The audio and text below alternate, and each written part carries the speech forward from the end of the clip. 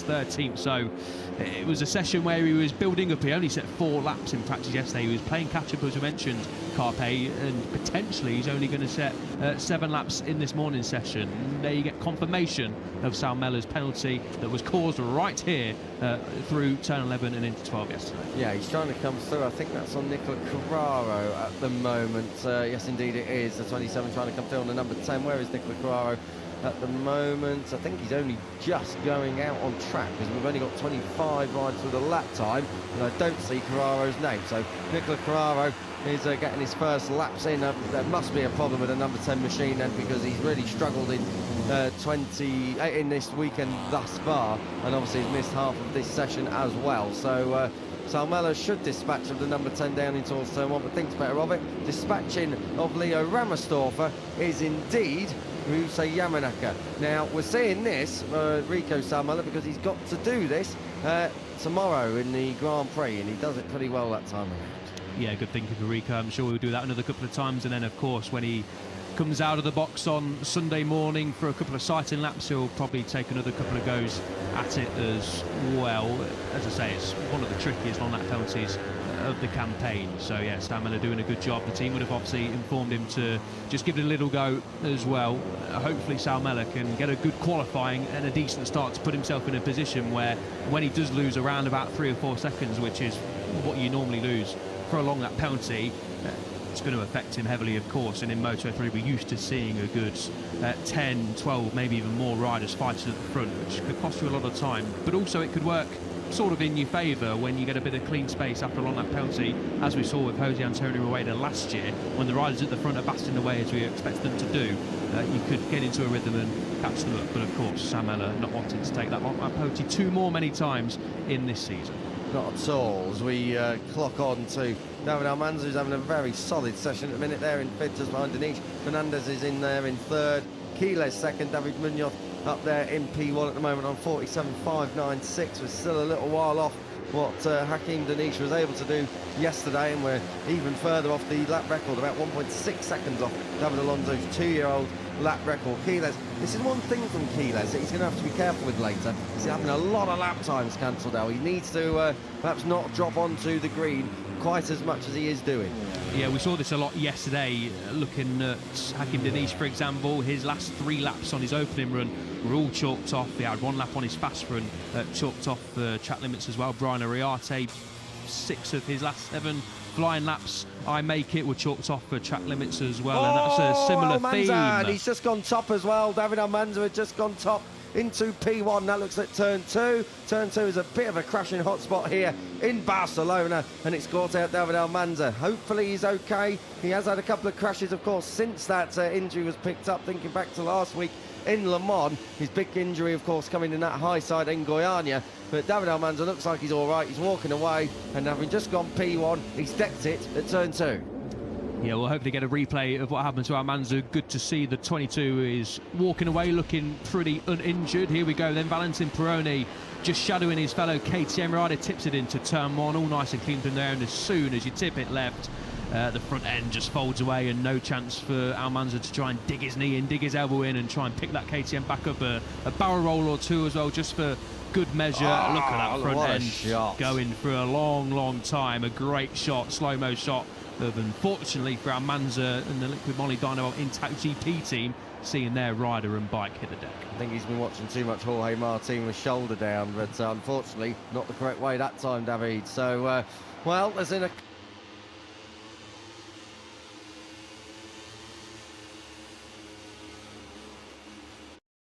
couple of crashes then so far in this session.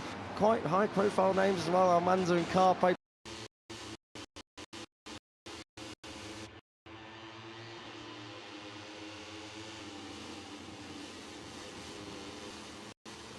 Both at the same corner. Got to say that bike he's going to pick up a little bit as well, so you know, far from ideal when you've got to throw it all together later on in a qualifying 2, at least it is for David Almanza. They get a little bit more time to work on the bike, but that means that when you want to be really setting a lap time, you're also doing a little bit of a shakedown, see how that bike is. Yeah, as you mentioned, Almanza had just gone top ahead of his teammate David Munoz as well. Clearly getting into a nice rhythm with Almanza and pushing on, and we've got more yellow flags in sector 1. That is turn 1 and 2. That looks like turn 1. Looks like a potential KTM Tech 3. It is Valentin Peroni who has dropped it in the opening sector. Turn 1 it is indeed. Oh dear me, he's gone quite far there. So Valentin Peroni, the track conditions are obviously not quite ready yet to be pushing on to the limit. Some of these lads are going at. Juan Fernandez almost finds the beach as well on the exit of turn 12, but so a third crash really in about the last 5 or 10 minutes here in Moto3 FP2. Almanza is your was a crasher. He's your leader at the moment. We've had Valentin Peroni, who's down at turn 1 and down in 12th place overall, and Alvaro Carpe. Where is Carpe on the timing monitor? He is down in 14th place. So Carpe, they're your 3 crashers, and really far from ideal way to start your Saturday morning.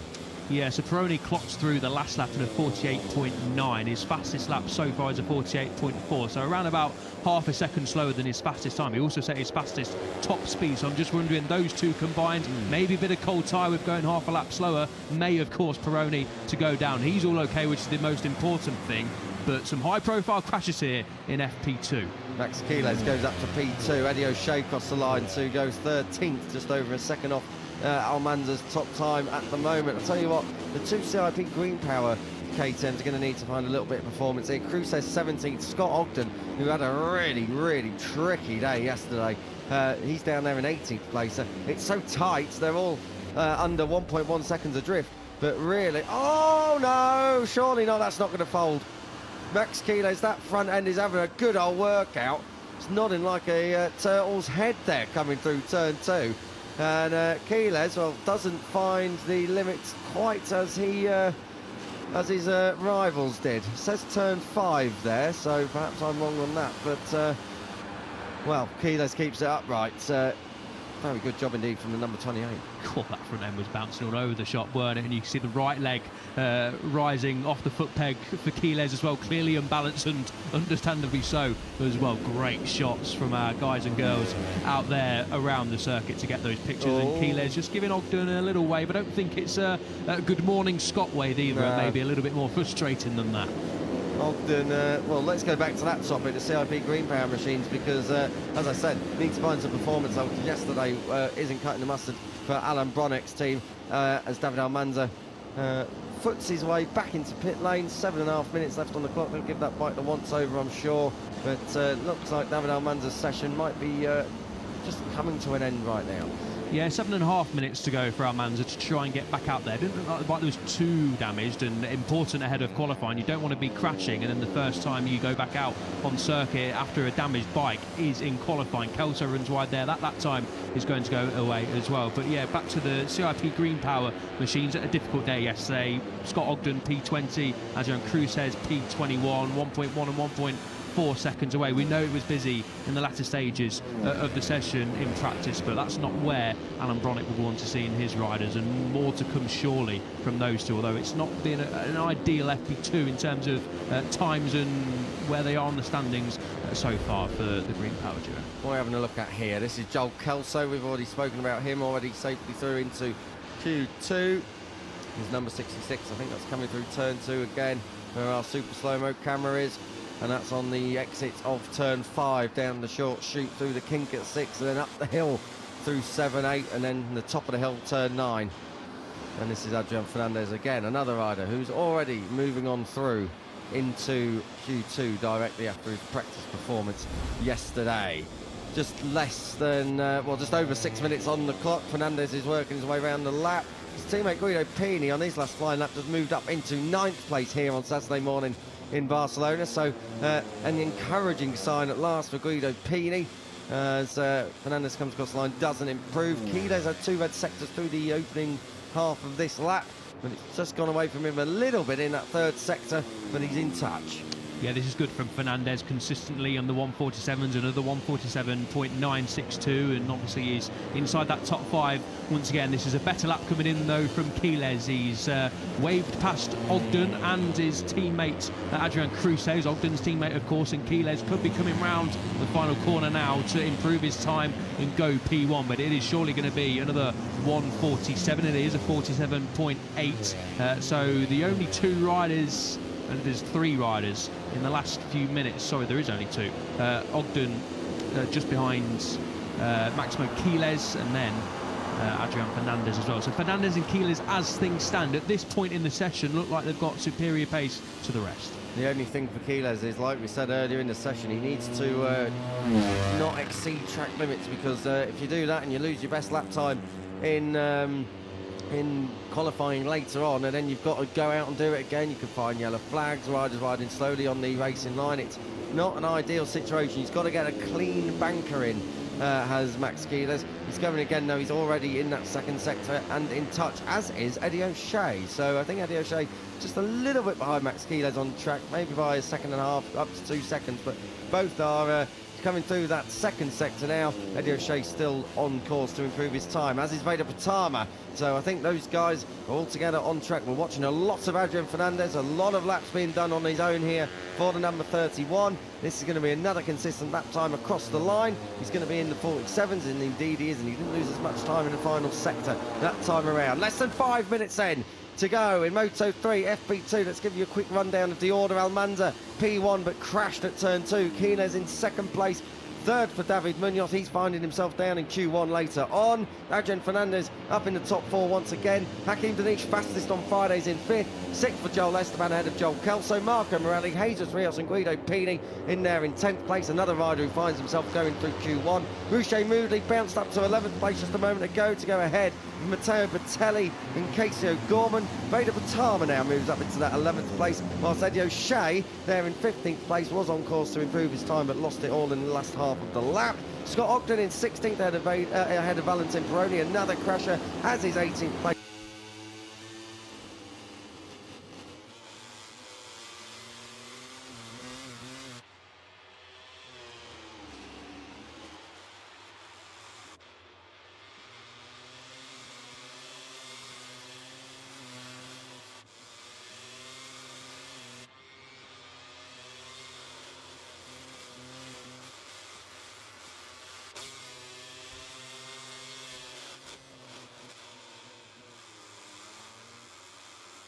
For Alvaro Carpe, 19th for Nicola Carraro, who's had some kind of technical problems in the box, as we see Rico Salmela get out of shape, which is perfect because he's 20th. And next up, Adrian Cruz says Brian Uriarte down in 22nd. Now that was going to be a little bit concerning, but you don't know what they're trialling.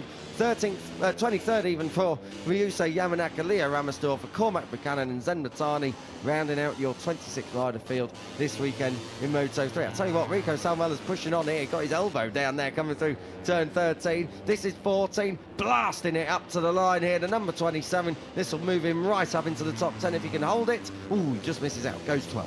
Yeah, good lap time though from Sam Miller, clearly pushing on as well, a low 148. That's not quite as quick as the top guys in the session so far, but it's not a bad lap time, and of course P12 represents that for Sam Miller. Yeah, you're right to mention Uriarte, a great day yesterday to finish P2 at less than a tenth away from Hakim Danish, and said he was feeling really good yesterday. They made a couple of changes on the bike as well, and he felt good, especially in practice, but he did mention also that he was really focusing on changing his riding style and focusing on himself, and for one of the first times this year heading out in practice and working alone, and it really paid off for Uriarte. So yeah, strange to see the number 51 down there in P22. We don't know what they're testing and trialling down there in the IO box, but would expect him to be a little bit higher up than that, as Adrian Fernandez again sets a really strong lap time of 47.5 now, his personal best lap of the race on his 13th lap. So this is really promising for tomorrow morning for Fernandez. This is really, really good stuff from Adrian Fernandez. This is the 27 Enrico Salmela, just getting it a little bit out of shape.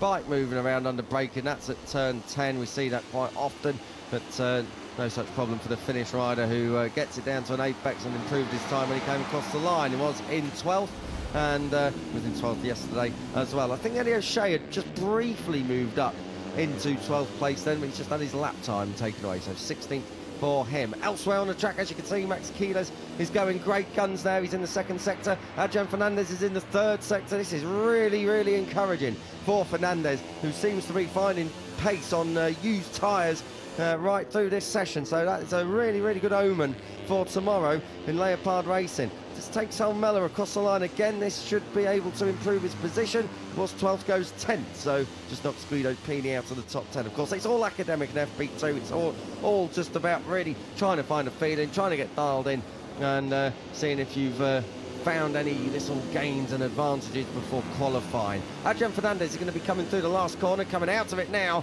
and coming to the line. Is this going to put him P1? Oh, yes, it does, by 10th of a second over his ex-teammate David Almanza. So good stuff indeed from Adrian Fernandez, who now starts his final flying lap of FP2. Yeah, 6/10 quicker than what we saw Sal Mella do a few seconds ago, Adrian Fernandez. I think that's 3 laps in a row where he set his personal best, and then, of course, on that time around, set the session best as well. We know tyre wear is absolutely crucial around here in Moto3, Moto2 and in MotoGP. So for Fernandez to be getting towards the sort of 15-lap mark, the race on Sunday morning is 18 laps. So Fernandez isn't quite going to get a full race distance in, but he's going to be pretty much there. So this is really good learning for Fernandez and great data to take into tomorrow. But of course, when it switches into qualifying mode, you've got to put yourself in a good position on the grid, which Fernandez has done in recent weeks, of course. And as things stand, Fernandez top of the pile and setting some really consistent lap times. It's not just been a one-off for Fernandez. He's looking really strong. Uriarte does move up the order, Kiko, up into the top 5 of 47.620. That's a good lap time from Uriarte. That's a little bit more like it. Oh, hello, what we're seeing here. This is Tissot Gorman getting it wrong down in towards turn 5.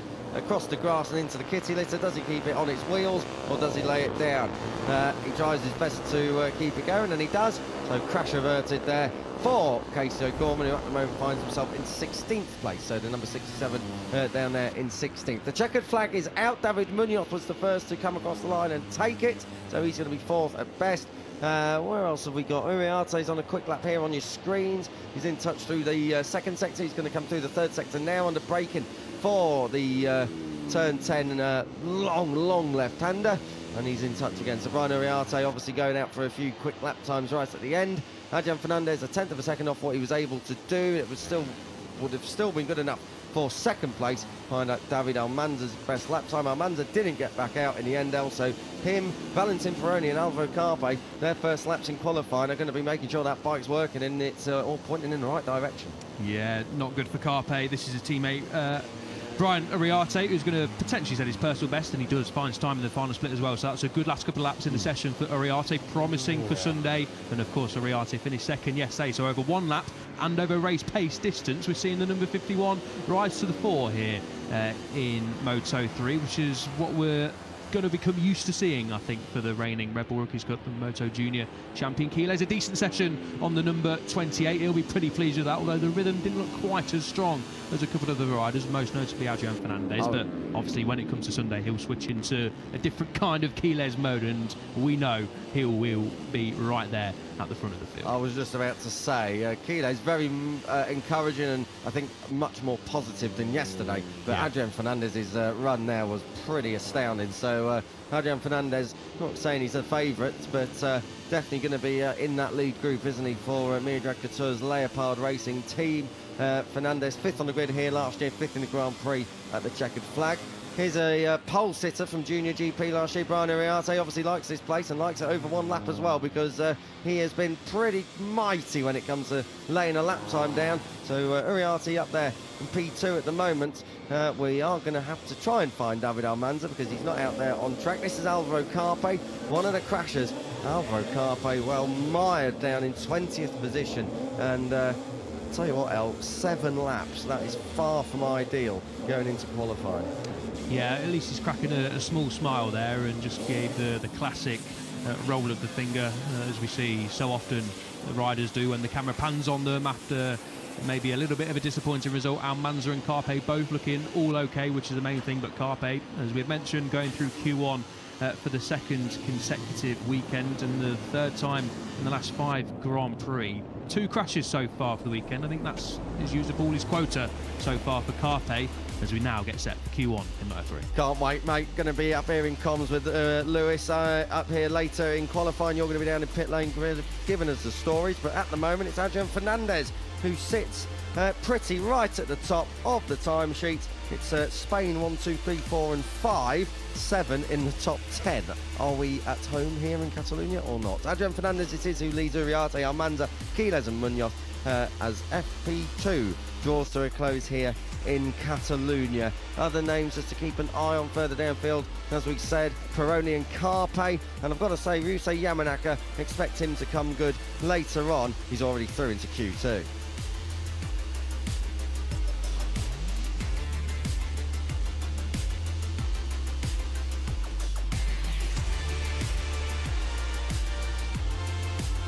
And that's it. Moto3 action resumes later. 12:45 qualifying begins, but now it's Moto2 FP2 in the company of Lewis Sotheby and Elliot York. Enjoy.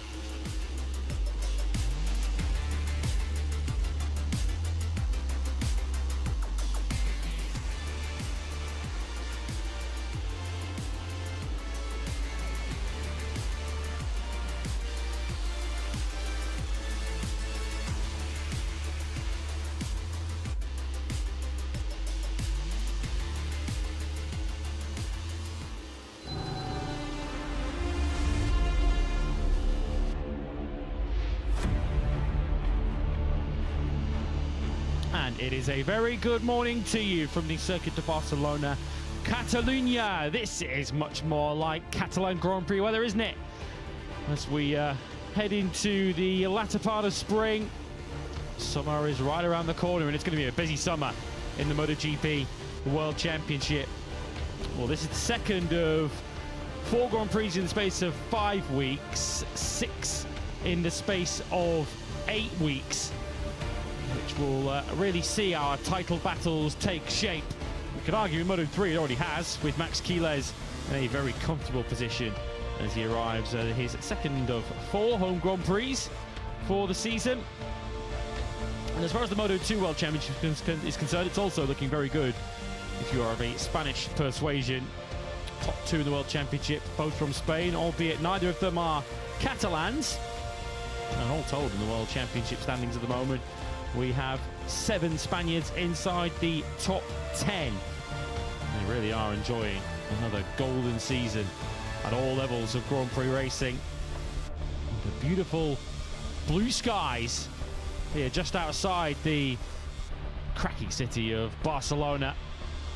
In about half an hour or so, depending on the traffic, outside the city itself. We are in Montmeló for round 6 of the MotoGP World Championship.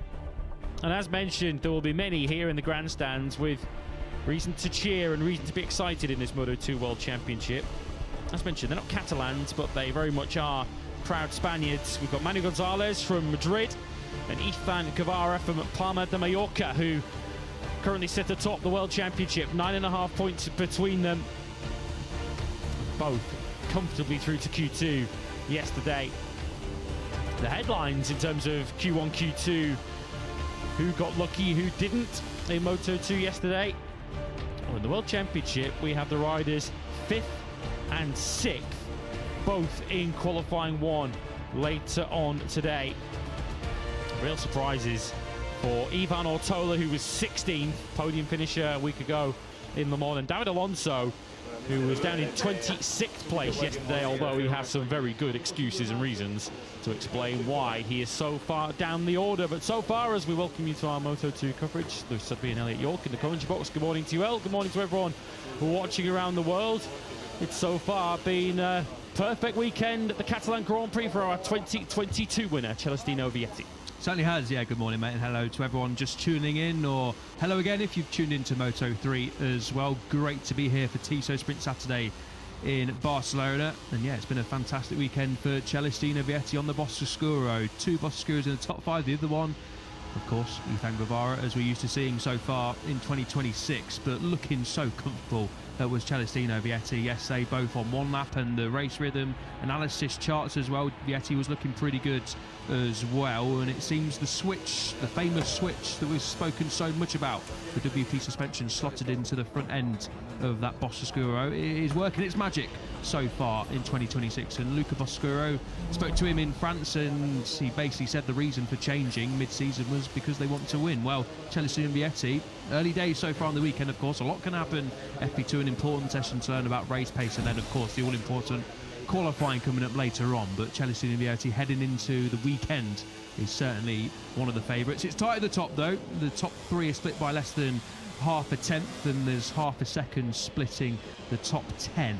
So the chasers are not far away. Senna Aegis, the chief of those, in second place, but Vietti, a really strong start to life here in Barcelona this year. Here is another of those chasers heading into qualifying day. Of course, going for back-to-back poles later on this afternoon is Ethan Guevara, 9.5 points off the World Championship lead, and looking super relaxed, isn't he, down there at Pramac.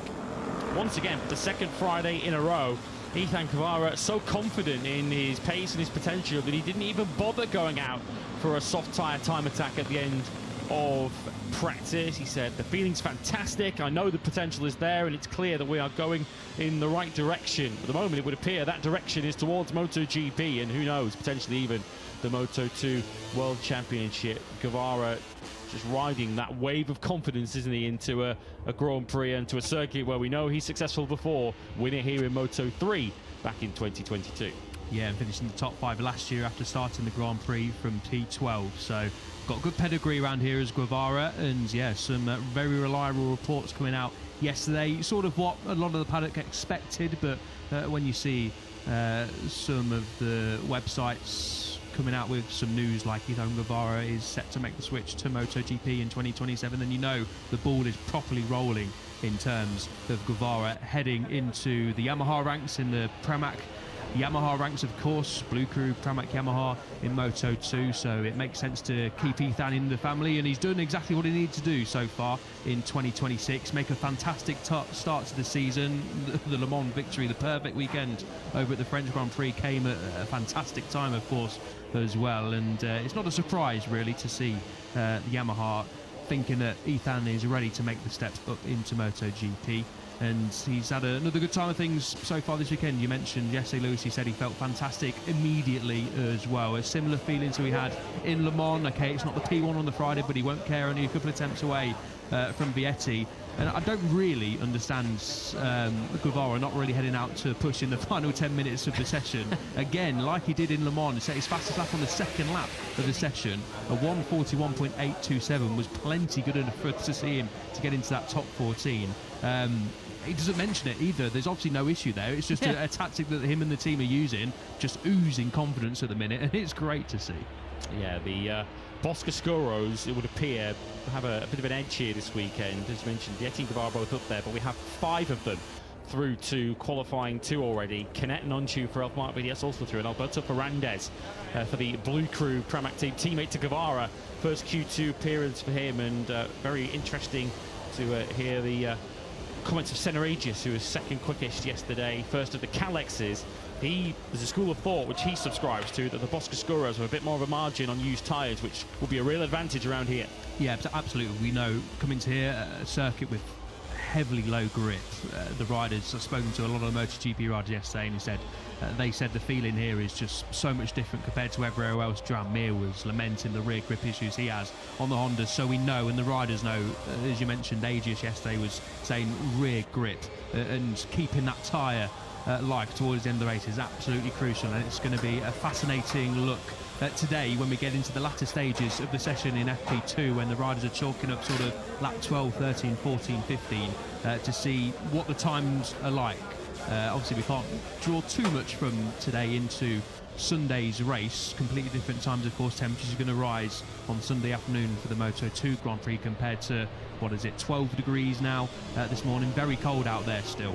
But yes, rear tyre life especially, and of course front tyre life as well, is absolutely crucial around here. And when Agius is saying that, you know, it looks like the Boscaros have got a little bit of a step so far this weekend on used tyres, it bodes very well for the likes of Vietti and the likes of Guevara, who are both inside that top 4 in the championship, ones that Agius is sandwiched in between. Well, for much of practice yesterday, we were looking outside our commentary box window and not at our TV screens. Reason? David Alonso, who you just saw there on the screens, whose bike stopped 3 times on his outlap. It was the longest outlap in Grand Prix history, which only made it as far as turn 9. I guess there's one separate debate, which can be had elsewhere, perhaps, that the marshals should have let him back out onto the racetrack on 3 occasions once it had stopped twice prior. But putting that to one side for the moment, Alonso only got out there onto the racetrack in the end to do 5 laps. Of course, 2 of those were out laps, 1 at the start and then 1 when he finally got himself back out onto the racetrack. An electrical problem, the team informed us yesterday, is what sidelined Alonso for much of practice, which means for the 3rd time this year and 2nd in a week, David Alonso is going through qualifying 1, and he's one rider who is going to be praying that he has a Treble 3 FP2. Yeah, fingers crossed for Alonso that he can get out there and get some important laps on the boards. 5 laps completed yesterday, as Lewis mentioned. Missed, let's be honest, pretty much the entire session yesterday. The good news for Alonso is he's hardly feeling any discomfort in that shoulder. He gave most of it a workout when he was trying to push the bike through the gravel and get it bump started again yesterday. But that's great to hear that the number 80 isn't suffering from too much discomfort. Of course, had that training crash French Grand Prix, and over in Le Mans, as we learned on Friday, he was actually unsure whether he'd be able to ride. So to come away from Le Mans with the top 5, considering the injury, and then come here and not feel too much discomfort is good news for the Colombian. But yeah, as we mentioned, he needs a solid 15-16 lap run here, and whatever he can get out of this to head into qualifying and into Sunday's race a lot more confident. He did say he was struggling actually under braking, which he put it down to a bit of a setup issue, and of course he wasn't able to work on the setup in the afternoon to try and improve that as well. So watch out for Alonso in the braking zones, especially to see if he can make a step and just see how close he is to the likes of Vietti and the likes of Agius and the likes of Alonso Lopez, who was inside that top 3 as well. And of course teammate Danny Holgado was up inside that top 5 as well. Holgado enjoyed his day yesterday. Key session this FP2 session. Of course, it doesn't decide who goes through to Q2. Those have already been decided. Of course, qualifying ones come later on, where 4 more riders will earn their place in the battle for pole position. But this is the opportunity for the riders to truly understand what sort of tyre drop we're going to find in tomorrow's Grand Prix. 21 laps is the GP distance tomorrow in Moto2. They won't get time for 21 laps in this FP2 session, but they'll be able to put plenty of laps on the tyres to truly understand what they're going to face in tomorrow's Grand Prix, when we're expecting warmer conditions, certainly than we have at the moment for FP2. Pirelli have brought a development version of the SC0, the soft rear tyre. Of course, we had the super soft last weekend in Le Mans. It was ever an entertaining thought of bringing that here, given the challenge that's presented by this circuit. But many of the riders who ran it yesterday didn't feel particularly comfortable on it, which might well see that one put to one side, and the riders will focus on the more familiar SC0 that they know in terms of a race choice tomorrow afternoon. But ultimately, it's who's going to have that grip at the end of the Grand Prix. We've seen it's a real feature of Grand Prix here at the Circuit of Barcelona-Catalunya. Being strong in the first half of the race is no guarantee that you're going to be up at the sharp end at the end of it. No, absolutely, and this is why it was such an impressive ride last year from this rider on screen, Danny Munoz, who runs a little bit too wide there on the exit of turn 14, nearly collects a little bit of gravel and grass on his way onto his first fine lap of the session. But it is going to be interesting to see how the riders play it out. Of course, Danny Holgado won here last year, was superb in the opening and latter exchanges of that Grand Prix to not allow Jake Dixon and of course Danny Munoz to sort of get within touching distance. But yeah, it's going to be intriguing to see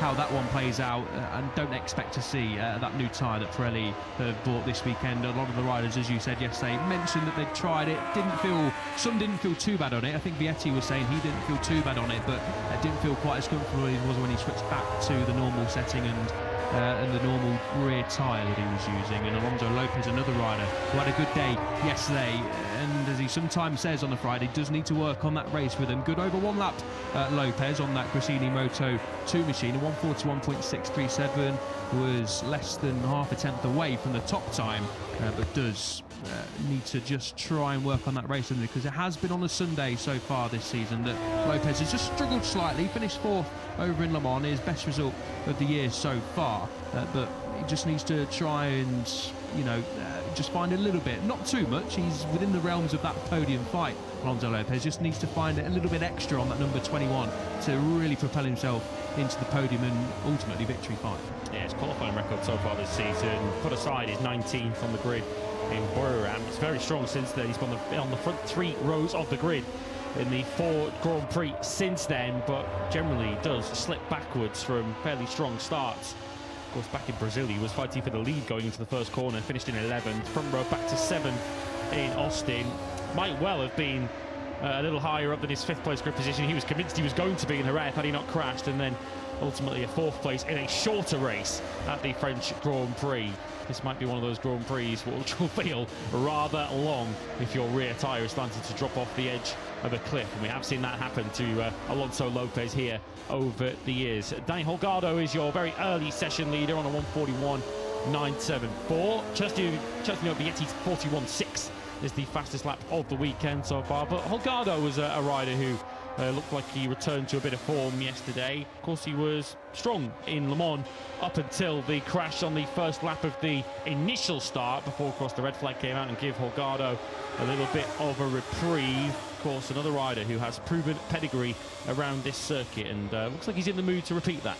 Yeah, exactly. He said he improved the pace on the used tyre, which he also reiterated over in Le Mans as well, after a really tricky couple of rounds over, first and foremost in Austin, and then of course his home Grand Prix in Jerez as well. He was a rider that was pinpointing FP2, the session we're in now, to say a long run is absolutely essential to see what the tyre drop is, basically towards the end of the run on the rear end of that Calix Triumph. But Holgado, good to see that, like in Le Mans, he sort of bounced back to the sort of podium fight. He was on the front row, of course, as well. Of course, he had that crash in lap 1, which obviously cost him ultimately the chance of fighting for the podium when the team forgot to put the front mudguard on. He ultimately got disqualified and was feeling the effects of the crash in the race as well. But he didn't mention it yesterday, so he's feeling all good.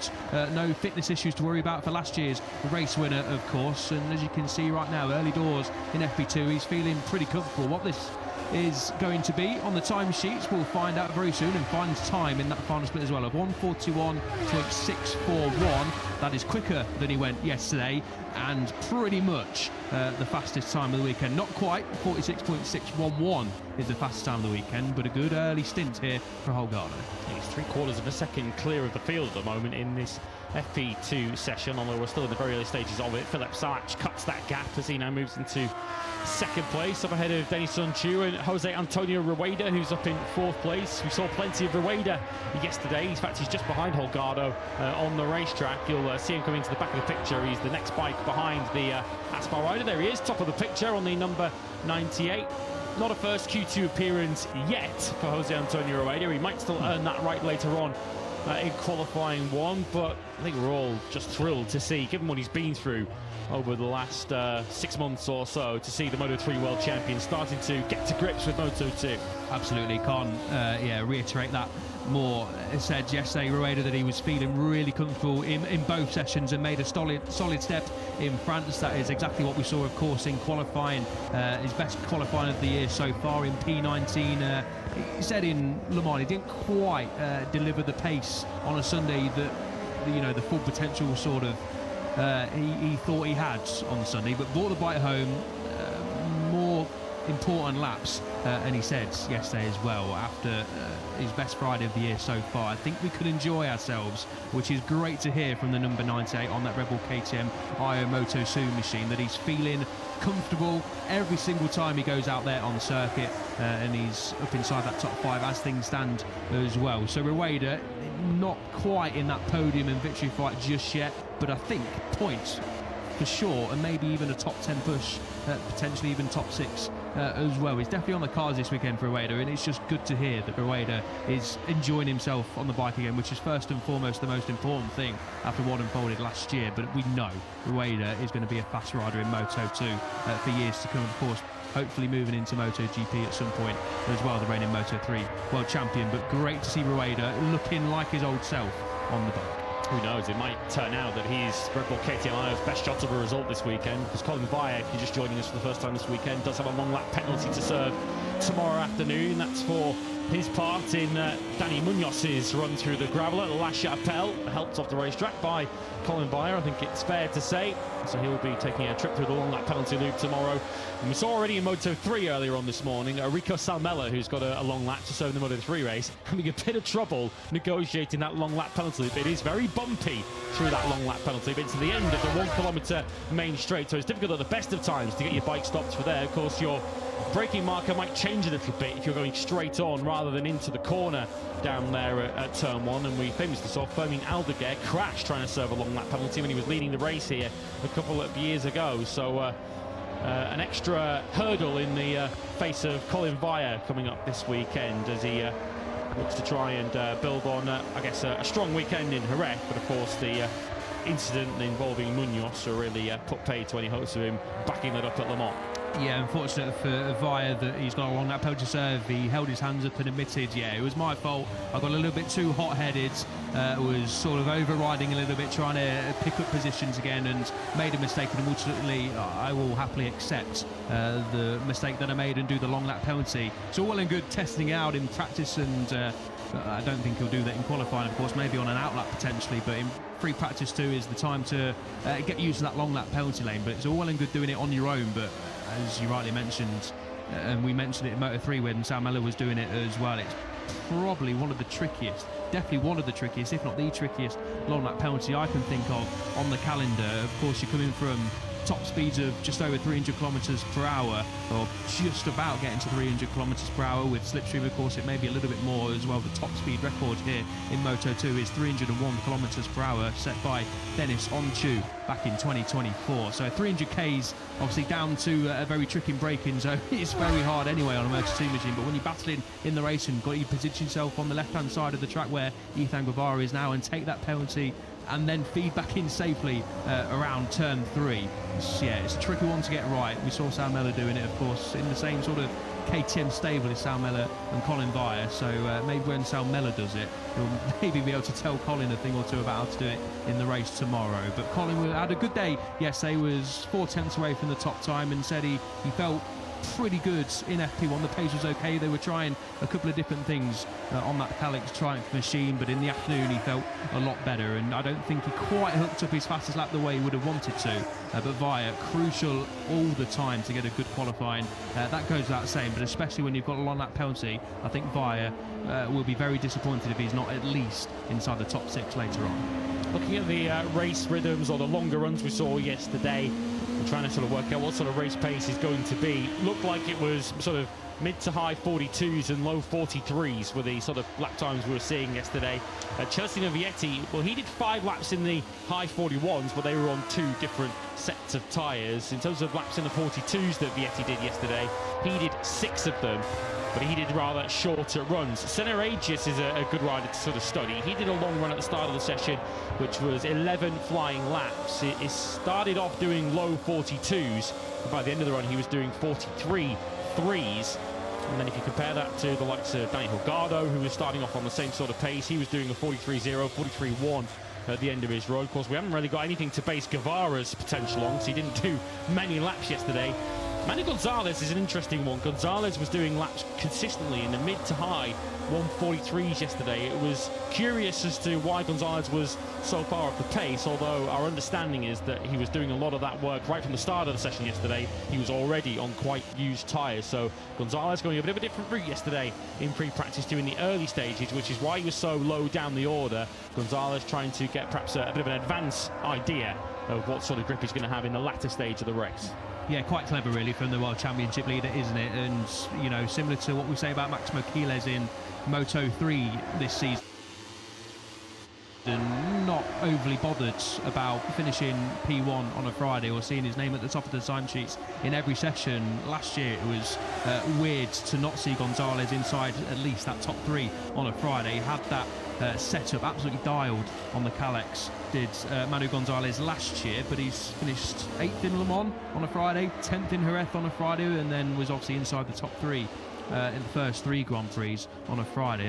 Again, finishing 7th yesterday, but working towards Sunday is obviously where the points are paid, and that's why he's the championship leader so far. Back-to-back P2s, not finished outside the top 5. So Gonzalez, okay, judging from the timesheets, doesn't look like he's got the pace of the top guys when you just have a little bit of glance. But when, as you did, Lewis, dig a little bit deeper, it looks like Gonzalez, and from what he said yesterday as well, isn't too worried about his pace. He knows that he's in the mix here.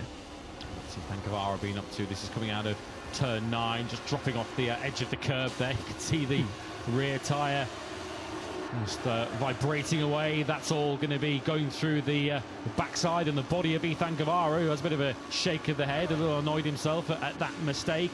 His lap times aren't too bad at the moment though, Guevara. His last lap, it's just come across the line now, 142.4, which is roughly in line with what Holgado is doing at the moment. He in fact also did a 142.4 on his last lap. Liking the look of Rueda, he did a 42.2 on his last lap, but of course he's on the tyres that have done the same sort of mileage as everybody else. We've also had personal best recently for Philip Salac, who's just on a 41.9. He's cut the gap to 3/10 now, down to Danny Holgado in 2nd place. Just a reminder, while we have this opportunity during the session, of one or two riders who are absent through injury and not here this weekend. Mario Aggi's not here this weekend, sadly. Injured his right hand in the last couple of Grand Prix, and ultimately decided to sit this one out to try and rest up and be ready for the Italian Grand Prix at Mugello in a couple of weeks' time. We're also unfortunately missing Jorge Navarro this weekend. He broke a finger in that crash that brought the red flag out at Le Mans. His place has been taken this weekend by Xavi Zurutusa. Keep an eye out for him on the 2nd of the blue forward bikes. He's on the number 85. And completing our injury replacements this weekend brings us to Unai Aradre, who we have seen here before. He's on the 2nd of the MSI Calexes. He takes the place of Angel Piqueras, who of course is still on a long-term injury absence from that broken femur he sustained in Austin. Yeah, sending our best wishes and a speedy recovery to Aggi, Navarra, and of course Angel Piqueras as well. Piqueras, a Moto3 winner around here last year, and there you can see Aradre just getting out of the way on the number 10 machine for Philip Salac, who's pushing on in this session. A good lap time a couple of laps ago to get himself in that P2 position, and he's had a decent one a couple of laps the last time around, sorry, as well, 42.406. So just like he was in Le Mans, Philip Salac, albeit had a much easier Friday than he did over in Le Mans last time around. Salac finishing P8 without any technical issues, without any crashes. The Czech rider, we know on Sunday he was very disappointed. He felt a victory and at least a podium was well on the cards, but the restart didn't quite go the Czech rider's way. Lost a lot of ground, dropped to P17, and then ultimately did fight his way back up to finish inside that top 10 in P9. But Salac has brought that form over into Barcelona this weekend, which is good news for the Czech rider, who's obviously jumped on that OnlyFans American racing machine for the first time this season. This lap time isn't going to challenge the top riders, but it might be just as consistent as he was last time around. Let's get the number 12 over the line, a 42.6, so a couple of tenths slower, so he's lost a little bit of ground in the last couple of laps, but it's not looking too bad again for the Czech rider. Yeah, at the moment, looking on the way this session's unfolding, it feels like it's shaping up to be a bit of a straight fight tomorrow between Holgado and Guevara. We'll see how qualifying, of course, takes place, to see where everyone sits on the grid. We haven't also seen much really of Celestino Vietti in this session to really gauge where he's at. He's currently sitting in the pits, but P10 at the moment as Alonso Lopez gets us down to a 141.392. It's not the session where he'd want to set it, but that is a new all-time lap record for Alonso Lopez. Yeah, good lap time for Lopez. We mentioned earlier on that over one lap he's not struggled too much so far this season. It's over race rhythm in the latter half of the races where he's just struggled to fight with the top guys. I'm not sure if Lopez has pitted for fresh rubber or not, but if he hasn't, that's a fantastic lap time. Give him the 25 points now if he hasn't. Exactly. So yeah, Lopez, he mentioned yesterday he wants to figure out a better way to find some race rhythm later on in the race. Well, if he's just set that lap time on used rubber, then he's doing exactly that. This is Tony Arbolino. He needs to find some time. Lost a lot of time in that second split, but yeah, maybe Lopez has just entered the fray for favourite for tomorrow. We'll obviously wait and see how that one plays out, but a really strong lap time to set the all-time lap record in FP2. Yeah, who else are we supposed to be looking for to, I guess, show their cards in this session? We haven't seen much from Senna Aegis in this session either. Clearly, again, going a different route strategy-wise down there at Intact with Gonzalez at the moment down in 17th, Aegis 19th. Gonzalez has done a 42.8, Aegis a 43.1 in this session. As we take a close look at Tony Arbolino and the flames spitting from the exhaust of his Fantic Kalex. Arbolino, in fact, both of the Fantic riders go through qualifying one later on today. Arbolino was 17th at a circuit which admittedly I don't think he'd put very high amongst his favourites. Best of 9th here in his Moto2 career. And Barry Baltus, his teammate, ought to have been in qualifying 2 yesterday. There were 2 reasons why Baltus missed the cut yesterday. One, because he had a lap cancelled due to some early yellow flags, the yellow flags that were mainly caused by David Alonso's problematic Aspar machine. Had that lap time stood that Baltus set early on in FP practice yesterday, it would have put him up inside the top 7. As it is, he was 20th and then crashed and completely destroyed his Kalex down at turn 5. So he's certainly a rider who's got more potential than it looks from the standings yesterday, and he's going to pose a real problem for the likes of Alonso and Ortola in Q1 later. Yeah, and you've got the likes of Veda as well in Q1 coming up a little bit later on. Joe Roberts is another rider who was in Q2 and inside the top 10 last time out as well. So, as we always say pretty much nowadays across the classes, Q1 is a bit of a minefield and a lot of fast riders will be wanting to get inside that top 4, but Baltus should really be getting through. He just described yesterday as a difficult day and really totaled that bike. The fuel tank came apart. You can see the fuel tank isn't currently in there as well. It was a big rebuild job for the Reds Fantic Racing team members down there, and you just saw there Baltus hasn't set a competitive lap time in this session as well. So after that crash yesterday, maybe it's carried over overnight. Some running repairs need to be made on that Kalex ahead of qualifying. Fingers crossed for the Belgian, he can get out in the final 10 minutes and set some competitive lap times, because you do not want to have a crash on Friday afternoon, not then set a lap time after that crash in FP2 and then head into qualifying without having ridden for pretty much a day to set a competitive lap time. Yeah, only 12 laps yesterday for Barry Baltus. The busiest riders yesterday in practice were doing 20 laps, so just over half the running of everybody else in practice yesterday, and no running at all this morning, which will mean whatever happens in qualifying later on, Baltus could potentially be going completely blind into tomorrow's Grand Prix in terms of understanding the tyre behaviour as we go through the race. Might be a bit of a blessing in disguise if he's in qualifying one. He might be able to just benefit from that 15 minutes and just get some laps under his belt later on today.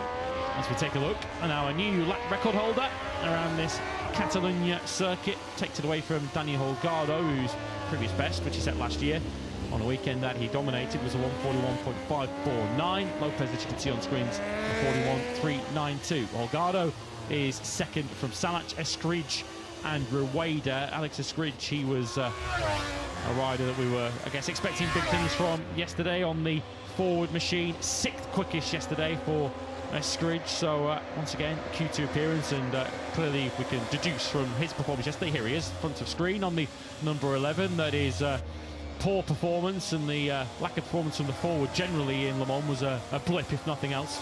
Yeah, 100%. He said yesterday that he had very good feelings back on that forward chassis bike, which is good news, and he said it should be a good weekend, and it started well on Saturday for P4 for Escridge as well. Best Friday of the season so far. Sorry, best Friday since Thailand, when he was, of course, inside that top 2 after topping the Jerez test, of course, and we were thinking this is going to be a very good season for Escridge, and it has been. Not quite got that podium as things stand, came very close, of course, over in Brazil, but had that little blip over in Le Mans, finished P20 in the race, which isn't where we used to see Escridge so far this season, but it doesn't look like he's going to be anywhere near P20 as things stand so far this weekend. Has got good pace and a good one-lap pace as well, so Escridge back sort of where he belongs, to be honest, in 2026, which is good to see. Back on the racetrack is Manu Gonzalez on the number 18. So he didn't appear overly pleased when he was debriefing with his team in the Intact box a few moments ago when we cut to him on screens. So Gonzalez down in 18th place. He's 1.4 off the pace, but clearly working to their own plan. But whatever strategy they're on, we haven't really seen an awful lot of evidence so far that Gonzalez is a winning contender this weekend, but he's perfectly capable of just pulling out a lap later on and putting himself on the front row of the grid. David Alonso back onto the circuit. We're having a very close look at the screen there to see if this is fresh rubber for David Alonso. It would make sense if it is a brand new tyre, because of course didn't really get much option yesterday, much opportunity to really see what his performance and potential is on a new tyre. Yeah, and we know, speaking to David in Le Mans and hearing what he's been saying, of course, with that shoulder injury in Le Mans was causing him more trouble than it is this weekend, but qualifying is his weak link in Moto2 this season. And you know, I think Alonso will be confident that when it comes to race time, he'll be able to string some laps together and put himself in good position and fight for the best position. So yeah, when he was coming out of pits on fresh rubber just then, I do feel like this is maybe a mini qualifying attack. Go push for a couple of laps and see what sort of performance you can get out of it, David, is what the team will probably be saying. So we'll keep an eye on Alonso's times. He's down in P17 at this moment in time, 9 laps completed, so not the most of everyone, but he's obviously had a bit of a better session, already completed more laps than he did yesterday afternoon, which is the positive thing so far. Here's Joe Roberts, who's up through the first sector. We have admittedly seen a lot of that since Alonso Lopez took top spot, because Lopez is generally one of the slowest riders through the speed traps. That's nothing to do with anything that Alonso Lopez is doing on board that Crescini car. It's because he's one of the tallest riders in this Moto2 field. His top speed, when you compare it, it's actually quite a good comparison, isn't it, to wee Tayo Furusato on the Honda Team Asia Kalex, who's hitting 300 kilometers an hour exactly through the speed trap. Lopez is giving up 7.5 kilometers an hour, so basically 5 miles an hour in top speed that Lopez is giving up through there, which clearly over the course of the full lap, when he had a brand new tyre, wasn't holding him back too much. But I do potentially fear for Alonso Lopez in a battle on the track tomorrow, when he's trying to either overtake or defend from people on that main straight, that Alonso Lopez's height might pose him a bit of a problem. Yeah, he'll be hoping in terms of the straight line speed anyway. It's Senna Aegis who he's battling with, because Senna Aegis is another one who struggles with top speed. Again, nothing to do with Aegis and what he's doing. Aegis said in Jerez, he's the lightest he's ever been. He's getting off the corners very well. It's just something that's not quite right aerodynamically, or just something with the engine, or just simply that he's a taller rider. So yeah, Aegis not even on the sort of top 22 names on the fastest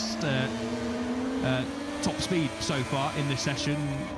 Lewis rightly pointed out that it's Tayo Furusato top of that, and you can see Aegis right now. We're jumping on board with him through the fast splits of the final split anyway. Yesterday afternoon he was very good through there, and we saw that in Jerez especially as well. Aegis jumps up to P3, good lap time, but is he going to be usurped by teammate Manu Gonzalez? He is, and Gonzalez rises above everyone, so that's a great lap time for Gonzalez, a 41.288, another all-time lap record. I'd say he was perfectly capable of just lobbing a lap in when he feels like it to go to the very top, and Manu Gonzalez duly delivers 141.288, 10th clear of Alonso Lopez. Gonzalez just putting his hand up and saying, don't forget about me, the World Championship leader. 9.5 points is his advantage over Ethan Guevara going into tomorrow's Catalan Grand Prix. Of course, we have venues coming up as well that Gonzalez will feel confident of. Of course, Mugello coming up next, where he's, of course, taken the victory last year and fought for victory the year prior to that, when he was picked to the post by Joe Roberts. Ballerton Park, where he led on to the last lap last year before he was passed by both Diogo Moreira and David Alonso. And leading up to the summer break, the likes of Assen and Sachsenring as well. Manu Gonzalez will surely look to target those as well. Of course, the Sachsenring, a home Grand Prix for the Intact team. Here is Barry Baltus, who belatedly, with just 4 minutes remaining in this FP2 session, is finally getting up and running. Yeah, hopefully for Baltus, he can complete a couple of laps. He'll get at least 2 at it. Ethan Guevara back in the pit lane, as well as that fresh rubber on the rear end. It looks like it certainly is. So Guevara going out for a couple of runs on fresh rubber, which of course we didn't really see him do yesterday either, albeit in different circumstances to Alonso. Alonso struggling with technical issues yesterday. Ethan Guevara not struggling at all, just deciding, yeah, I don't really fancy going out for the final 10 minutes of the session. This is Gonzalez then, and it potentially isn't going to be another all-time lap record, but it's going to be another very fast lap time, a 1:41.520. A nice race rhythm at the end of this session for Manu Gonzalez, as Lewis mentioned, just putting his hand up just saying, yeah, I'm not going away. I might have finished 7th yesterday, but I'm the championship leader. I would finish 4th here last year as well. Gonzalez just putting his name in the hat to be potentially favourite so far heading into tomorrow's race. Just to give you an idea again of the sort of tyre drop here, Daniel Holgado's most recent lap was a 1:43.6, so his pace has dropped off by 2 seconds a lap from what he was doing at the start of the session. Very interesting to have a look at the end of the session to see whether Holgado pitted at all and whether he stayed out there for the entire session, because if he hasn't, then that's the sort of drop-off in pace you're expecting tomorrow afternoon. I have to give another shout-out to the Moto3 champion, Jose Antonio Rueda. He's out there doing low 41s at the minute. He's just at a 43.3 as Rueda on his 16th lap. He's actually faster than Holgado at the moment on the racetrack. Holgado's just come across the line, admittedly on a slow lap in the 46s, so we won't drew too much into that. Bautas' first lap of the day then is a 43.288. He is 25th of our 27 riders to set a lap time. And curiously, one of the riders behind him, Ivan Ortola, who has done 11 laps, so he's not been sitting in the pits for most of the morning. Ortola down in 27th place and slowest of all at the moment in this session. It's a team like Unai Radre, the substitute's up in 9th on a 1:42.3. Here is Ortola, not exactly the confidence lift he'd want ahead of a trip through Q1 later. No, not at all. And after the highs of finishing P3 in Le Mans, after starting the race from P14, a fantastic result that he described, felt like a win, Ortola. Fast forward a few days later in Barcelona, home Grand Prix, of course, for Ortola. Things aren't going the way of the number 4. First time he will be in Q1 this season, a little bit later on. He's been uber consistent both on a Friday and a Sunday in his Moto2 career in 2026 at least. But yeah, this is not looking too promising for Ortola. Hopefully they can sort of digest what's going on with that Calix triumph between now and when we go qualifying a little bit later on. But as things stand, there's a lot of riders who you'd say are getting into that top 4 in Q1 to go through to Q2 ahead of Ortola. You can see the rear sort of squirming around underneath Ortola on that Calix through the penultimate corner, turn 13. Some puzzled expressions down there at NSI. It's the kind of circuit where the riders were saying on Friday, they were saying it in the run-up to the weekend, it's no good trying to search for rear grip. Pekka Bagnaia in particular said this. You're no good looking for rear grip because no matter how hard you look, you're just not going to find it.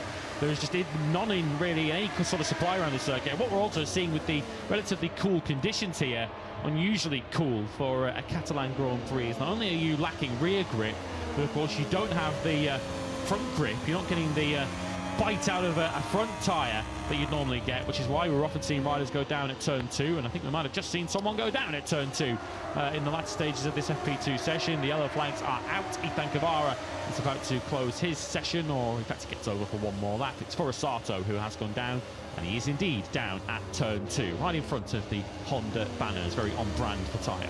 Yeah, saw 3 riders go down there. Well, turn 1 for Peroni, but turn 2 for David Munoz and Alvaro Carpe in FP2 in Moto3, and that is pretty much exactly what we saw from Carpe. The same angle, front end just tucked away from underneath the Japanese rider, and down the road he went, tyre for Osato, P26 so far in the session, and of course that is where he's going to stay unless Ivan Ortola can find time on his final lap. But no such issues for Ethan Guevara. P8, 9/10 off. Doesn't make for exactly fantastic reading for Guevara, but he still looks pretty consistent there on that Boscoscuro. So I don't think he'll be too worried heading into qualifying later on. Yeah, the curiosity of this FP2 session is Celestino Vietti from yesterday. Our dominant Friday session topper, both in the morning and in the afternoon. Vietti down in 15th place in this morning's session. It's the World Championship leader who has wrestled control in this Saturday morning session at the Catalan Grand Prix with a new all-time lap record, and he's certainly pleased with life. Much happier than he looked in the intact box midway through the session. Gonzalez from Lopez. Holgado, who did his fastest lap of 41.6 right at the beginning of that half hour. Atis, who we saw like Gonzalez, went out late on to take 4th. Salach 5th from Escridge. Rueda 7th. Guevara, Onchu and Joe Roberts, another rider who we will see in qualifying 1 later on, completed the top 10 just ahead of David Alonso, who's slowly starting to get himself up to speed here. Yeah, so that was Alonso's time on fresh rubber, so intrigued to see what the Colombian can do in Q1 later on. Good stuff from Denis Onchu as well, the F-Mark video both into Q2 a little bit later on this afternoon. So Promising signs for Bosco and Elfmark VDS, but I do think heading into qualifying, Lewis, the number 18 on your screens has just laid a little bit of a marker down ahead of qualifying later on, and for me he enters the fray favourite heading into the second part of qualifying, but a lot can change, of course. Lopez looks really strong there as well. Well, we saw so often last year, didn't we? Manu Gonzalez loved going out there in FP1 and just putting an immediate marker down and just saying to the rest of the field, beat me. It would appear as if Gonzalez is taking a slightly different approach in 2026, perhaps not so concerned with making Friday and Saturday headlines, knowing that the points are handed out on a Sunday afternoon, and Manu Gonzalez has achieved more than anyone so far this season, 79.5 to be exact, which is why he leads Ivan Guevara by 9.5 points. I think this young man will be pretty pleased with his morning's work. Third quickest, Danny Holgado, and the fastest rider who didn't go across to a second new tyre in that session. And, his pace looked fairly consistent for much of the morning. He was doing 42s and low 43s for the majority of that session, which could be an idea of the sort of race pace we're going to see tomorrow. Reminder, the Moto2 battle, over 21 laps of this Catalunya circuit, 12:15 local time tomorrow, following of course the Moto3 battle, which as always gets our racing underway. Always a thrilling Moto3 encounter here on that 1 kilometre main straight. 11 AM tomorrow for that, and of course the main event, the MotoGP race at 2 PM, and a Tissot sprint of course to headline our Saturday action at 3 PM local time here in Barcelona today. But it is the World Championship leader, Manu Gonzalez, who leads FP2, breaking the Barcelona lap record. Alonso Lopez, who had earlier done the same, was second. Danny Holgado led for much of the morning third, ahead of Aegis, Salach and Escridge. Jose Antonio Rueda looks like he's a real threat in Q1 later. Seventh for him, ahead of Guevara, Onchu and Joe Roberts. David Alonso up into 11th place, ahead of Vaya, Vandengourberg, Munoz, and yesterday's pace setter Celestino Vietti. Sergio Garcia, the former MSI rider, now with Grassini, 16th ahead of the frantic pair of Barbolino and Baltas, who only got out in the latter stages. Kinet 19th from Lanetta Sasaki. Oradre, who was in the top 10 but had that lap time cancelled, dropped him back to 22nd ahead of Fernandez. Quietas Sudatuta for Rosato. And curiously, at the back of the field, the number 4 podium finisher a week ago, Ivan Ortola. But the World Championship leader has lifted his hand up to tell everyone in Moto2 that he's a genuine contender for victory here in Barcelona. He tops FP2. It's FP2 in MotoGP, which is up next for us. Stay with us.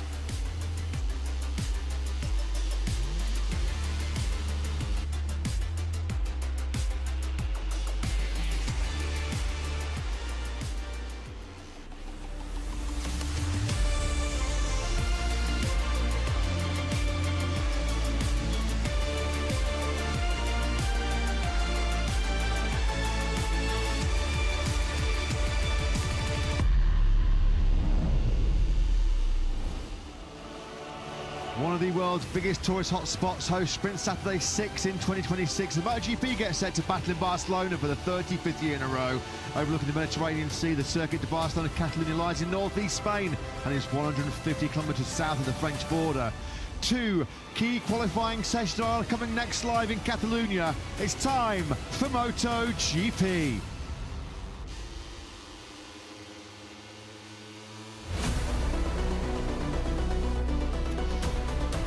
First on the MotoGP calendar, all the way back in 1992. It's one of the classic Grand Prix venues, isn't it? Top speeds just shy of 360 kilometers an hour down the 1,047 meter start-finish straight. 14 turns, 8 right, 6 of them left. And this is a very challenging layout due to the sparsity of grip. Turn 2 and turn 10, of course, so many riders out down the ears. Caught a few riders out here yesterday as well on a superb start to our 6th round of the season. Turns 13 and 14, of course, they complete the lap here in Barcelona. Heavy braking into turns 1, 4 and into turn number 10.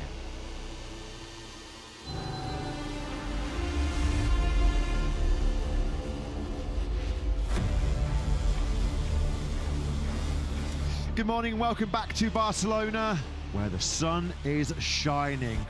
Look at that, what a beautiful sight that is after what was a very cloudy and chilly start to our Chapter 6 of 2026 here at the Circuit de Barcelona-Catalunya yesterday.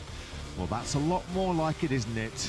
Blazing sunshine, clear blue skies for our 6th sprint Saturday of the campaign. What a Friday the MotoGP riders have to follow. Quite incredible was the action here yesterday. Plenty of fans already pouring through the gates to watch their heroes tackle one of the fastest circuits on the Grand Prix calendar.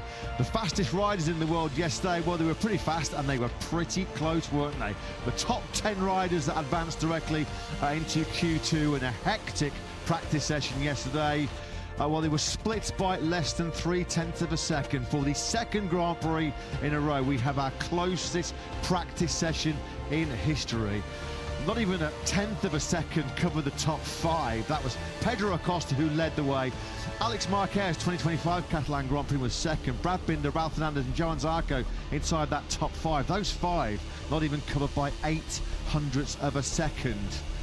It was a bit of a Noah's Ark field yesterday. They all went into Q2 2 by 2. 2 KTMs, 2 Ducatis, 2 Aprilis, 2 Hondas and 2 Yamahas. 8 of our 11 permanent teams in MotoGP represented already in Q2. Plenty more drama to come with some big names trying to get themselves out of Q1, including French Grand Prix winner Jorge Martin, who by his own words, or his own word, a turbulent Friday in front of his home crowd. 2 crashes yesterday for Martin saw him end day 1 down in 17th place. Pecco Bagnaia, a serial winner here down the years in Barcelona. He's also in Q1. He was 12th fastest yesterday. And 2 of our 3 Aprilias on that historic podium last weekend in Le Mans, Ayagura and Martin, both of them are coming up in Q1 later on this morning. Matt Burton Lewis stood up in the commentary box. Jack Appleyard down in pit lane. Lewis, what a Friday. A phenomenal Friday once again here yesterday in Barcelona. 0.08 of a second covering the top 5. Thankfully for Brazilian Racing and Alex Marquez's sake, he was one of those 5. Yes, just when we think MotoGP can't get any closer, it gets even closer. Alex Marquez in a KTM sandwich at the top end of the field yesterday between Pedro Acosta and Brad Binder. So competitive, so close. As we mentioned, less than 0.27 of a second covering the top 10. In fact, even further down the field than that. 1 second, if you give or take 1,000th of a second, covered the top 20 all the way down to Maverick Viñales yesterday. So Q1 and Q2 are going to be so fiercely fought. No shortage of heavyweight names already set for Q1 today. It was a 1:38.710, which got Pedro Acosta fastest yesterday. Great to see. Aleix Espargaro here, of course, still recovering from a serious back injury he suffered testing Honda's new 850cc prototype over in Sepang a few weeks ago. Big smile on his face, part of a very long and difficult rehab Aleix finds himself in right now. Of course, a former MotoGP race winner himself when he was part of the factory Aprilia project here in front of his home crowd. Well, he's very close, or grew up very close, didn't he, Aleix, to this Catalunya circuit in nearby Granollers. Turbulent, Lewis, was how Jorge Martin described his Catalunya experience on day 1. 17th fastest. I mean, he was not even 0.7 of a second off the top pace, but turbulent, I think, is the optimal word to describe what was a pretty topsy-turvy Friday for the rider second in the World Championship. Yeah, it's never dull, is it? We were discussing this yesterday. Jorge Martin, even when he's not competitive, it's still highly dramatic. Of course, we often come here and look forward to him getting his left shoulder down. The sponsor logos have been replaced once again. They'll very quickly be rubbed off if he is performing these kind of heroics once again into turn 5. But yeah, turn 5 wasn't really where Martin was making the headlines yesterday. Crashes at turn 12 in the morning session, which left him with some pain in his left forearm, and then another crash at turn 2 in the afternoon, which did his cause no help either. Jorge Martin was down in 17th at the end of practice yesterday, so he goes through qualifying 1. And of course, as we've already discussed this season, his qualifying performances, his speed on a soft tyre is no longer his strength. We expect him to improve upon that as the season goes on, but at the moment Martin struggling to get a tune out of that Aprilia on a soft tyre. He's going to have to in Q1, otherwise he's going to be deep on the grid. MotoGP start number 87 back into Martin. It's only the 16th time he's found himself in Q1. normally so red hot, isn't he? Dynamite on a soft tyre throughout his Grand Prix career, not just in the top class. Already last weekend, that brilliant victory in the sprint in Le Mans saw him extend his record sprint wins to 18. But yeah, a bit of work to do coming through Q1. I mean, when he was upright yesterday, he was pretty fast. I mean, he was second in the morning session, despite missing almost the last 20 minutes of it after that nasty get-up at turn 12. He's just said there, a bit too much lean angle, a bit too much extra front brake pressure as he tipped it into the right-hander, and down he went. So Jorge Martin nursing a little bit of a problem in his left forearm. Fabio Di Gianantonio, well, not quite best Ducati yesterday, still top Ducati in the World Championship, third overall in the rankings on 84 points is Fabio Di Gianantonio. Like so many riders yesterday, Lewis, in the cool conditions, thankfully it's a lot warmer, no cloud around today. Most riders were saying they were struggling to get heat in the tyres, particularly in the left-hand side of the front. Some said it was like riding on ice. Yesterday we know that Catalunya is notoriously low grip, so easy to crash. A key factor yesterday was when we were hit last year in September, the ambient temperature yesterday was 11 degrees cooler than what it was on the Friday practice back in September. Track temperature also different by 10 degrees, and that was so vital yesterday. Yeah, and already this morning, the Moto2 session that's just completed, the track temperature officially 15 degrees. So it's not going to be particularly grippy this morning either, I wouldn't suspect. But yeah, it's so difficult to get the tyres into the right operating window, and so easy as well once you do get them into that window, just to lose that temperature. Of course, because you've got a 1 kilometre pit straight here. So of course, while you're going down that 1 kilometre main straight, your front tyre is just gradually dropping and dropping and dropping in temperature. And of course, the corners that precede turn 2, the 4 corners before that are all right-handers before you then finally do turn left. So generally, when you arrive at turn 2 here, there is very little temperature in that front tyre, the left-hand side of that front tyre, which is why we saw so many riders, including Jorge Martin, on the floor. Brad Binder was a 4 at turn 2 yesterday morning as well. But the good news for the 30-year-old South African was he was really quick on the KTM RC16 yesterday. Both factory KTMs inside the top 3. Brad's best of 1:38.780. His best Friday, his first Friday top 3 since, guess what? The Catalan Grand Prix here last September. Directly into Q2 for the first time since the season opener in Buriram.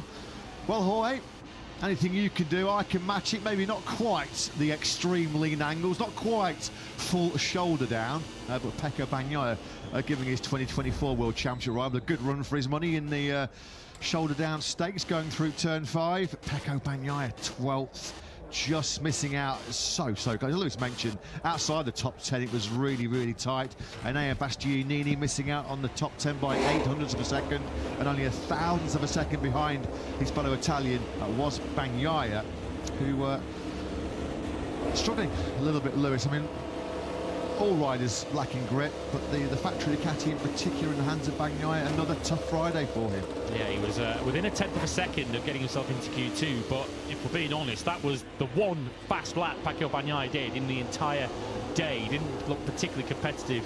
Before that, he was down in sort of 17th, 18th, 19th place in the standings for much of the day and lifted himself up into 12th place, so I don't think he'll be particularly high on amongst the list of favourites in qualifying 1 coming up, when you consider the likes of Bastianini with him in that session, Ayagura, Jorge Martin, Diogo Moreira, who's been looking pretty good so far this weekend on the LCR Honda. And what the top 10 underlines, as you mentioned, all 5 factories have 2 bikes each already through to Q2. That means all 5 bikes are competitive here this weekend. So the Yamaha and the Honda have shown that in the right sort of situation, potentially with a bit of a reference or a toe up ahead in the case of Jack Miller yesterday, they are all capable of getting themselves through to Q2, which means the likes of Bagnaia, Martin, Agura and co in qualifying 1 have got a big job on their hands. Yeah, Bagnaia has alluded to this weekend. He said we've got to try and understand how on the same package, the same GP26, Fabio Di Gianantonio was able to find pace but also consistency. If you look at Digi's opening 5 Grand Prix, he has not yet started lower than 4th. That includes 2 poles and 3 front rows. And on Sunday,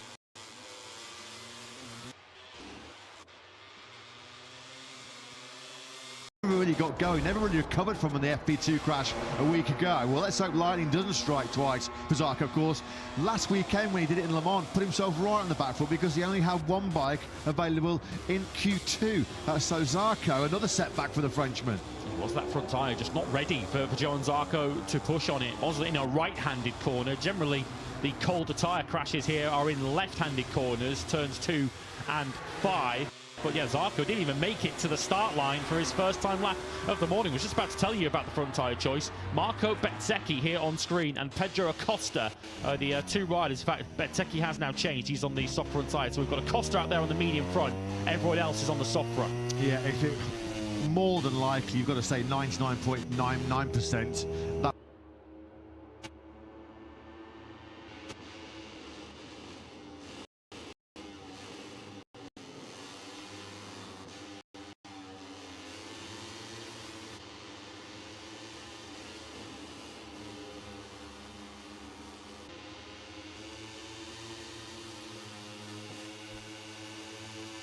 That was a cold tyre crash, just pushing a little bit too hard on his outlap there, Zarco.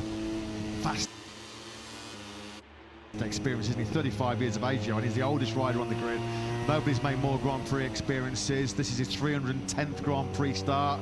It's a bit of a gaff that by Johan Zarco. He's going to be kicking himself because that could be so crucial for his qualifying aspirations. And as we mentioned last weekend when he went down in this very same session in Le Mans, it just put his whole weekend down a kilter.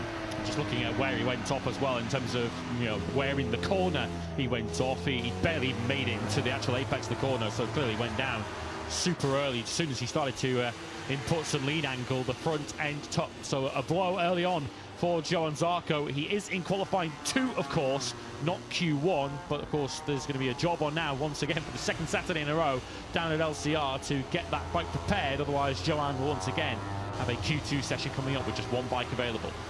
Alex Marquez admitted yesterday not in the same groove, not in the same flow, and certainly not feeling as confident as he did on the Ducati GP24 on his last visit to Catalunya, which bodes well for the fact that despite that, Alex was still pretty rapid, wasn't he, yesterday?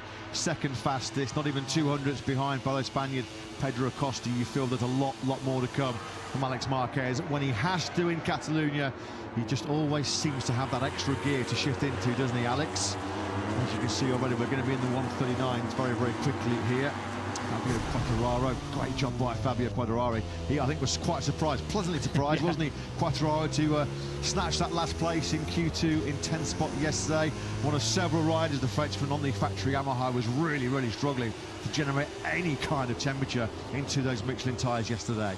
Yeah, I had the feeling of one big banzai lap, didn't it, from Fabio Quartararo. We know he's very good at those, to get himself into Q2. Of course, his fellow Yamaha rider, as mentioned, Jack Miller also through, having followed a couple of Aprilias yesterday to get himself up into the top 10. A helpful tow down the main straight, certainly working out for Jack Miller. Pedro Acosta on those medium tyres is your very early leader. Here he is on the 37, very nearly ran into the back of Diogo Moreira there on that lap that set a 40.0. Had to check up briefly coming out of turn 10. You're about to see it now. Yeah, better rush hour traffic once again, going through that tight left-hander of turn 10 in the sprint and the Grand Prix tomorrow. That's going to be a real favourite overtaking hotspot, no question. Costa then, a bit of an outlier this morning on that medium front tyre. His style and the fact that he's still searching for a bit of braking stability on that KTM this year, he does always seem to favour. If anyone's going to go for the sort of harder option front tyre in the field, it will be Pedro Acosta on another good lap here, as you can see on the medium front, medium rear option. What's going to be really interesting for Acosta, though, in this session is to see what kind of pace he can do over the whole session on a medium rear tyre. It's going to be key for KTM in their prospects in tomorrow's Grand Prix, which is going to be over 24 laps, because last year the KTMs were more competitive than they had been in the Grand Prix prior to that, but just didn't have the longevity in terms of rear tyre performance, and of course went for the soft rear tyre in the end. Did Acosta just felt he had nothing to lose. I think he would prefer to go for the medium if he can at all help it tomorrow. Well, they got to bed happy last night, having set the fastest time. The 21-year-old, only the 4th time in his 47 MotoGP appearances that he has set the fastest time on the opening day of a Grand Prix weekend. And with his teammate Brad Binder inside the top 3 as well. Looks like a strong weekend potentially coming for the factory KTM squad. I'm going to be keen to keep a close eye on Bastianini coming up in Q1, not just because of the fact that he just missed out in 11th place yesterday, but this is a great circuit for Enea, and if he can get into Q2, if Enea can qualify well, this race tomorrow is going to be all about who can manage that rear tyre, who can manage the wearing and fading grip the best.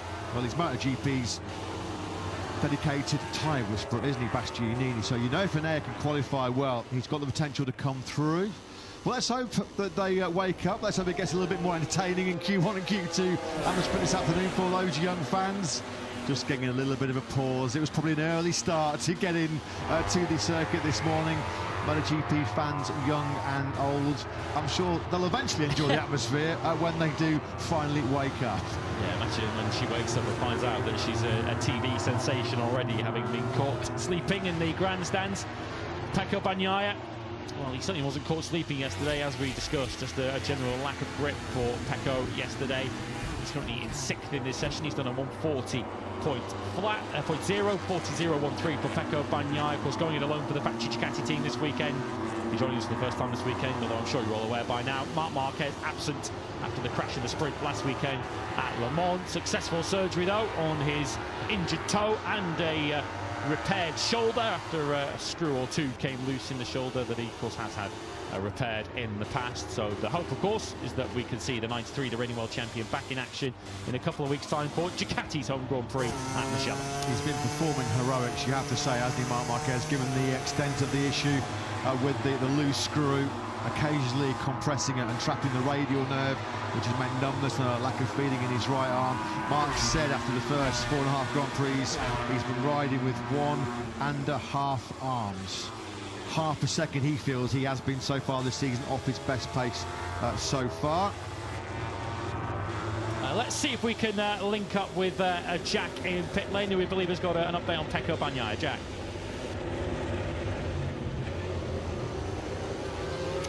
We can't. Yeah, unfortunately, it seems we're just having a little bit of some tech gremlins early on this morning with Jack Appleyard down in pit lane. We'll, of course, be right on the case. We're doing our best to rectify that situation as possible, so we can hear, as always, the great insights and great interviews which Jack conducts down in pit lane. At the moment, no problems for Joan Mir, 139.425, factory Honda rider, fastest. And we mentioned yesterday this strengthening rumour that Mir is Gresini Ducati bound in 2027. Spoke to a few people about this yesterday. Have to say nobody was pouring cold water on that hot topic. Joan Mir looks like he's nailed on to be taking the place. Both Alex Marquez and Fermin Aldeguer, we believe, are moving out of Gresini Ducati. So after a tough couple of years, tough 2 or 3 years on a factory Honda, to get yourself in with Gresini Ducati, Lewis. Serial winners of late in MotoGP, of course, World Championship challenges with Enea Bastianini back in the day, with Alex Marquez last year on a Ducati 850.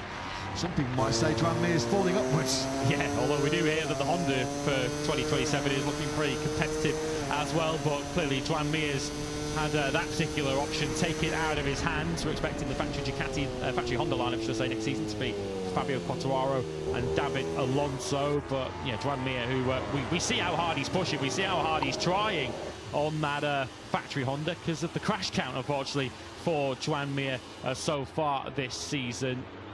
We believe we can now link up with Jack Appleyard. Everything all set and correct and working down the pit lane. Jack, for the first time this morning, let's head down to you. Testing, there we go, finally. Good morning to everybody. Yeah, just to add a little bit on the discussion you were having with regards to Pecco Bagnaia early in the session and how he was talking about a lack of consistency when you compare it to his Ducati counterpart in Fabio Di Giannantonio. Well, I've spoken at length throughout these sessions in pit lane about how Fabio Di Giannantonio, despite the new aerodynamic items that Ducati have brought throughout the year, has always been very, very sensitive to it and has wanted to stick with the bike that he knows. And obviously, as a result of that, consistency with feeling, consistency in performance will come with it. Well, once again, Pecco Bagnaia, no wonder he can't find any consistency. I walked down pit lane yesterday morning and having done the Le Mans race with this new 2026 update, He went back to the 2025 package. I walked down pit lane this morning, another day later, and he switched back both bikes to the 2026 update. And obviously, with huge aerodynamic changes like that, the feeling on the bike and the settings you have to input are going to be massively different as well. So it doesn't really come as a surprise that he's struggling to find consistency weekend to weekend when they're making such wholesale changes to the bike. Interestingly, Didier was 1-1 yesterday with regard to the new update and the one he started the season with. He's now gone to both bikes with the new update, which he was a little bit, what's the right word, curious to do yesterday, because as we've said, he's just been so happy with the package that he had that he didn't want to change things too much. But Ducati clearly overnight, Pablo Nieto saying yesterday, the engineers do feel that this new update is a performance advantage, and despite the fact that Didier on the bike can't feel a huge difference, the lap times and the data suggest that he does have to run it to be able to get the maximum out of this GP26. Good stuff. Glad to have you back with us, Jack, after that little pause this morning. So yeah, brilliant stuff from Jack as always down in pit lane. It feels like since really the opening Grand Prix of 2025, Pecco Bagnaia is just on this endless quest to find that sweet spot feeling, that happy feeling, the happy marriage between himself and the Ducati, which he hasn't really had since the end of 2024. That search seemingly goes on. A little bit of news just to bring you this morning, or a little bit of news which will emerge in less than 2 hours here in Barcelona.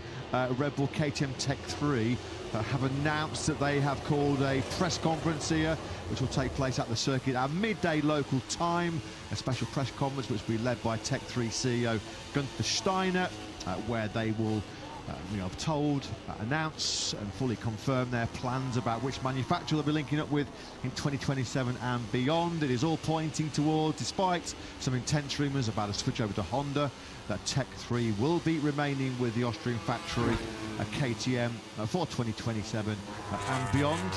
Of course, it was right here in Barcelona last September when Gunther Steiner announced he was coming and joining the MotoGP ranks in a takeover of Hervé Poncharal. So yeah, midday at local time, we're going to find out exactly which bikes Tech 3 will be campaigning in 2027 and onwards. And you can watch that on MotoGP.com if you want to fill your lunch break between the MotoGP and Moto3 qualifying sessions with some more MotoGP, then you can do. And, as you say, it was where the Gunther Steiner-led Tech 3 adventure really began and was launched here last year. This is Marco Bezzecchi on that medium rear tyre, soft front tyre though for Bezzecchi, and he's lapping pretty consistently. That's a 40.3 for Bezzecchi to follow a 40.5 he did on his previous lap. His record around here is truly dreadful, but it has to be said that he's not been riding this Aprilia before at the circuit of Barcelona-Catalunya. It looks like he's genuinely in the podium mix once again this weekend, but we are expecting once again a very, very closely fought qualifying session. Yeah, just one podium in 10 Grand Prix here in Barcelona for Bez. That was a third place in 2018, of course, the same year that he was fighting a World Championship with Jorge Martin. First rider, as we saw in the graphic yesterday, to kick off a MotoGP campaign with 5 successive podiums since Valentino Rossi in 2015. Sorry, Bez, you've got a long way to catch up the boss, because he kicked off 2015 with 12 successive podiums. So you've got a fair amount of work to carry on your golden run. Valentino Rossi, of course, is with us here this weekend. No doubt trying to sort out some 2027 business himself. The potential loss of Fabio Di Giannantonio to KTM's factory team will be high on Rossi's agenda this weekend, although we did see him trackside yesterday enjoying some of the action. We have to say as well, Fabio Di Giannantonio, he was asked about the sort of influence and the impact that the doctor has when he's watching trackside, and Didier said it's insane what he sees, what he observes when he comes back in and talks to riders. Fabio said it's like he's riding the bike with it. He said it's incredible, his knowledge and how he's able to sort of communicate it back to the engineers and to the riders. More on Rossi and what he hopes to be a successful Catalan Grand Prix coming up later on today, I'm sure. But what a start it was. What a Friday afternoon it was for the factory KTM team. Pedro Acosta quickest. Brad Binder firing once again inside the top 3 too. Can they carry on their Friday form on Spring Saturday? Well, the boss Akiai will tell us. He's down with Jack. Yeah, that's the big question. Alex Marquez yesterday, of course, last year's victor, saying he felt yesterday that KTM had a little bit on everybody else. 2 bikes inside the top 3. That was a very impressive start to the weekend, Aki. Where did that performance come from? It was a good start for sure, and it's always nice to start the Friday like that. But okay, difficult to say. As we see many times that competition is so close, and when the grip situation is a bit changing, let's say, and it's different circumstances, then results can a little bit turn around. But I would say that today is, in any case, a bit different day. For sure, the track temperature will be much higher today, and we need to understand then how we need to react to that. Well, that was going to be my next question. Yesterday was colder than I think a lot of people expected. Add that to the surface that offers the lowest grip on the entirety of the calendar. It was a very, very strange day. As the weekend goes on, the temperatures rise, the grip levels get slightly better. Are you anticipating that the rivals will catch up and maybe take a step ahead of you guys? Yes, it's first of all we need to focus for our work and understand that how we react to the changes and what we need to be competitive in each different track temperature and everything. But I think it's as you say that things can change a lot. So let's focus to understand and try to adapt for the situation. Just looking at tomorrow's Grand Prix, we know that tyre life is going to be key. I spoke with Pitt yesterday, and he highlighted the fact in the second half of that French Grand Prix, there were one or two of those same issues of struggling to look after the rear tyre. I imagine, in particular, when you compare it to the Aprilias, is that going to be an area of concern for tomorrow's race? Yeah, for sure. I feel that generally we improve a lot since last year about, let's say, for the tire, to control the tire life and control the rear tire temperature in extreme conditions, but in any case about to control the tire wear. And okay, Lemans was not maybe best for us as we saw, but in any case we need to trust our process and we are going the right direction. But of course we know from last year that that's the point to focus here, and of course that's the key things also at the moment. Thanks, Aki. Have a good one. Thanks a lot. Thanks, Jack. Thanks to Red Bull KTM Factory Racing boss Aki Ayo. He's thankfully sounding a little bit more like his normal self here in Barcelona. He was really under the weather last weekend, wasn't he, when we spoke to him at the French Grand Prix in Le Mans. Still then, in this 30-minute FP2 session to kick off our Sprint Saturday action here in Barcelona. It's Joanmir that leads the way, a couple of tenths clear of Pedro Acosta. Jorge Martin trying to rebound back from what he said was a turbulent Friday. Well, not a bad recovery so far for the Martinator. 139.656 has got him right back in the top three mix once again. Honda, KTM, Aprilia, Ducati is the top four at the moment. Just to underline the point of all five factories being competitive so far this weekend. Top Yamaha at the moment is Fabio Quartararo, who's up in 9th place. We've just seen Alex Rins onto the racetrack for the first time this morning. Whatever's gone on has kept him in the pits. As Jorge Martin, I was about to say, demonstrates how to get one of these bikes off the line. I'm not sure that was the best demonstration.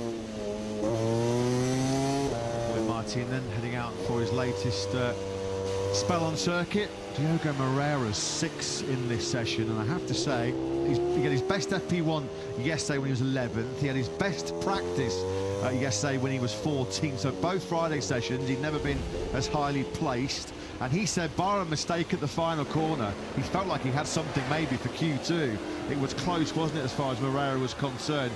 Not missing out by much at all, and still actually confident.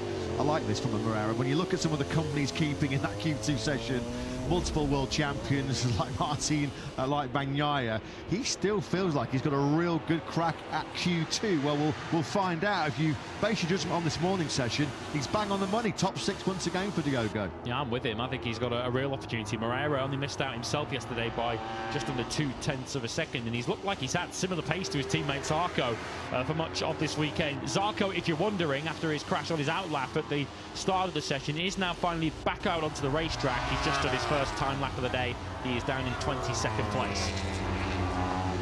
Happy memories, of course, here for Moreira in the past, 3rd in the Solidarity Grand Prix in 2024. Did help him clinch the Moto2 Rookie of the Year title that year. And of course, he went a couple of places further back in the championship to be crowned Moto2 World Champion last season. Another one of our former Moto2 World Champions in MotoGP right now is Frankie Morbidelli, who's having a pretty tough time with the GP25. Yeah, some samba style in the grandstands for Frankie. That young lady is very pumped to see herself on the screen, and she'll be pumped to see Frankie up into P4. 139.809 has just lunged Frankie Morbidelli up into 4th place. No surprise, I don't think, in this session to see Morbidelli sticking an extra soft rear tyre in to try and have a bit of a dress rehearsal for qualifying, because his qualifying record is dreadful this season. Only once has he made Q2. That was when he qualified 9th in Buriram, but he has been now, if you include today, been in all 6 qualifying 1 sessions this season. Bastianini here, who will join him in that Q1 session with his team CEO and team manager. That's Gunther Steiner on screen. Just over to the left before he disappeared out of shot was Nico Goyon, watching and hoping that Bastianini can do what he did here last year. He's now up into 7th place. Yeah, going to be interesting, that sort of lunchtime press conference with Gunther Steiner, just to see if he is indeed staying with KTM, which we do believe he is doing, just how close he was to move into Honda, how far advanced did those negotiations get, because there was some serious rumours not that long ago that a move to HRC was something of a very, very serious consideration for Gunther Steiner. But he's checked out the lay of the land, and obviously he likes what he sees with the potential 850cc future at KTM. No crystal clear idea just as you get of what the rider lineup will be for Steiner and Tech 3 moving forward into 2027. If Maverick Vinales is going to stay put on a KTM next year, you feel like he's going to probably have to drop down to their independent operation, with Alex Marquez and Digia seemingly sewing up the factory seats in 2027. Yeah, we say drop down because he's there at the moment, but the strong rumour was that he was going to go up to the factory team alongside Alex Marquez for next year. I guess getting injured at just the wrong time did Maverick, wasn't really able to showcase his talents, and a fully fit Maverick is clearly a very strong MotoGP rider, which is why KTM would be so keen to keep him for next season. But certainly it would appear, if we believe the reporting in the paddock, is that place has now been taken by Fabio Gianantonio for next year. Still Mir then leading this session. He's been there for quite some time, that 1:39.425, coming on his 3rd lap of 9 so far. Morbidelli up to 4th. Pecco Bagnaia is making a bit more of a fist of it this morning in FP2. He's inside the top 6 in 6th place. 39 flat was Pecco's best yesterday. And in recovery mode once again, in confidence restoring mode once again on Saturday morning, is Johan Zarco. The last thing he needed, the last thing anybody needs, is an outlap get-off on FP2, with 2 qualifying sessions coming up. One for Zarco, having got himself directly into Q2 yesterday. Yeah, another repair job on a Saturday for his LCR mechanics. What they were requiring. Brad Binder then tackles turn 10. He's currently in 10th place. Best Friday once again.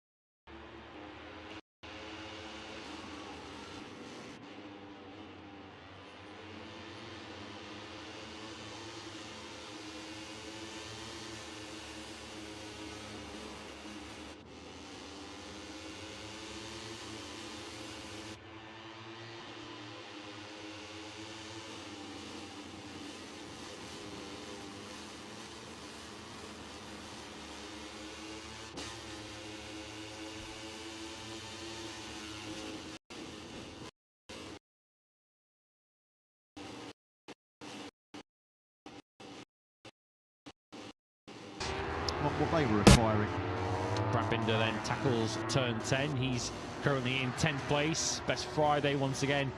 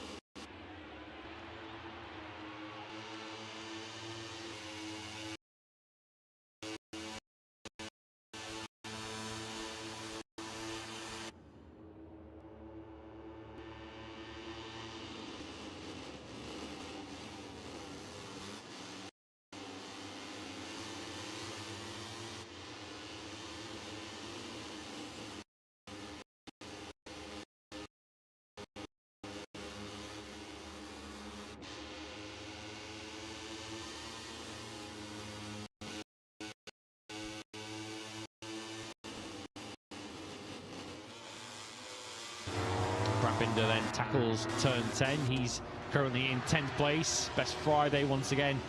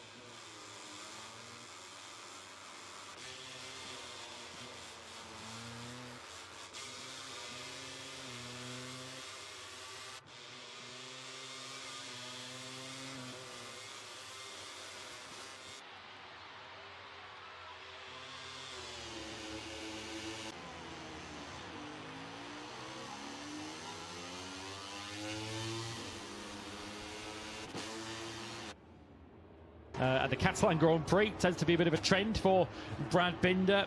He's another rider who has been generally starting at the wrong end of MotoGP grids so far this season. In fact, if he beats 2 riders in Q2 later on, it would be his best qualifying of the season. 11th so far is his best qualifying so far, when he had his best weekend of 2026, a pair of top 7s in Buriram. So Binder, another rider in desperate need of a big weekend.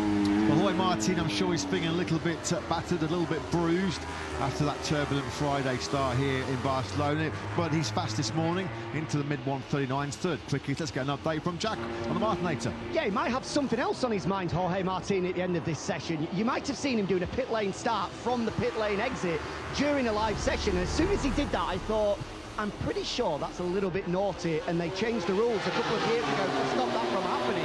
I've just been and spoken to a couple of team managers, and both of them confirming, saying, yeah, they agree with me. That shouldn't be allowed to happen, so he may well have a visit up to Simon Crafar and the MotoGP stewards just to explain that at the end of this session. I don't think we'll see any kind of sporting penalty, but it may well be a fine coming the way of Jorge Martin, because I'm fairly sure he shouldn't have done that. Yeah, thanks, Jack. So from the top step in Lemans to the naughty step in Barcelona, Fabio Quartararo's on the move, up into P4, a 139.756 from Fabio. How good he can be over 1 laps, just. He'll be mighty relieved last night when he crept into that top 10 yesterday. 2 Yamahas coming up in Q2 for the 2nd Grand Prix in a row. Continues to show the way to the other Yamaha riders as well, doesn't he, Quartararo? Even if he wasn't ultimately the fastest Yamaha rider yesterday. Toprak Razgatlioglu, of course, rookie on the Pramac Yamaha, had been struggling badly all day yesterday, then jumped in behind Quartararo to try and learn from the 2021 world champion, and he just understood immediately that he has to trust the front end of that Yamaha and trust the front tyre a little bit more. Toprak went from being the thick end of 2 seconds off the pace much of yesterday to being just 8/10 off. He said he found the best part of a second just by riding behind this man, Fabio Quartararo, and seeing what he was doing on that same Yamaha. And the Q2 dummy run here by Quartararo. He's out on a new medium front, a brand new soft rear tyre, so just a little bit of a dress rehearsal. Just maybe find out where the grip's going to be when he goes into Q2 later on this afternoon. Quartararo, though, was producing miracles, wasn't he, in front of his home crowd last weekend on that V4 Yamaha. The super slow-mo camera. MotoGP at the forefront to bring you some of the most jaw-dropping TV production shots in the world as Andrea Dovizioso looks on. Part of Yamaha's backroom team. Not a bad motorcycle racer back in the day, was he? Good old Desmo Dobby when he was on the factory Ducati for so many years. One of the few riders for a lot of the back end of Marc Marquez's Honda success, was able to really compete with the 7-time MotoGP world champion. Winner here, of course, back in 2017 was Andrea Dovizioso. We're on board with Raul Fernandez, who was, of course, the leading Aprilia yesterday, and good time for Raul Fernandez to rediscover his form. So important for Raul to get himself automatically through to qualifying 2. So we haven't said that an awful lot this season. Only once has Raul automatically made Q2 this season. That was in Jerez. Of course, came through Q1 to the front row in Buriram at the first round of the season, and yeah, so much of the hard work in his weekend already done. We know Raul has form around this circuit. Of course, famously led the sprint here a couple of years ago when he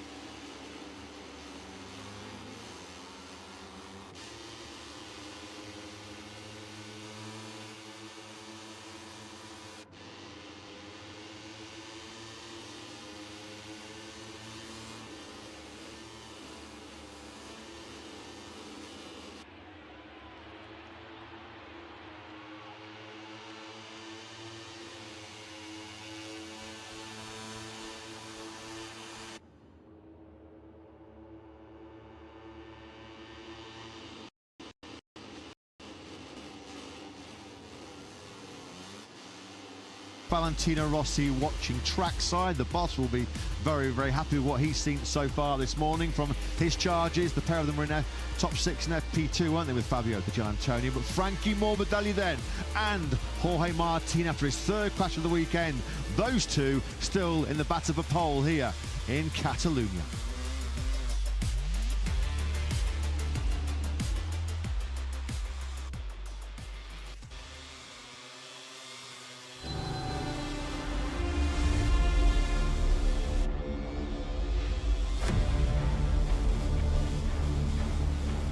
Welcome back to what has already been a pretty dramatic sprint Saturday here at the Circuit de Barcelona-Catalunya.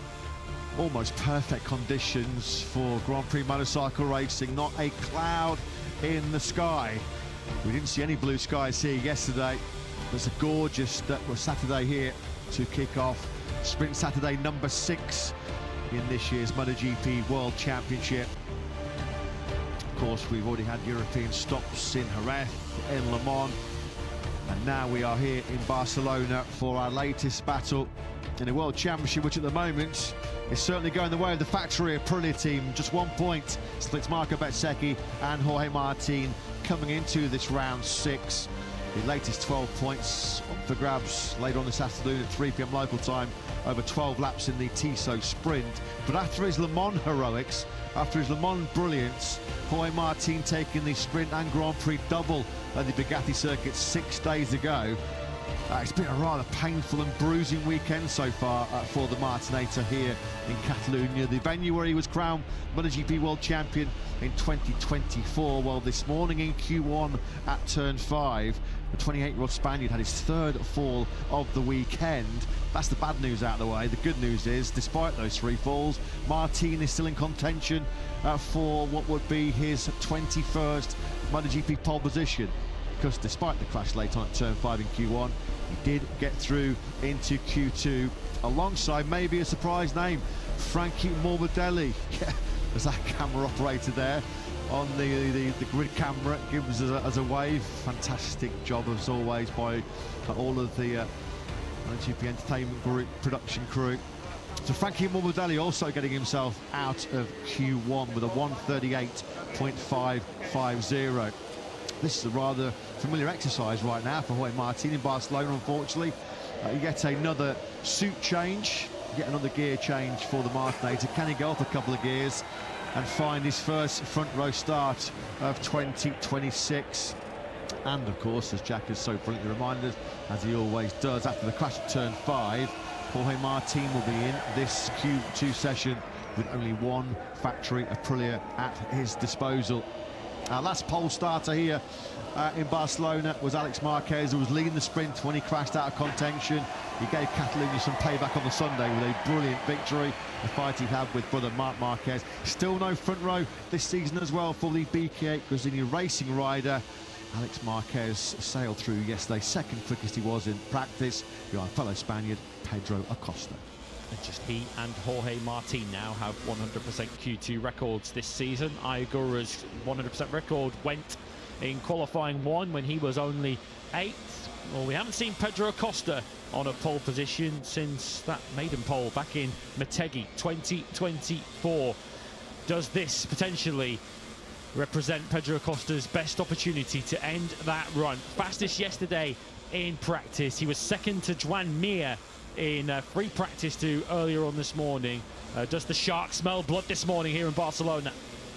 Marco Bezzecchi, no stranger to the front row of the grid so far in 2026. The Spanish Grand Prix at Jerez, 4th place on the grid for Bez, his lowest of the season. Apart from that, he has been on the front row of the grid in every Grand Prix, leading the World Championship as well. It's been some start to the new campaign for Marco Bezzecchi. Has not as yet finished lower than 2nd in the main feature Grand Prix on Sundays. Hasn't finished lower than 2nd actually in the last 7 Grand Prix. And 2 VR46 Ducatis, much to the pleasure and relief of the boss Valentino Rossi, are in the hunt for this pole position here in Barcelona, because Fabio Di Giannantonio was already safely through. Once again inside the top 3, Digia was this morning. Don't discount him from being a serious podium threat as well. 1 sprint podium so far this season with Digia and 2 on a Sunday. Ralph Fernandez back into qualifying 2 after last seeing him in this stage of the weekend in Jerez when he qualified in 9th place. Every time Ralph Fernandez has been in qualifying 2, he's then gone on to have very strong Saturday and Sunday afternoons, back-to-back podiums in Burro-Round, back-to-back top 6s in Spain. So a real opportunity. Of course, the sole Trackhouse Aprilia remaining in qualifying. Alex Marquez in our most recent pole sitter in Barcelona. That was Alex's last MotoGP pole position as he goes into this crucial 15-minute session here in the clear blue skies. Clear track is the mission for these riders as they head out on circuit. So it's Acosta, Alex Marquez, Binder, Ralph Fernandez, Zarco, Gian Antonio, Bezzecchi, Mir, Miller, who were already directly through yesterday, also Fabio Quartararo, and joined in this Q2 session after negotiating what is always a pretty tough Q1. Jorge Martin and Frankie Morbidelli. Are we going to get anywhere near 37s? We haven't really been anywhere close to it so far. Alex Marquez last year, a 137.536, the best ever MotoGP lap around this 4.66 kilometre Barcelona circuit. Best time we've had so far this weekend was Morbidelli's Q1 time. We got him through a 138.550, so we've not even been within a second of Alex's all-time lap record so far this weekend. So how does Jorge Martin approach this Q2 session? He surely got to leave a little bit of margin on this first run because he's only got the one bike available to him. Another crash for Martin at the start of Q2 and he'll be 12th on the grid. But of course you're in a bit of a quandary here because you have to really push just to get that temperature in your front tyre. We saw 3 crashes into turn 5 in that Q1 session, which had all the hallmarks of cold front tyre crashes. There is Johan Zarco, who's also been on the deck himself this morning on his outlap in FP2 at the final corner, turn 14. Even though on an outlap, that would have still been a pretty fast crash for the 35-year-old Frenchman. 5th fastest yesterday in what was a ridiculously tight practice session. Not even 800ths of a second split the top 5 at the end of play on Friday afternoon. This time round, Zarco has safely negotiated his outlap, and now it's time to find some serious speed here in Barcelona. This will be the first time lapse in this Q2 session. Alex Marquez was the master of Catalunya last year. It should really have been a pole sprint win and Grand Prix win treble, shouldn't it? Fantastic all-time lap record to take pole position. He was leading the sprint looking so comfortable when he crashed out at turn 10. He did make amends on the Sunday, and there was that sort of ironic roll through the gravel track, wasn't there, at turn 10 before there was those jubilant scenes at turn 12 as it was a Marquez 1-2 here last year. On board with Jorge Martin into turn 1. We now come back to turn 5. Safely negotiated for Alex Marquez. We're comparing he and Pedro Acosta through the halfway stage of the lap, and you can see Acosta is a substantial amount quicker. He's some 4/10 up at the halfway stage of the lap. Of course, the KTM and the Ducati have different strengths. Pedro Acosta and Alex Marquez have different strengths. We're now entering the part of the lap where Alex Marquez is generally so strong. Yeah, hard on the brakes he goes into turn 10. Alex, Zarco and Acosta, you could just see them all dropping that left leg there just to get themselves perfectly balanced, dropping anchor for what is real aggressive braking zone there. Through 12 we go, then this long right-hander which caught out Jorge Martin yesterday. Acosta's flying. He's absolutely flying. This is going to be potentially the fastest lap of the weekend for Pedro Acosta. Alex Marquez will be the first over the line, but he won't hold provisional pole for very long. 38.5, reminder, the fastest lap of the weekend. Alex Marquez at 38.9. Pedro Acosta absolutely destroys it with a 1:38.397. He wants a second MotoGP pole. Are we going to get 37s for the first time this weekend? Red Bull KTM Factory Racing 1-2. We were the 1 and 3 yesterday. Pedro Acosta pole position provisionally. Fabio Gian Antonio splits the factory KTMs. And now Brad Binder has had 3 front row starts in his previous 118 battles in MotoGP. This would be a novelty for the South African, who's desperately seeking employment in 2027, seemingly jettisoned by the factory KTM team. Acosta's flying once again. He's nailed that first sector. A rather cautious, as you'd expect, opening lap from Jorge Martin in 1:40.2. This is his first venture out on this Barcelona circuit since he was chewing gravel at turn 5 at the end of Q1. Yeah, the Aprilia is going to have to deliver an awful lot more than they have on the first lap. It's Ralph Fernandez 8th and Bezzecchi 10th at the end of their first runs.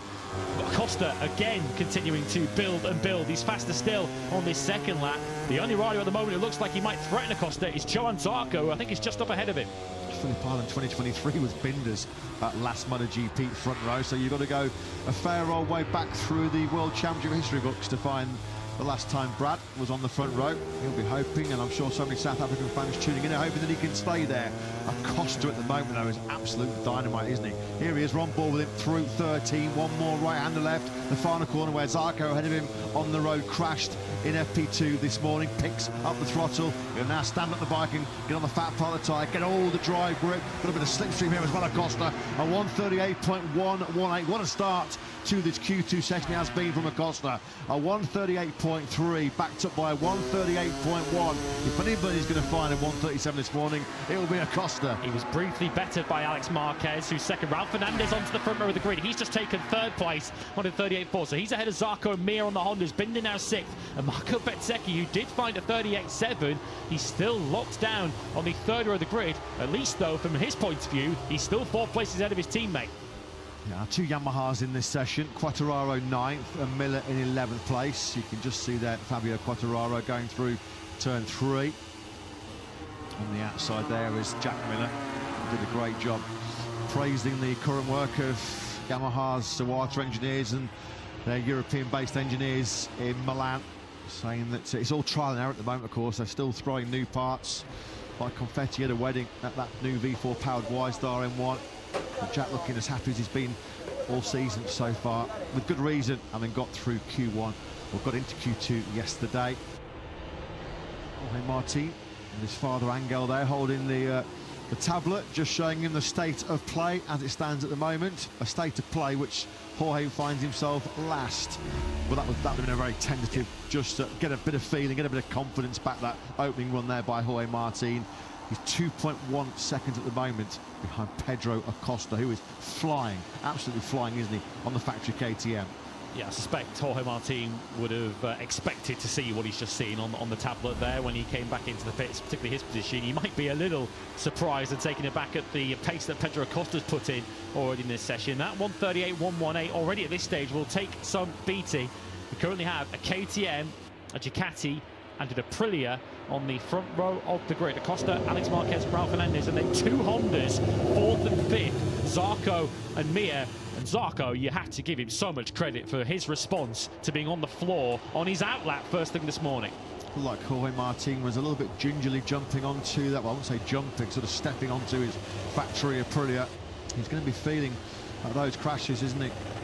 3 and counting so far here in Catalunya. You might just say, well, no problemo. When you look at his record this season, he won the sprint in Austin from 7th on the grid. He won the sprint in Le Mans from 8th on the grid, and then he went on to win the Grand Prix in Le Mans from 7th on the grid. So poor qualifying performances haven't really disturbed Jorge Martin's potential on Saturday and Sunday afternoons, but maybe starting on the 4th row and the back of it might be a little bit too much of a curveball for him to deal with. It's a long old run down to the first corner here, but generally you don't want to be in the midfield at that first corner. Such a long run, nearly a kilometre down to one of the biggest braking zones on the Grand Prix calendar. We generally see chaos down at that first corner, so the safest place on the grid here in Barcelona is as close to the front as possible. Hall of Famer, absolute icon, one of the best to ever do it. To many, the GOAT, the greatest of all time, Valentino Rossi. Yeah, give us a wave. He's seen himself on the big screen, hasn't he? What a talent, what a start. Still, of course, very much heavily involved in the MotoGP World Championship, running his own team. Can Fabio Di Gianantonio snatch another front row start?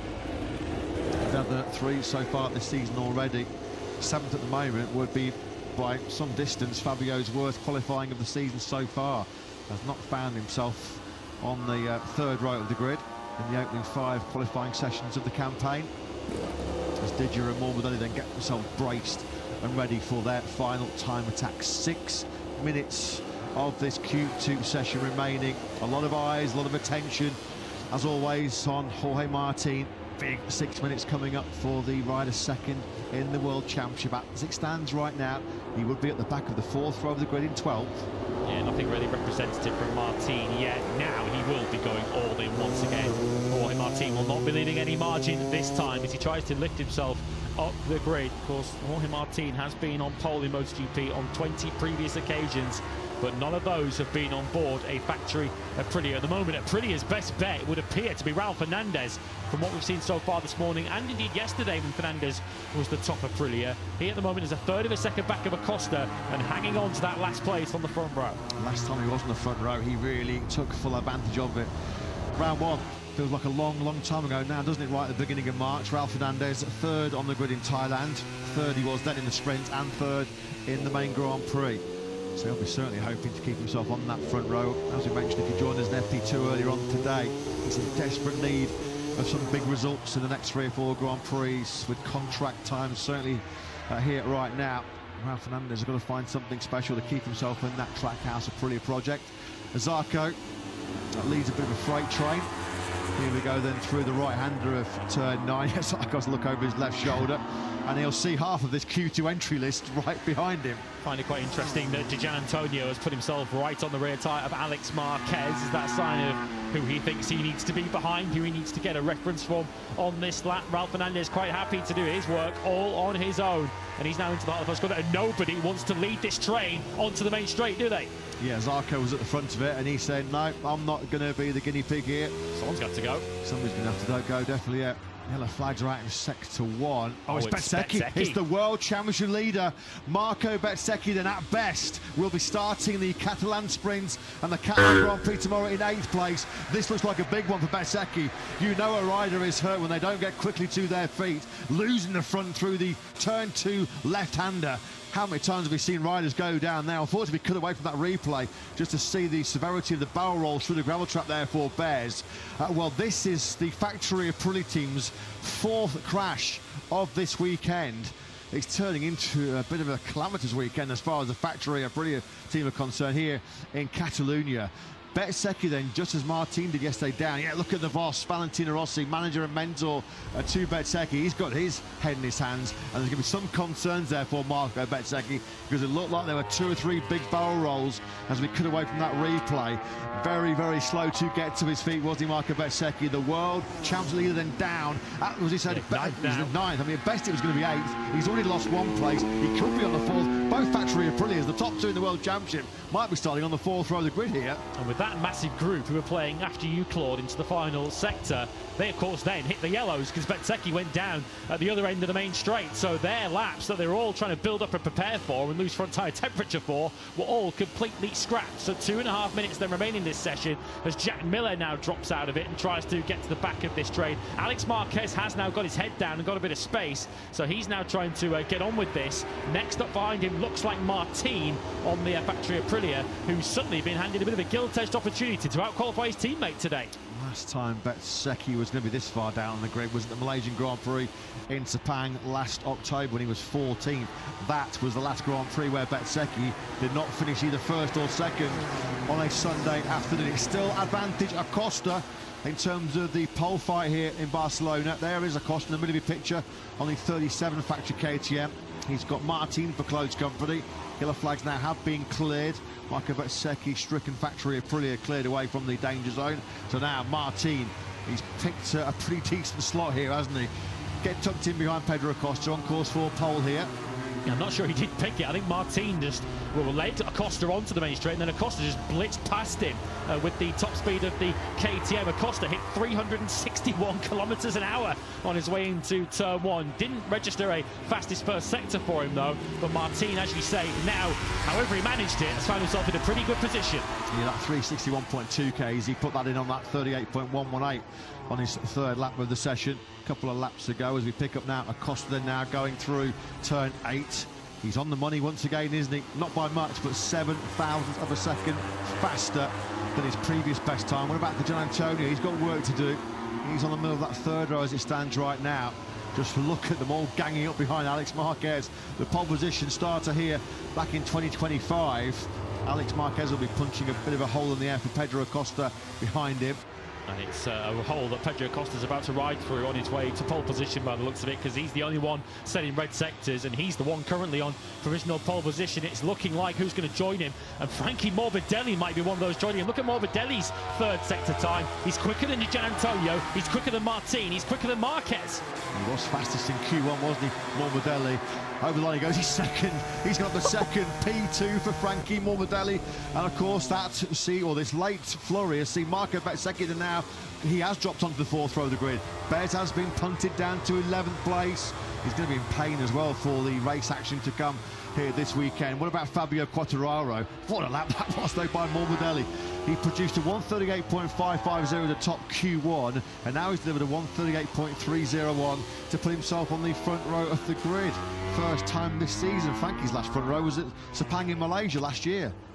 At the moment, who's going to threaten him? Alex Marquez might threaten him. He's going to strong first. It's a Binder 2 is trying to move himself up from 8th on the grid. Checkered flag is now out. Acosta won't improve on that 38.0 because he went through the shortcut at turn 1. Can Quartararo improve on his last lap of the morning? No, he can't, but he is going to start as it stands from the front of row 3. Talked about that big hole that Alex Marquez was going to punch ahead. Hole in the air ahead of Pedro Acosta. Acosta behind Alex Marquez did 363.6 kilometers an hour down the start-finish straight. I mean, that's not a million miles behind KTM's all-time top speed record, which did at 366.1 kilometers an hour, 227.4 miles an hour in Mugello. Alex Marquez, it looks like he's gone away in terms of back-to-back pole positions here in Barcelona for the Gresini racing rider. Jack Miller's on a good lap. This could be actually putting Marco Bezzecchi to last place in this Q2 session. Alex Marquez then out of the final corner. Has he got anything late on? No. Alex Better will be on the front row third. I think he'll take that. Job done as far as he goes. Yeah, Miller does take 11th place from Marco Bezzecchi. So it's flipped around in front of the factory Prix riders. It's Martin ahead of Bezzecchi. Not that either of them are anywhere close to the front of the grid. After finishing 1 and 2 last weekend, they're 9th and 12th here, but it is a second MotoGP pole for Pedro Acosta. He's had to wait since Bezzecchi in 2024. His wait ends today. Pedro powering to pole position and here in Barcelona. 588 days since his last pole position in the Motegi Mountains. Well, he's got the fastest motorcycle in terms of top speed here in Barcelona, and with a top talent twisting the throttle as well. Pedro Acosta untouchable in that session. It was really close in the battle for honours in practice yesterday. Acosta did lead the way, but there were 4 of the riders within 0.8 of a second of him. Today it was a lot more of a comfortable margin for Acosta. Almost a quarter of a second back in second place was Frankie Morbidelli. As Marco Bezzecchi and the factory Aprilia team, who've had a golden start to 2026, plenty to ponder for the Nawali engineers. Bezzecchi's going to start 12th place, and Jorge Martin, after his drama in Q1 at turn 5, well, he's going to start from 9th place. So once again, Jorge Martin is going to have to deliver something super special from that third row of the grid. What you saw there, Marco Bezzecchi has the number 12 tattooed on his finger. It is not for that reason. Pole for Pedro, though, in Barcelona this morning. Here's crew chief Paul Chirathas speaking out of Jack. Well, Paul, you're definitely in the game this weekend. Fast this morning, and what a lap that was to take pole position. Yeah, mate, we're really pumped. You know, the way he's been riding this weekend, fully focused, giving us the good information, and we've been able to deal with it. So it's a good run so far. Great job. Cheers, buddy. Thank you very much. Yeah, that's a fantastic job, isn't it, by KTM. KTM's first, or the factory team's first pole position since Espargaro 6 years ago. Of course, Pedro Acosta's last pole, he was part of Hervé Poncheral's then Tech 3 project. Is this, we've said this countless times, haven't we, is this going to be the weekend where Pedro Acosta finally becomes a MotoGP race winner? Nobody has scored more MotoGP podiums without a win than the 21-year-old Spaniard. Is this going to be his date with destiny here in front of his home crowd in Barcelona? It all looks good. It all looks great, doesn't it, for Acosta so far this weekend? fastest on Friday, on pole position on Saturday, on a front row which will feature Frankie Morbidelli. Fantastic job that by Frankie. Well, we said at the end of Q1, Fast Frankie is back. He led the way in Q1, second and on the front row of the group for the first time this year in P2. Alex Marquez, looking for back-to-back Barcelona wins, will go from the front row of the grid. Row 2 will feature Ralph Fernandez, Johan Zarco and Fabio Di Gianantonio. Quartararo will lead row 3, ahead of Binder and Martin. Plenty of work to do for our top two in the World Championship. Martin 9th, and series leader Marco Bezzecchi down in 12th place. The factory Aprilias have already had 4 crashes between them so far this weekend. And to extend it further, of course, if you missed Q1, Ayagura is 18th on the grid. So the 3 Aprilia riders who were on the podium last weekend littered in the midfield, and in Agura's case, the back of the field. But right at the very front is Pedro Acosta. Jorge Martin, well, might well have taken that the way his morning had started. 9th on the grid is certainly not where he would intend to start, but I'm sure if he may not admit it publicly, to be a row ahead of his teammate Marco Bezzecchi on the grid, given that he's 1 point behind him in the World Championship. Maybe, just maybe, after the drama of his first 2 days here, Martin could yet take the World Championship lead back later. Aprilia's factory spare parts department working overtime this weekend, aren't they? Brilliant job by Frankie Morbidelli. It looks like he is one of several star names in this year's MotoGP World Championship that is out without a seat on the next year's grid. Frankie Morbidelli, the 31-year-old Italian, just reminding the world that, hey, on my day, I'm still as quick as anybody out there in the MotoGP World Championship. That is just the 15th front row start for Frankie in MotoGP. Wasn't really close at the end, quite a big gap between Acosta and the pursuing pack. Ralph Fernandez, well, that's his best qualifying by a long way since he was on the front row of the grid in Thailand. He hasn't started higher than 9th in the last 4 Grand Prix. That's more like it from Ralph Fernandez. He was just over a 10th off the front row of the grid. Paul Travatin there, who spoke to Jack just after that Q2 session. You just get the sense that Acosta feels like this is his time. This is his weekend. Fastest on Friday. He's backed up that brilliant performance with pole position here today. He's won sprints, he's ticked that box. What he wants more than anything is a MotoGP race win. He gets the chance to do it over 24 laps here at 2 p.m. local time in Barcelona. Dare we say it, Acosta and KTM, the Prix race favourites. Yep, they will dare to dream. Not only Acosta chasing a first MotoGP victory, but KTM, of course, haven't won a MotoGP race since Thailand 2022. They haven't won a dry MotoGP race since right here 5 years ago with Miguel Oliveira. So if there's one factory who will not be counting any chickens overnight tonight, it will be KTM. 226.2 miles an hour, 263.6 kilometers an hour is how rapid Pedro Acosta was blasting that KTM through the speed guns.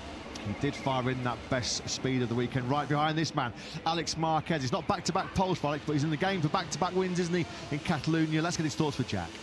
Alex, first front row of the year, and you get the sense it's come at a really big moment as well. We know how fast you are around this place, so how important was that qualifying? Yeah, it was really important. I mean, I think we did a really good job in this quali, but we didn't put everything together. So just that, I think some best partials were there, but we didn't put the perfect lap. But anyway, you know, the rhythm, it's true that this morning we didn't have the best grip or the best feeling that you need for the quali, but you know, I push it, I enjoy it, and we are in front row. That was the main thing. Great lap, well done. Thank you so much. Yeah, not the pole he wanted, but a front row puts him in a great position, doesn't it, to be fighting for what would be Alex's 5th MotoGP victory here in front of his home crowd tomorrow. It was pretty hectic at the end of that Q2 session. There is now the Padovani, boss of the Gresini Ducati project. So it's another front row start for Alex. His first of the campaign, a much needed one to get him right in the hunt for his 2nd successive win here. He's on the front row with Frankie Morbidelli and Pedro Acosta. And here is Frankie Morbidelli. What a Saturday he's enjoyed so far in the Catalunya sunshine. Fastest in Q1, 2nd on the grid after Q2. Fast Frankie with Jack. Well, Frankie, what a turnaround that is. 15th yesterday, but you certainly had something for breakfast this morning. It's definitely helped. Fastest in Q1, and then onto the front row of the grid. Where's that turnaround in speed come from? As I said, as I've been saying since some time, we are working very well. The feeling on this new bike is not ideal, and we've been struggling quite a lot, but with the team we are working very well, step by step, trying to analyze everything with the engineers, and I'm getting a big help from Ducati and from the team. So this is quite a good reflection of that kind of job we're doing. So I'm really pleased about that, and I'm really thankful to the team and to Ducati. Good luck this afternoon. Thank you. Yeah, great job by Frankie Morbidelli. Certainly keeping Valentino Rossi very happy, who is watching trackside here this weekend. 10 races in his Grand Prix career across all 3 classes. Valentino Rossi won here at Barcelona, 5 in MotoGP, and he's watching it live. Yeah, he's watching the live timing, and Valentino Rossi, brilliant to see the boss. Of course, Frankie Morbidelli was the original. He was the inaugural graduate, wasn't he, of the VR46 Academy when it was created back in, what, 2013? Yeah.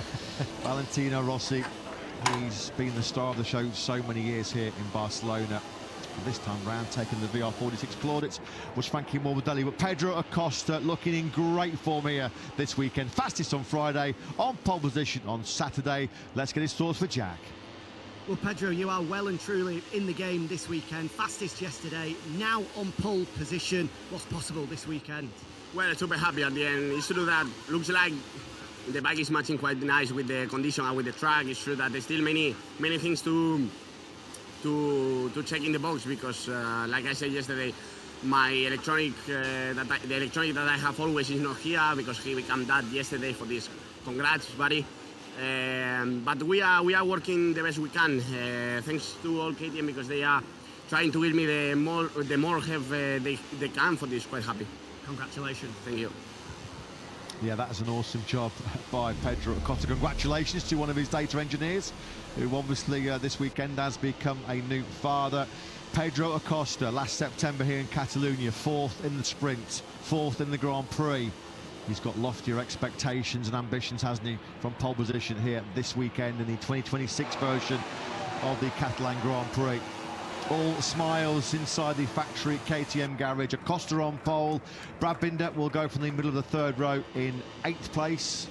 One stage in the early part of that Q2 session, we had 2 factory KTMs on the front row of the grid. We've got 2 different spec Ducatis. Frankie Morbidelli equipped with a GP25 in 2nd, a GP26 in the more than capable hands of Alex Marquez in 3rd. Leader Aprilia here this weekend is going to be Ralph Fernandez, certainly off the line and on the grid, 4th quickest. You look at Jorge Martin, 5 places further back. Marco Bezzecchi 8 places behind Ralph Fernandez. This is the drama. Let's have a listen to Marco Bezzecchi's Q2 woes.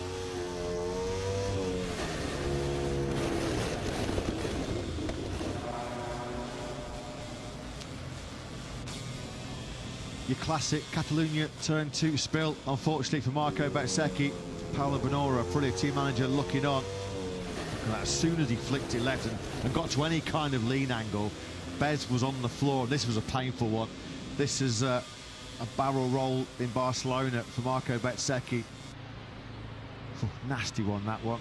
Easy to sort of tweak your neck muscles, tweak some shoulder ligaments as he rolls through the gravel. Not the first, and unlikely to be the last rider to go down at Turn 2 here this weekend.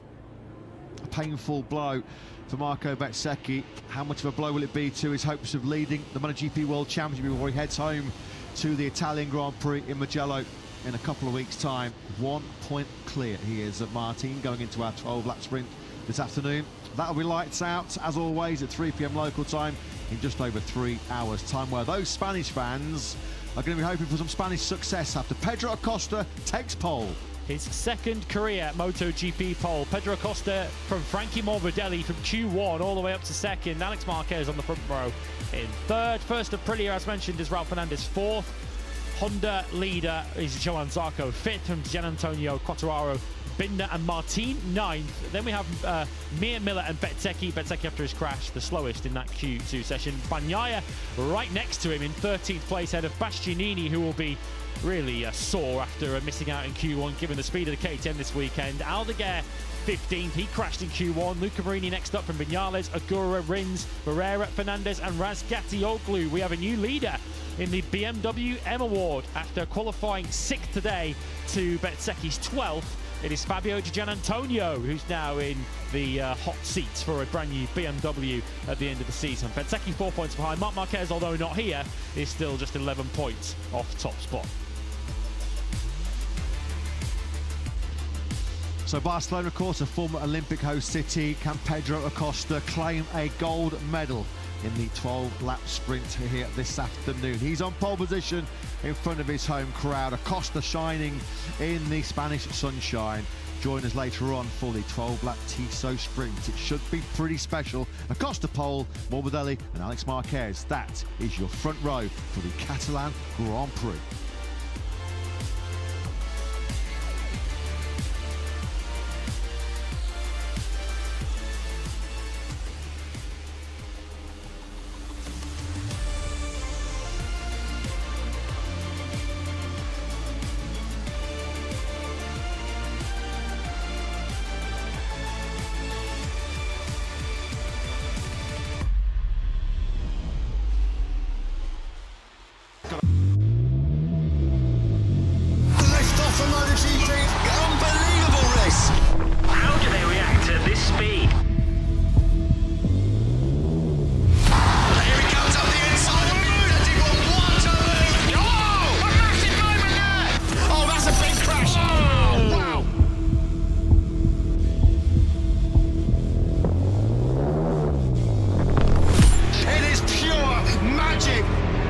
This is as good as racing gets. Gladiators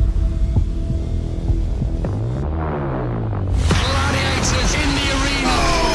Oh, listen to the crowd. They are on their feet. All the blood, sweat and tears, all the surgeries, all the sacrifices. The riders, the fans, they are a different breed.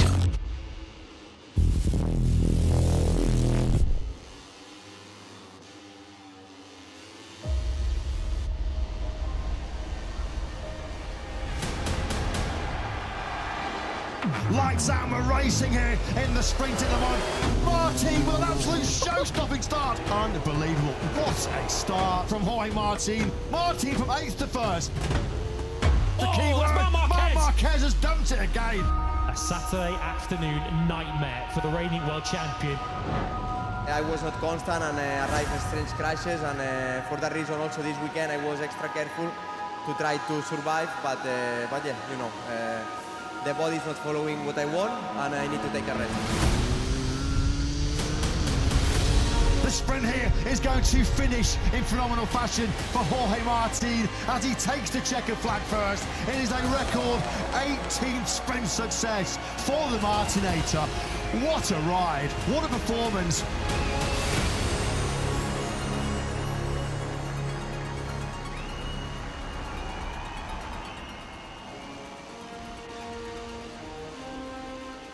What lies in store though now ahead of the 2026 edition of the Michelin Grand Prix of France? A full dry 4.19km Bugatti circuit. No Marquez though on the front row. We wish him a speedy recovery after his big sprint crash yesterday. 27 laps coming your way. Lights out and we're racing here in Lemans. It's a great start from pole position by Pecco Bagnaia as he goes to the gearbox. The front wheel comes down the smoke though from Bagnaia. Great start by Marco Bezzecchi.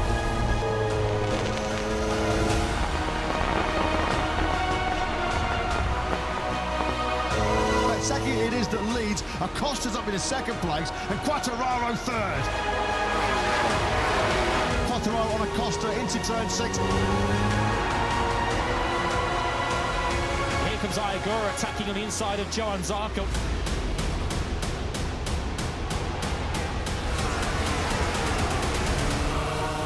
Bagnaia attacking Fabio Sergio Gianantonio, he's running fifth again as Bagnaia takes in. Someone's down in the first chicane, I think it's Alex Marquez. Alex Marquez crashed twice here in the Grand Prix last year, and he looks like he's in a bit of pain down at Dunlop.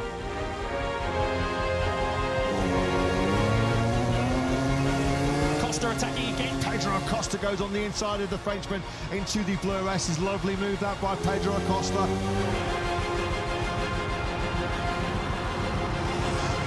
Bagnaia on the inside of Quartararo on that long run through the first corner. Here comes Pecco on the inside, surely of Acosta into turn 3.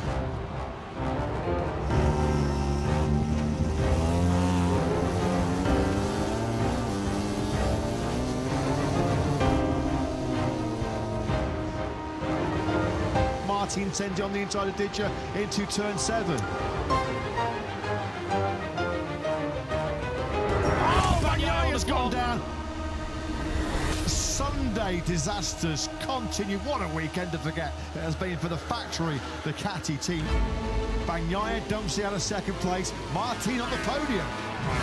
Jorge Martin can win this French Grand Prix. Brilliant work, that tactically superb by Martin. He's second. Here's Ayagura on another fast closing Aprilia.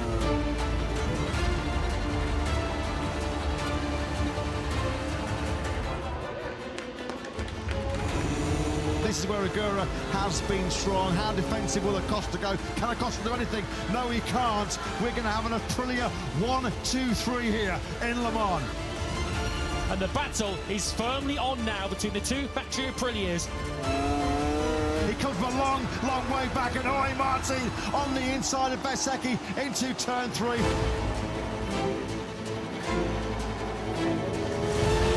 Quite phenomenal in France here this weekend after a brilliant sprint win from the third row. Jorge Martin wins the French Grand Prix here in Le Mans for the second time in 3 seasons. He completes a dream double. Winner of the sprint, winner of the Grand Prix. What a victory. What a statement for Aprilia, and what a day, what a weekend for the Nawali factory. Aprilia, for the first time in their history, have a 1, 2, 3.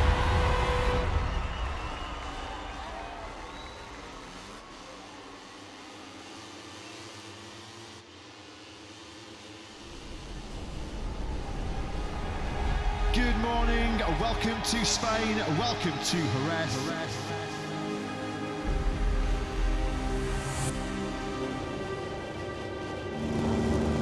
It's lights out and we're racing in the sprint here. Bike is ready for rain conditions. Toprak has gone down. Oh, Mark's gone down. The reigning world champion on the deck. Alex Marquez ahead of him had a massive moment on the front. Marquez has crashed in this sprint here from pole position.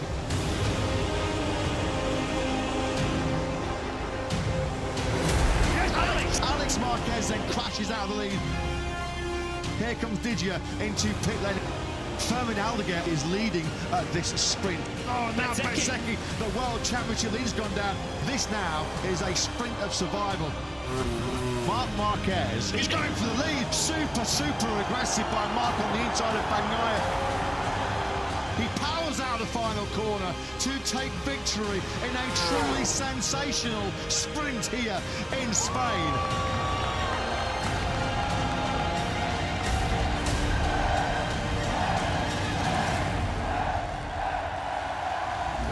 MotoGP insanity here. The greatest motorsport show on earth has arrived at one of its greatest and most iconic venues. It is the Grand Prix of Spain, round 4 in the 2026 MotoGP World Championship.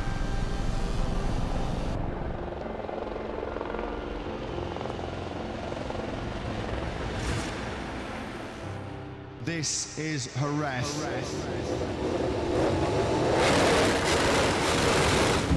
It's lights out to the race team MotoGP here in the Spanish Grand Prix. What a start it is for Marc Marquez. Good start from the second row too from Alex Marquez. Aprilia is an absolute rocket off the line. Bezzecchi up in the second. Jorge Martin's come from 10th to 5th. Has already gained 6 places on this first lap. What a start by the Martinator.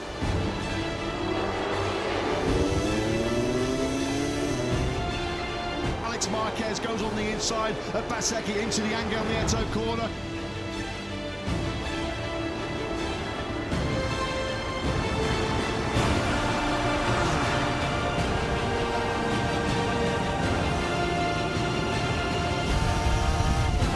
Marquez is trying to get on with business here very, very rapidly. On the inside he goes of Brother Mark.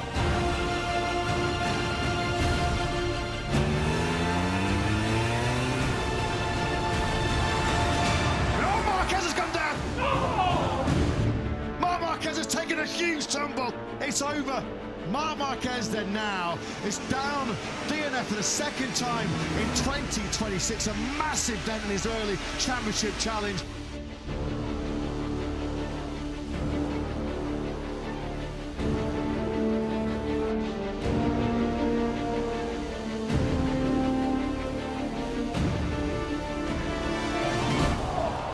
Second year in a row on the factory Ducati here in Jerez. Marc Marquez clashes out early of podium contention.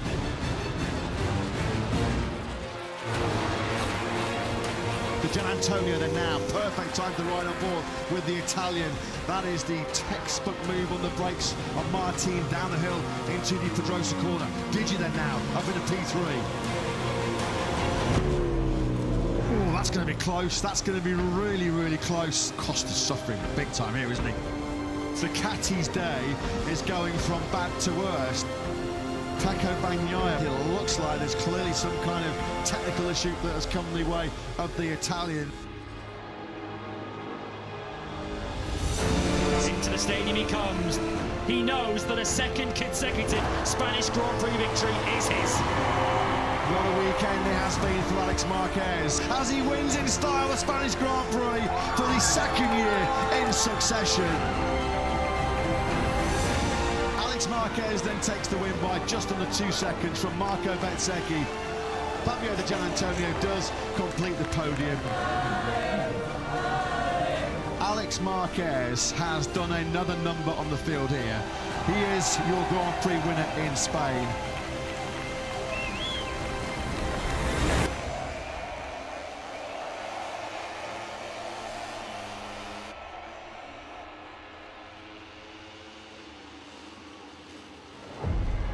Lights out and racing in the sprint here in Texas. Marc Marquez, he's gone down! Marco Bezzecchi down into turn 11. Wow, there's contact there.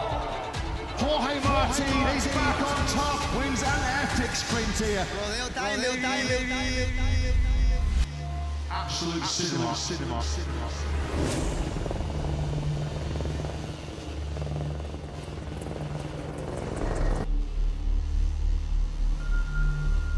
Green flag then has cleared at the back of the grid. Lights out, and we're racing here in MotoGP in Austin. It's a dynamic start on the factory KTM for Pedro Acosta.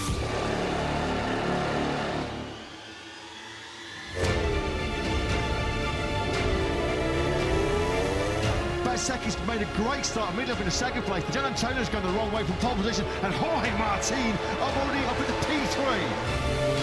A real poor start this Grand Prix for Digia from pole to 5th. Oh, Costa's wide.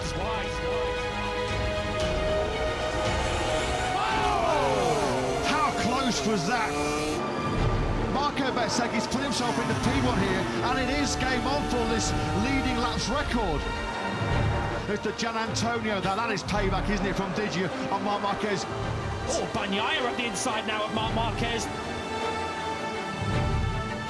There's a Marc Marquez and does peel in to the long lap penalty loop. He was 7th when he came into the loop. He's just going to drop in here behind. Is that Ralph Fernandez on the 25 Trackhouse Aprilia?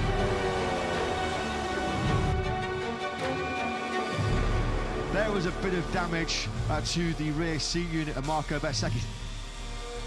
Bezzecchi now is really starting to stretch Acosta and stretch Martin.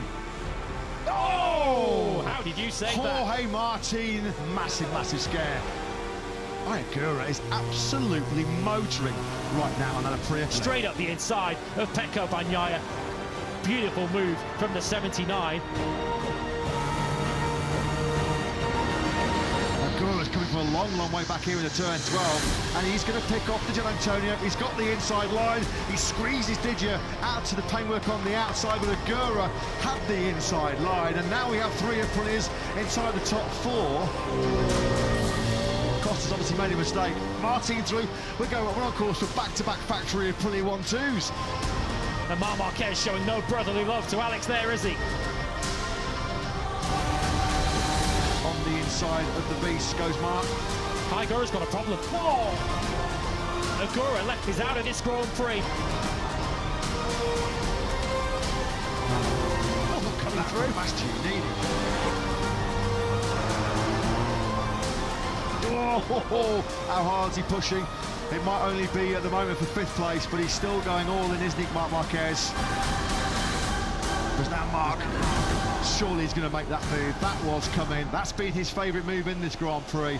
That's the 3rd time now. Oh, through 8 goes Bastianini. Give me a reason, you're not the end. Look at your offer, got me offended. Not taking it from a nasty job, 'cause I want it all. Who is going to stop Aprilia? Marco Bezzecchi crosses the line. The Bezzecchi blitz continues in MotoGP. Perfecto. It's another factory Aprilia 1-2.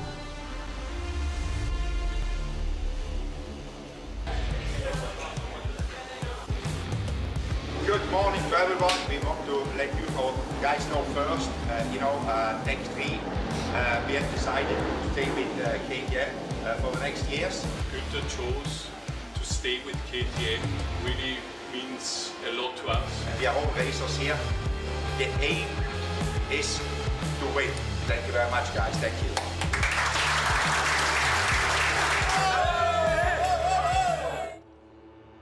So hello everyone and welcome to this very special Tech 3 press conference here in Barcelona.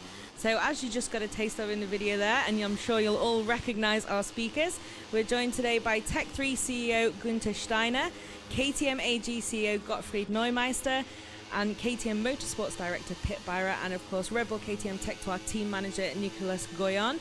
Welcome, gentlemen, to this very special announcement, and we got a taste of it there, but Günther, we'll pass over to you. Why are we here today in Barcelona for another beautiful press conference? First of all, thanks you all for coming and to be here with us to share this good news.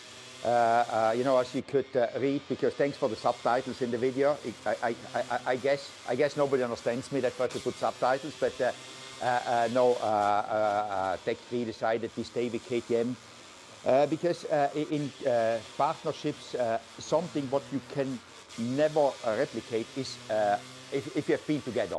Continuing something which works and to continue to do it is much better than to find new partners. So obviously we got together with Gottfried and Pit, and discussed how can we make this going for the future, how we do our collaboration, because obviously Tech 3 is now owned by different people than Hervé Poncharal, and we all have got our own way of doing things, and we sat with the guys from KTM and we decided, okay, let's do it and let's go and win for the future, And obviously I've got a lot of work in front of us. It's not as easy as me saying let's go and win, A lot of elements need to come together, but Tech 3 and KTM factory team, they're good teams. Obviously you could see today P1, not so bad, we messed a little bit up, but anyway, we will make it up in the races.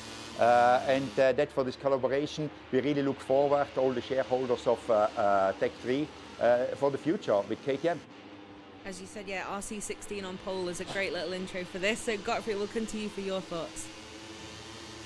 I'm really glad to be here and sitting next to Günther. When Günther took over the Tech 3, the Tech 3 team, he had all the options on the table. Even want to choose a different manufacturer, and that he chooses to continue with KTM means a great deal to all of us. Günther is a very unconventional team principal. He always was. He's a pioneer, he's an independent thinker, and he built his reputation by doing things differently. And that's exactly what we do at KTM. We are not only building bikes to win races, we want to challenge the establishment, we want to break grounds, and therefore I truly believe it's really a great fit that we continue our work and start the next chapter. Perfect. So Pit, a few words from you as well, if you would. I mean, I just want to follow what the two gentlemen said here.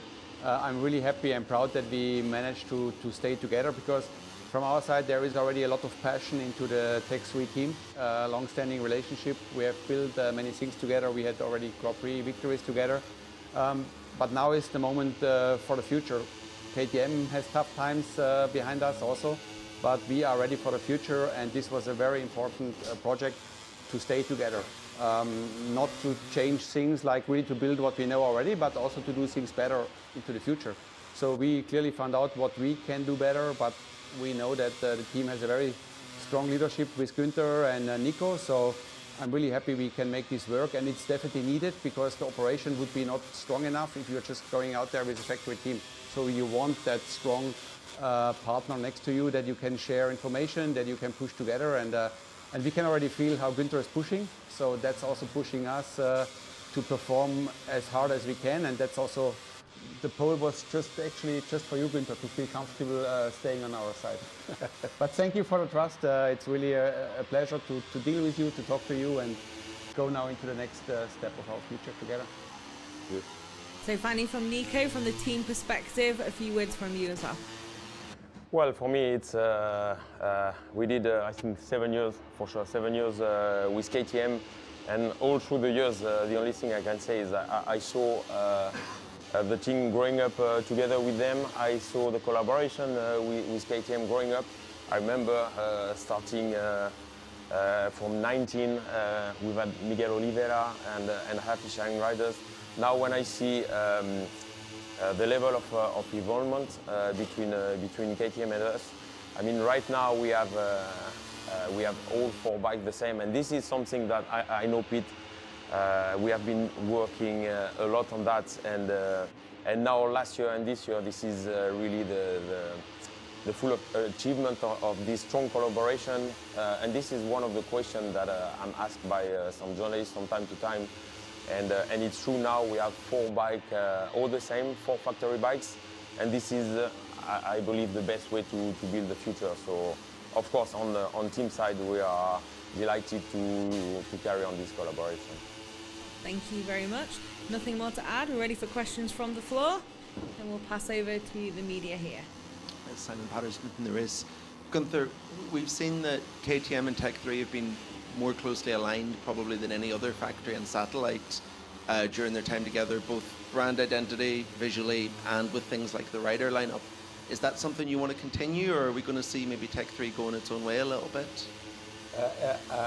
You mean how it looks, or the rider lineup? We will decide together with KTM the rider lineup. You know, it's a collaboration. That's what the collaboration is. You speak with each other, and normally, if there is the right solution, to come to the same conclusion, you know, and if you want to do something together. So, you know, how the bikes looks, I don't know. These are details which, you know, they are important, but the most important thing was to bring this one home, and on this partnership now we can build up for the future, you know, and obviously you've got a lot, as you said, we have to find sort the riders out. Don't start to ask me when you announce them, because you will get the answers in a few weeks, you know that answer. What are you doing for sponsors?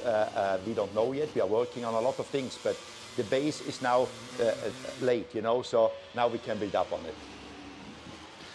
David, Paddock Pass Podcast. A question for Pitt and one for Gunther. First of all, for you, Pitt.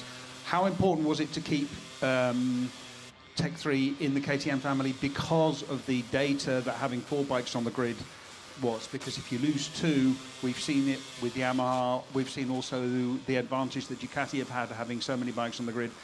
How important was it to you to have the extra data from the bikes? Yeah, I thought, or it's fundamental, like really to work with 4 bikes. So you're just really strong if you can rely on 4 bikes, 4 riders, but also 4 crew chiefs, the whole team technicians behind, so you have so much more momentum if you have 4 instead of 2. So we wouldn't feel really comfortable going to the future with two bikes. That was never really an option. But of course, on the other side, we also had to give Günther and his team time really to choose. And now I'm even more happy because it was not, we didn't make any kind of pressure or anything. We really told them, look at all the options, but we also clearly made our proposal how the option is looking, and it was always discussion about how can we increase the performance. That's all we want. And also Günther now having different options. You want to have a bike which is performing, and for that we need to work together. That's very clear. And you need 4 boys on the grid to be a strong operation, and that's why we are really happy today to announce this partnership. And Günther, about sponsorship, you said it's something you've got to work on. Now, KTM has traditionally been very closely aligned with Red Bull. Tech 3 has also been, throughout its history, strongly aligned with Red Bull. There's no mention of Red Bull, apart from the team name, in the press conference. Or in the press release, I beg your pardon. Will you be continuing with Red Bull? Is Red Bull one of the sponsors that you're talking to? We don't know yet. We are talking with a lot of people. It's the same as Split said. We need to find our way, because I always say this is new to me, you know, and it's not. I'm not deciding for myself. I'm deciding for investors, for the team, and try to get the best solution. So if Red Bull is the best, it comes out as the best solution. We will stay with Red Bull, or if Red Bull wants to stay with us, that's then the other question. You know, I cannot answer you that one, but we have got a little bit of time on that one. Though it's not, there is not an urgency. So could be, but could be not. Could also not be. Hi guys, Thomas Beaujean from Moto Magazine. Question to Nicolas. When you changed from Yamaha to KTM, it seems that the technical involvement of the engineers got closer. You had Sebastian Risse, head of development, quite often in your box. Does it play a role in the decision to keep going with KTM? Because it seems that you've been working quite closely with the factory ever since. Yeah, it's true that, I mean, we're talking about a long time in 18 in Yamaha, so I think things have changed for most of the team, but it's true that when we jump into KTM, that was one of the main things, and I remember at this time Hervé pushed a lot together with Pete to have a strong collaboration.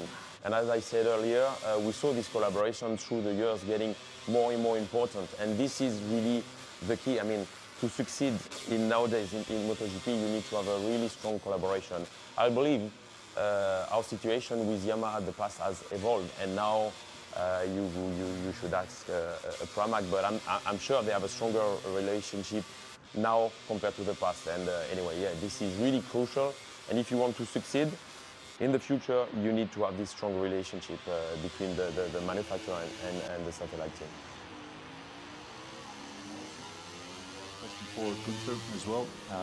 Günther, since 2019 we've seen Tech 3 aligned with KTM, not just in MotoGP but in Moto3.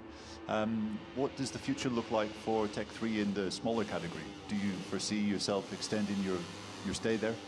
Yes, for sure. We will be staying in Moto3. That's the next thing we need to sort out, you know. But one thing is sure, we stay in Moto3.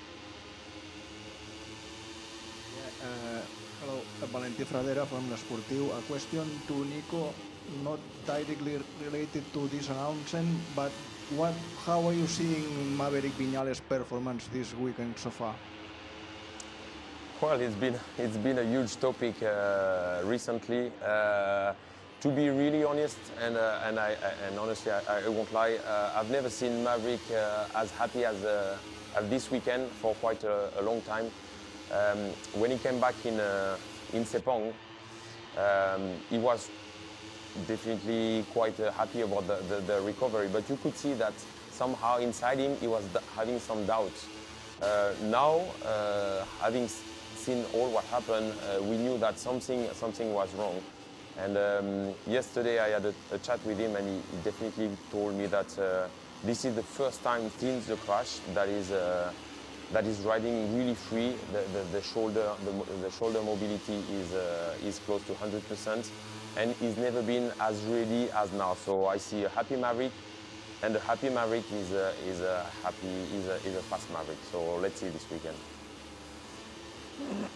Giovanni Zamagni, Sky TV Italia. I have a question for you, Gunther. I wanted to know if is it true that you were speaking with Honda, and if yes, why you have chosen KTM? Thank you. I don't want to go into any other manufacturer. As it was mentioned before, I spoke with a few manufacturers to see what is possible, also to feel out where the collaboration stands, you know, because for me this is new, and I admit to that one, I'm not an expert. I'm learning every day and will be keeping on learning here. But I spoke with a few manufacturers, and in the end, why we stayed with KTM, because it is like, first of all, there was a relationship here, which was pretty solid, you know. And also going forward, the determination of these guys, it was like I can feel we can make it happen, you know, because we want to win, they want to win, they are desperate to win, you know, and that's what convinced me, you know, the commitment from Gottfried and Pitt. We want to do this, and it's not like we don't want you just as a satellite team. We want to work with you, or with you guys, not with me personally, because nobody wants to work with me personally, you know, to be honest, but with the team, and we push forward, and hopefully we win, you know, and for us, being on the podium is nice, maybe winning a race.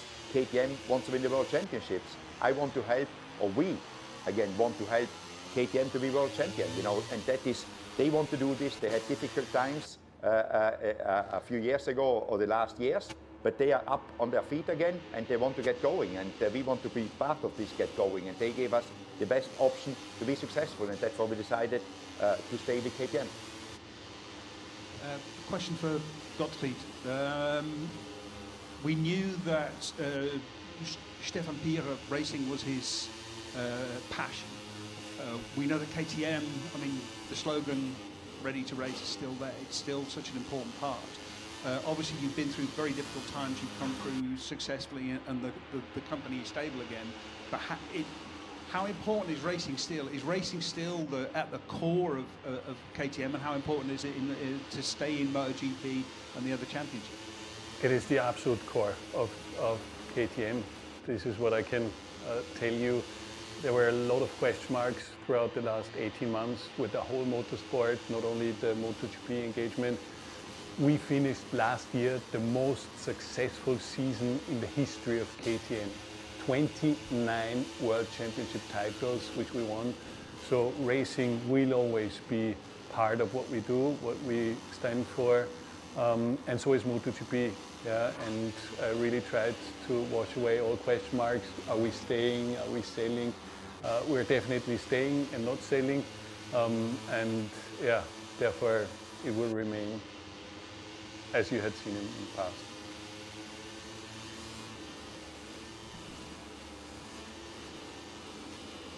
Here, Gianmaria Rosati, Motosprint Italy. Here, question for Gunther. Gunther, we saw until last year, also this year, that KTM a lot of times gave a new piece, a new part, just to the fastest guy. This year is Pedro. With this new deal, this thing will change. All the riders will have the same stuff at the same time, or the KTM politic will be the same also in next years. Thanks a lot. I send you a copy of the contract afterwards. But no, I don't know too much of the past, to be honest, but there is, you know, you cannot just say everybody will have the same every time, because then you wait too long. There is priorities, we have worked them out, we know what we want to do, and it will be very fair how it goes, you know. Sometimes one rider has got something before, because there is not enough parts to have for all 4 riders for that weekend, and we need to deal with that. But for me, it's always, if it is if we deal with it transparently, there is never a problem. The problem starts when people don't know about, and obviously we made clear that that is all sorted out when we talked about this with Gottfried and Pitt, and it will be fine, you know. We will deal whatever is happening. We try to be as fast as possible, and if being as fast as possible is that one rider gets a part earlier, fine with me. We know about it, we talk about it, and go for it, you know, and try to get the other riders the fast part as quick as possible. But pushing it, when you push things, you cannot have always, because it's four at the same time, because then you lose performance, because you wait maybe a race until you can give everything the same to all the riders. Okay, I think that's all of our questions. Final call. If we could ask you guys to just stay for a photo opportunity briefly. And then everyone else, thank you very much for coming. Hope you enjoyed the press conference, and many thanks to all of our speakers. Thank you guys. Thanks to everyone. Thank you. Thank you. Thank you.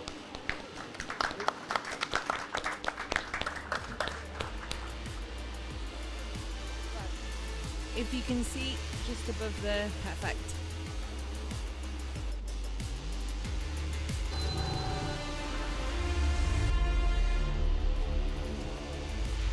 Rear tyre of Lift off from MotoGP, unbelievable race. How do they react at this speed? Here he comes up the inside of me. What a move! Oh, a massive moment there! Oh, that's a big crash. Oh, wow!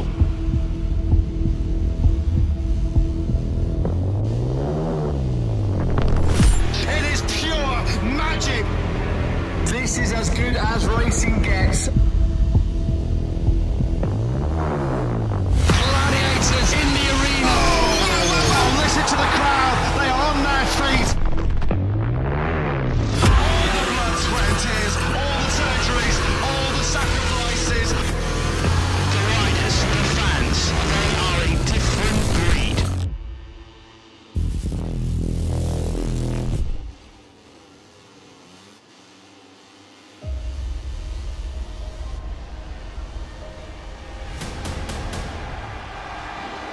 Lights out, we're racing here in the sprint in Lemans. Martin with an absolute show-stopping start. Unbelievable. What a start from Jorge Martin. Martin from 8th to 1st. The key word, Marc Marquez has dumped it again. a Saturday afternoon nightmare for the reigning world champion. I was not constant and arrived in strange crashes, and for that reason also this weekend I was extra careful to try to survive, but yeah, you know, the body is not following what I want and I need to take a rest. The sprint here is going to finish in phenomenal fashion for Jorge Martin as he takes the checkered flag first. It is a record 18th sprint success for the Martinator. What a ride, what a performance.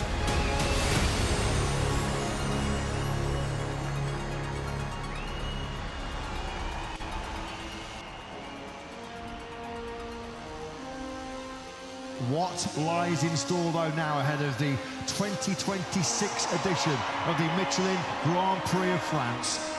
A full dry 4.19-kilometre Bugatti circuit. No Marquez though on the front row. We wish him a speedy recovery after his big sprint crash yesterday. 27 laps coming your way. Lights out and we're racing here in Lemans. It's a great start from pole position by Pecco Bagnaia. He goes for the gearbox. The front wheel comes down the smoke though from Bagnaia. Great start by Marco Bezzecchi.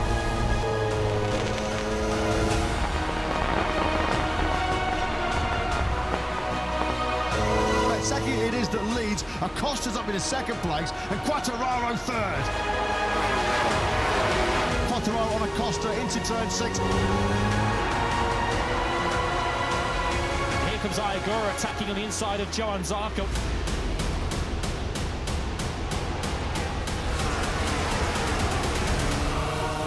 Bagnaia now attacking Fabio Di Gianantonio. He's running fit again as Bagnaia takes in. Someone's down in the first game, and I think it's Alex Marquez. Alex Marquez crashed twice here in the Grand Prix last year, and he looks like he's in a bit of pain down at Dunlop.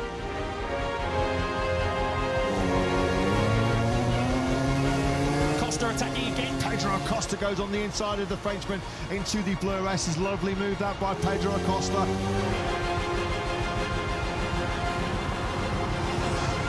Bagnaia on the inside of Quartararo on that long run through the first corner. Here comes Pecco on the inside, surely of Acosta into turn 3.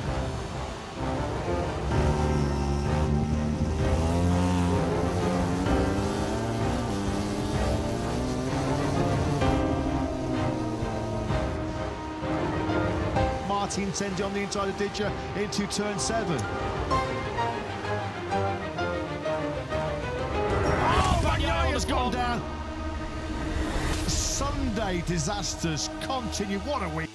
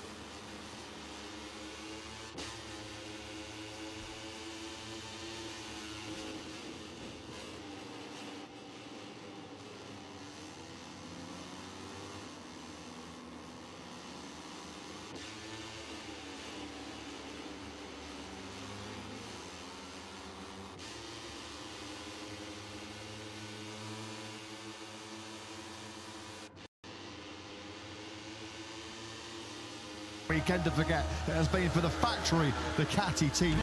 Are filling up nicely here in Catalunya as we make our return to a slightly earlier date than last year and back to a more normal and more usual date to what we've become accustomed to in recent years.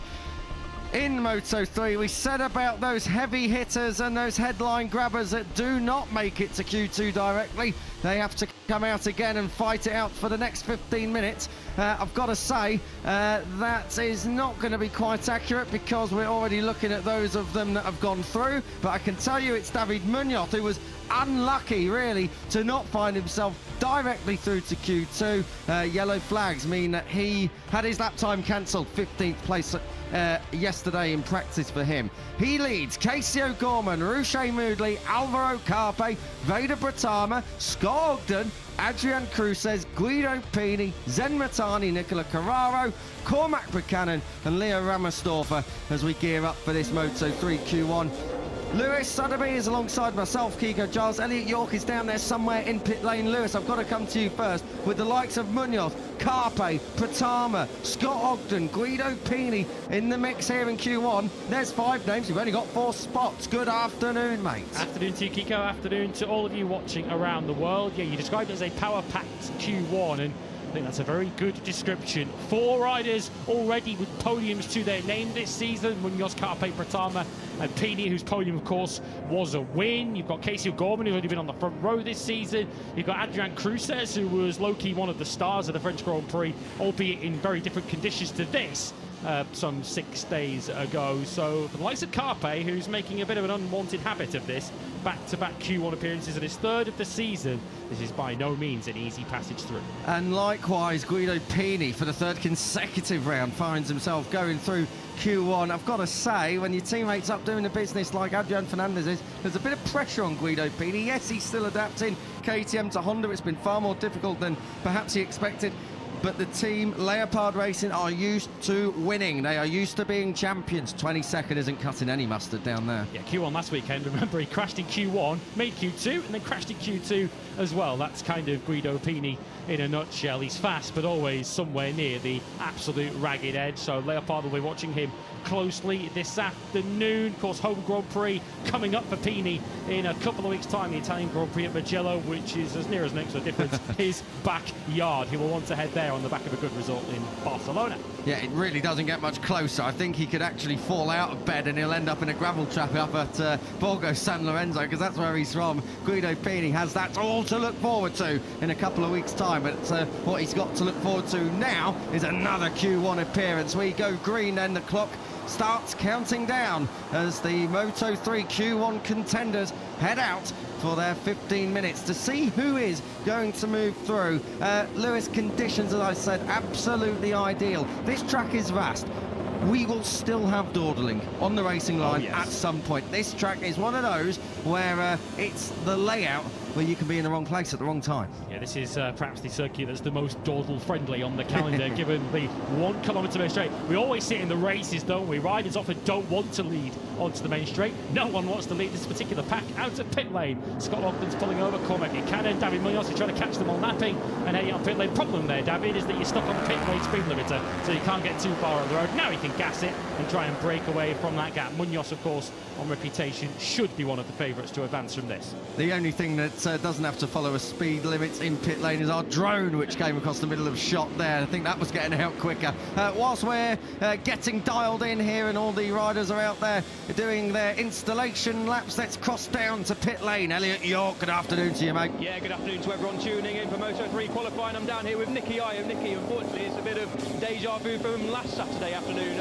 Alvaro in Q1 after a couple of crashes so far this weekend. All okay with Alvaro and the bike, and what's his thoughts heading into qualifying and yours as well?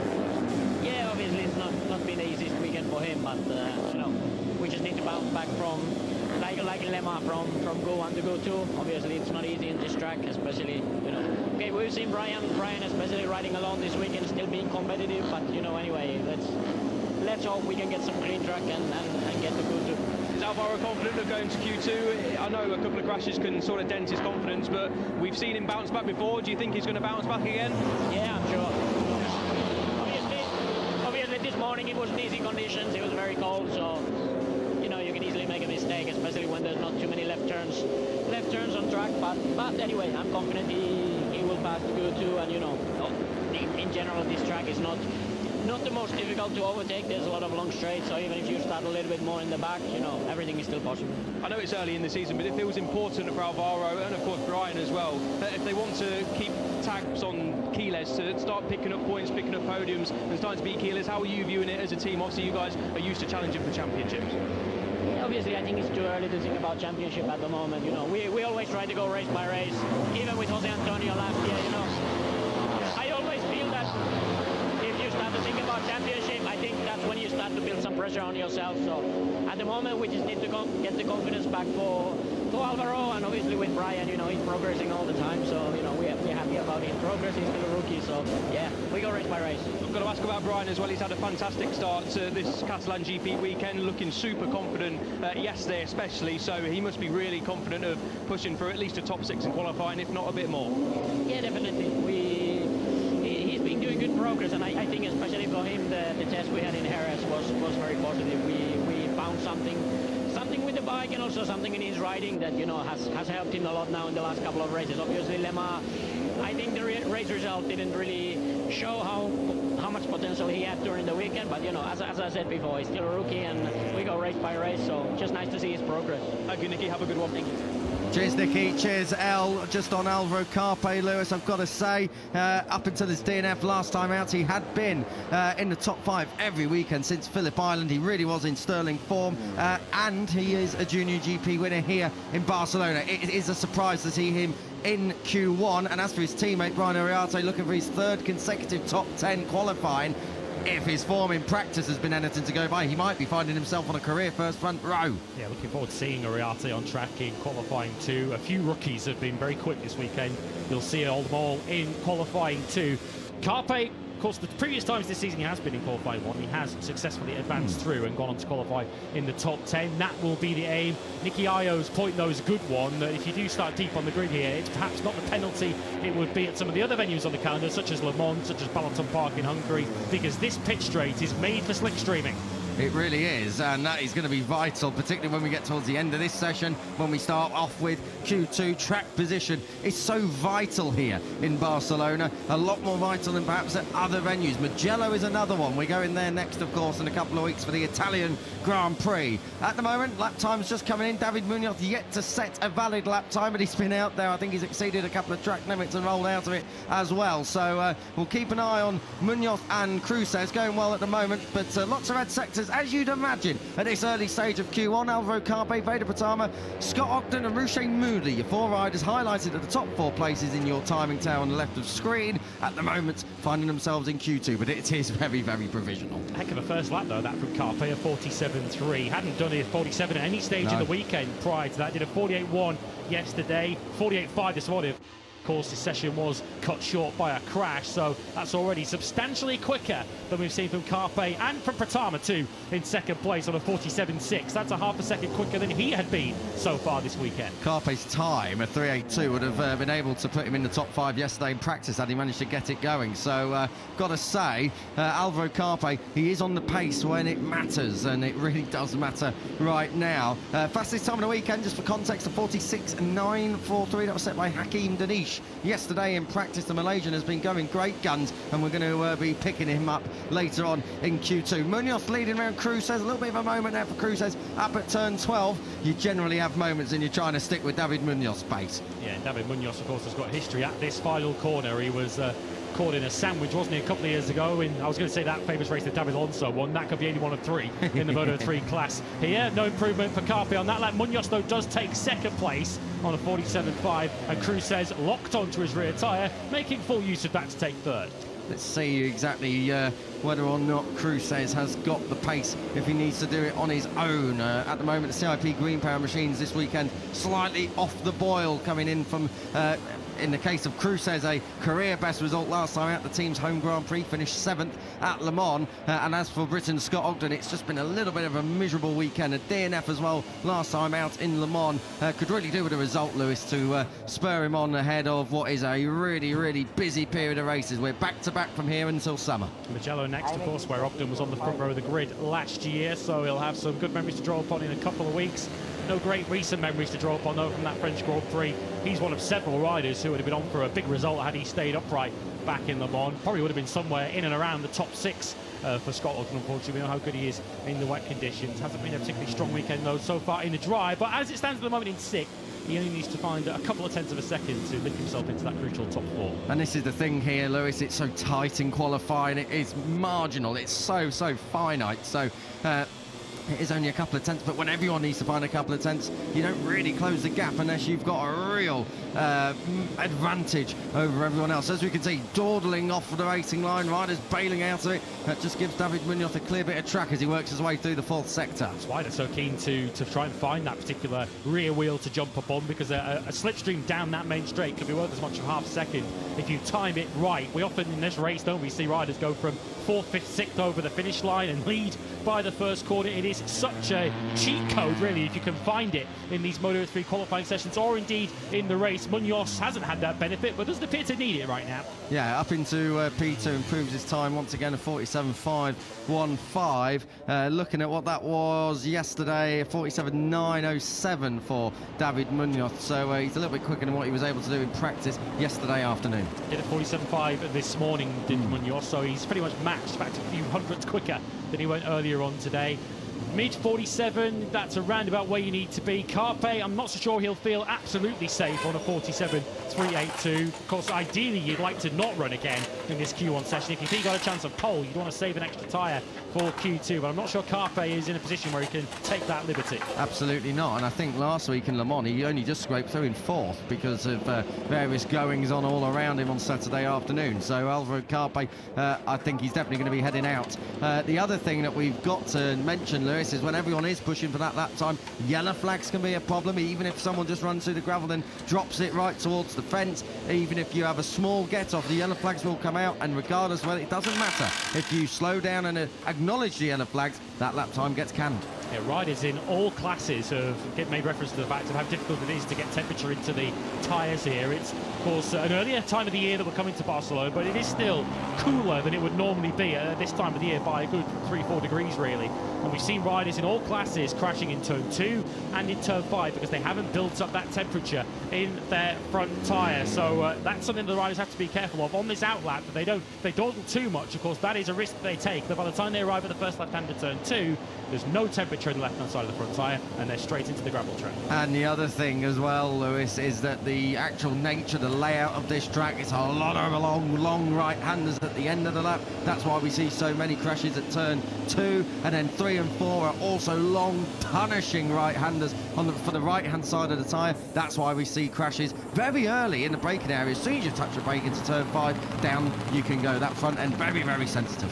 Yeah, very sensitive indeed. So you've got to, essentially, you don't want to, I guess, take too many risks, but you've also got to push hard enough on that outlap to build up that temperature in the tyre. Munoz comes to the pits, 4.5 minutes remaining, so he's got a couple of minutes before he needs to be back out there once again. He is far from safe in second place. The riders outside the top 4 that I guess he'll be looking at that could spoil this afternoon. P down in 7th, O'Gorman 8th, and we've got, who else we've got down the order? We've got Cormac Buchanan down in 11th place, but he has had another difficult weekend at what is essentially the closest thing to a home Grand Prix for him. Got to say, with 4 minutes on the clock, David Munoz was the only rider who went out and did a 5-lap stint, that first stint he managed. So he's slightly out of kilter with everyone else. If he does need a lap time, he's leaving himself very little time to achieve it. So, of course, David Munoz not normally one to shy away from attacking the racetrack, so let's see what the 64 may not need to do or may need to do. Of course, it can all change. He's got no one to follow him. These riders coming out of pit lane have got to be careful, though, because here comes Carpe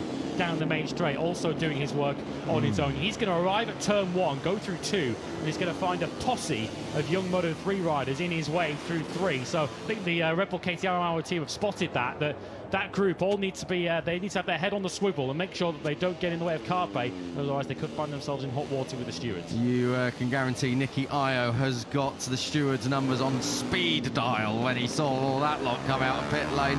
I've got to say, coming out of pit lane now, Munoz, they look like used tyres to me, so David Munoz, David Munoz is coming out there and down towards turn 1, so obviously trying to save a set so he can go again and go for broke later on in Q2, should he make it. Well, that 5-lap run that you alluded to, he did set his best lap on the last time lap he did, a 47.515.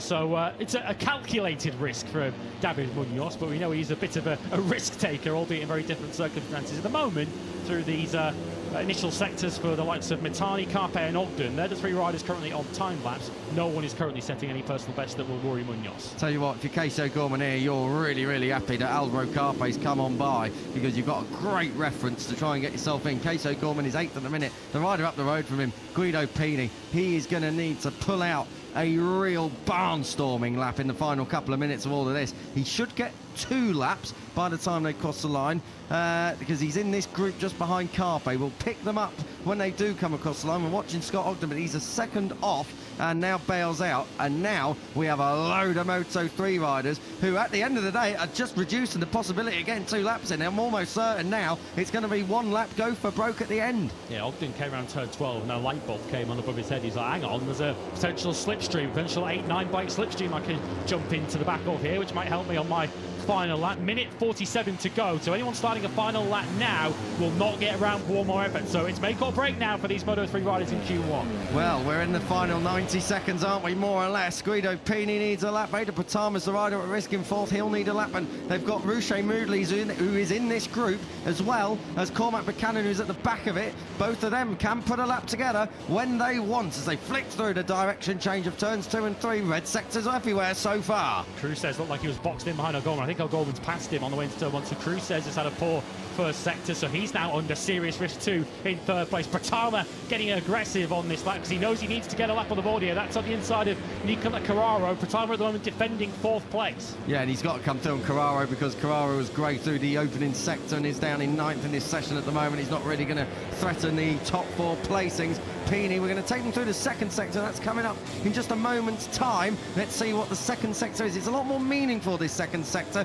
Pratama makes another pass. That time it is on Cruz, and he is coming through estimated P1 along with Pini, so the 2 Hondas are flying. And Ogden flying too. He's been fastest through the 2nd sector. We now have a clock on him at the bottom of the screen so we can track his post. Remember, he's at the back of the train. You can see it very easy to spot. The pink 19 and the pink crash helmet up behind his teammate. As now Pini's now getting boxed in behind Carraro. Carraro is having a number done on him on this final lap, all by hungry riders chasing a place in Q2. Rolling roadblock, you've got to say, for Nicola Carraro. He's in a very fast group, and at the moment he's not fast enough to really be setting the lap times in it. Pini, 3 red sectors up, coming through the 3rd sector. Pratama's time has just dropped away a little bit there through that 3rd sector. We're taking them through the final 2 corners. This is the Catalunya corner, turn 14. Pini is going to get a little bit of slipstream here, coming to the line. Pratama is 4th at the moment. Where does he go? Does he improve? 6th. Yes, he does. Pini goes P1. So Leopard Racing at the moment will have both of their bikes in Q2, and I reckon that is about all she wrote there, Lewis, because Guido Pini is the only one who was really going to threaten coming through. Scott Ogden is on a lap, but Pini should be safe and sound. This could be bad news though for Ireland. Yeah. Oh no, I don't think so. I think Ogden has gone off somewhere. Either that or he's transponded, didn't register across the line. He was, as you saw, he was fastest through the first 3 sectors, but he's not come across the finish line yet. No sign of it. He has just actually registered the last time. He's just come up. He's in 5th place, so he missed out by 24 thousandths of a second. It did not work out in the end, did it, for CIP? Because as predicted, that poor start to the lap cost Cruz a place in Q2. That is such a shame for Scott Ogden, but the whole of Ireland can breathe a sigh of relief as Casey O'Gorman gets the job done and gets Paolo Simoncelli's 658 Squadra Corsa team up and represented into Q2.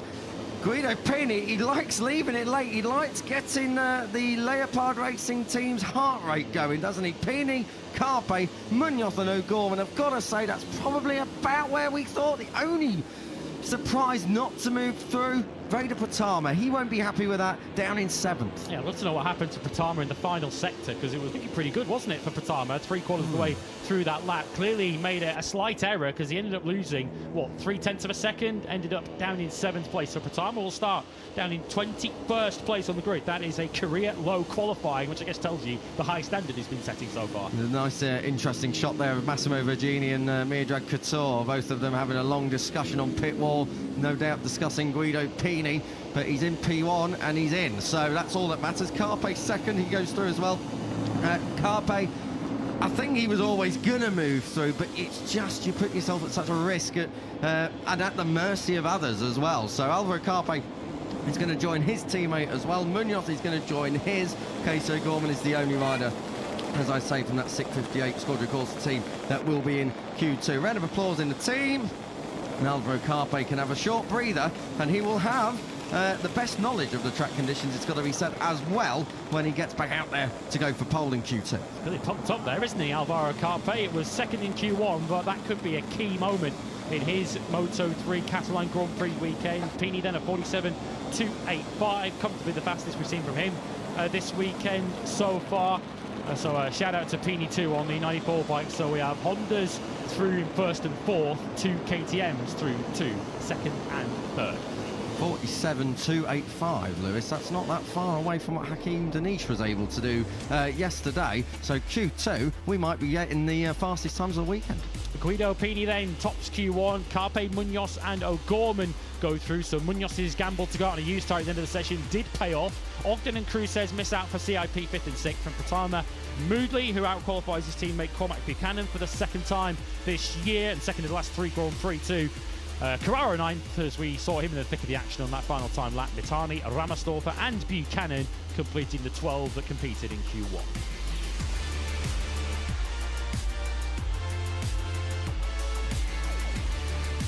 So Pini through to Q2. Carpe, Munoz and O'Gorman, a heavyweight quartet advance. The battle for pole in Moto3 is moments away.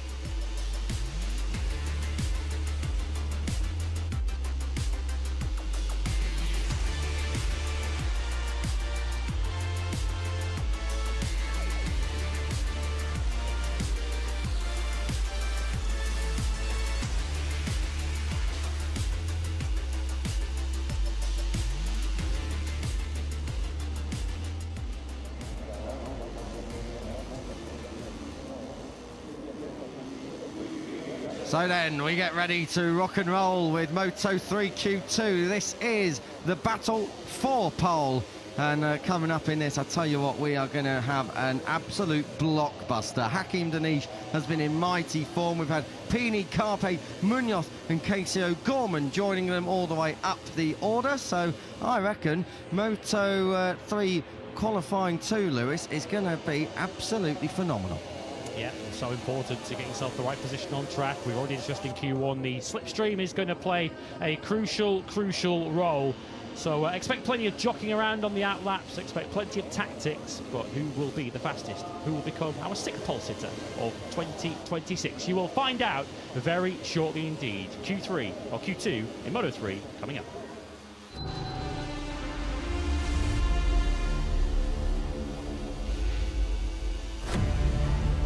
Welcome back to the Circuit de Barcelona-Catalunya. The pole position battle in Moto3 is about to ignite. As I said earlier, we've had Guido Pini, Alvaro Carpe, David Munoz and Casey O'Gorman, the 4 that moved through to join the 14 that got the job done on Friday. Scott Ogden just missing out by a 1/4 of a tenth.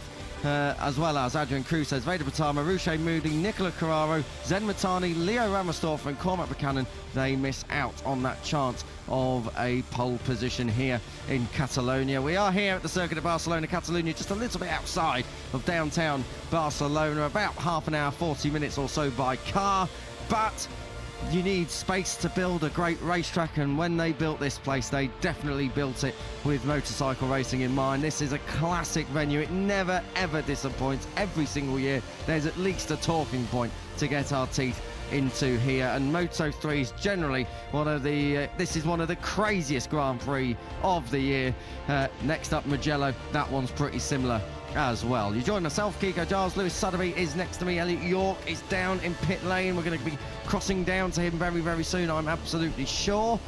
But first up, Moto3 Q2, and I've got to say, Hakim Danish, fantastic job so far in this year's Catalan GP weekend. He dominated Friday, P1 in FP1, P1 in practice. He was top 6 this morning. Hakim Danish has definitely taken to the circuit of Barcelona-Catalunya like a duck to water. Brian Uriarte is in second place coming into this one, ahead of Adrian Fernandez. David Almanza and Valentin Peroni complete the top 5 on the standings after Friday. Batelli, Quiles, Yamanaka, Morelli, Rios, O'Shea, Salmela, Esteban and Joel Kelso are already through. And like I said, Pini Carpe, Munoz and O'Gorman joining them. 18 riders coming up here in Q2.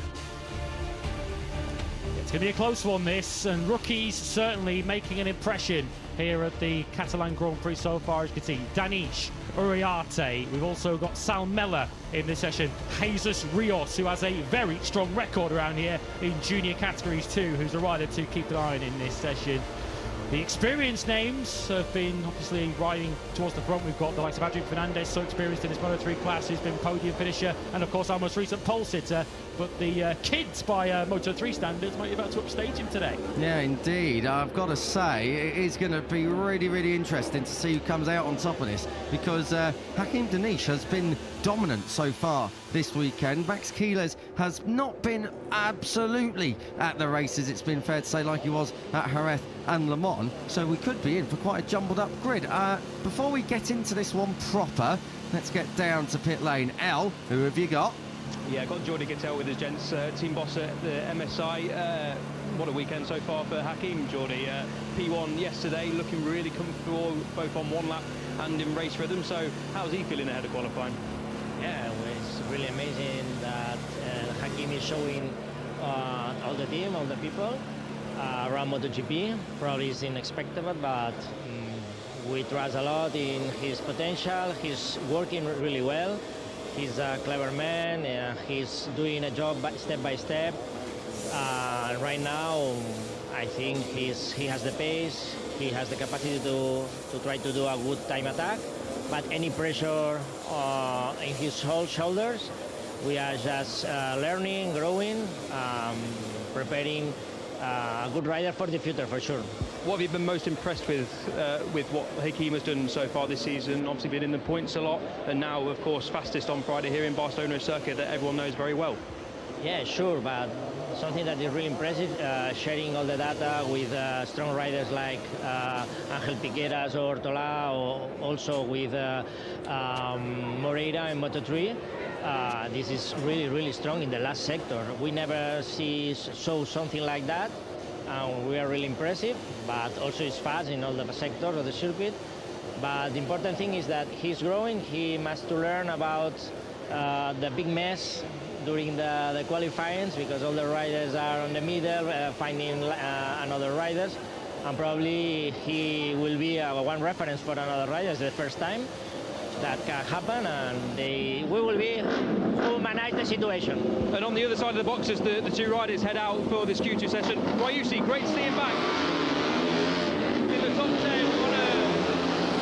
We're just at the end of midday, so the noise is very loud. It's great to see Ryushi back in the top 10 on a Friday as well. It's been a difficult season for Ryushi, but is he slowly but surely getting back to the Ryushi we know can challenge for podiums?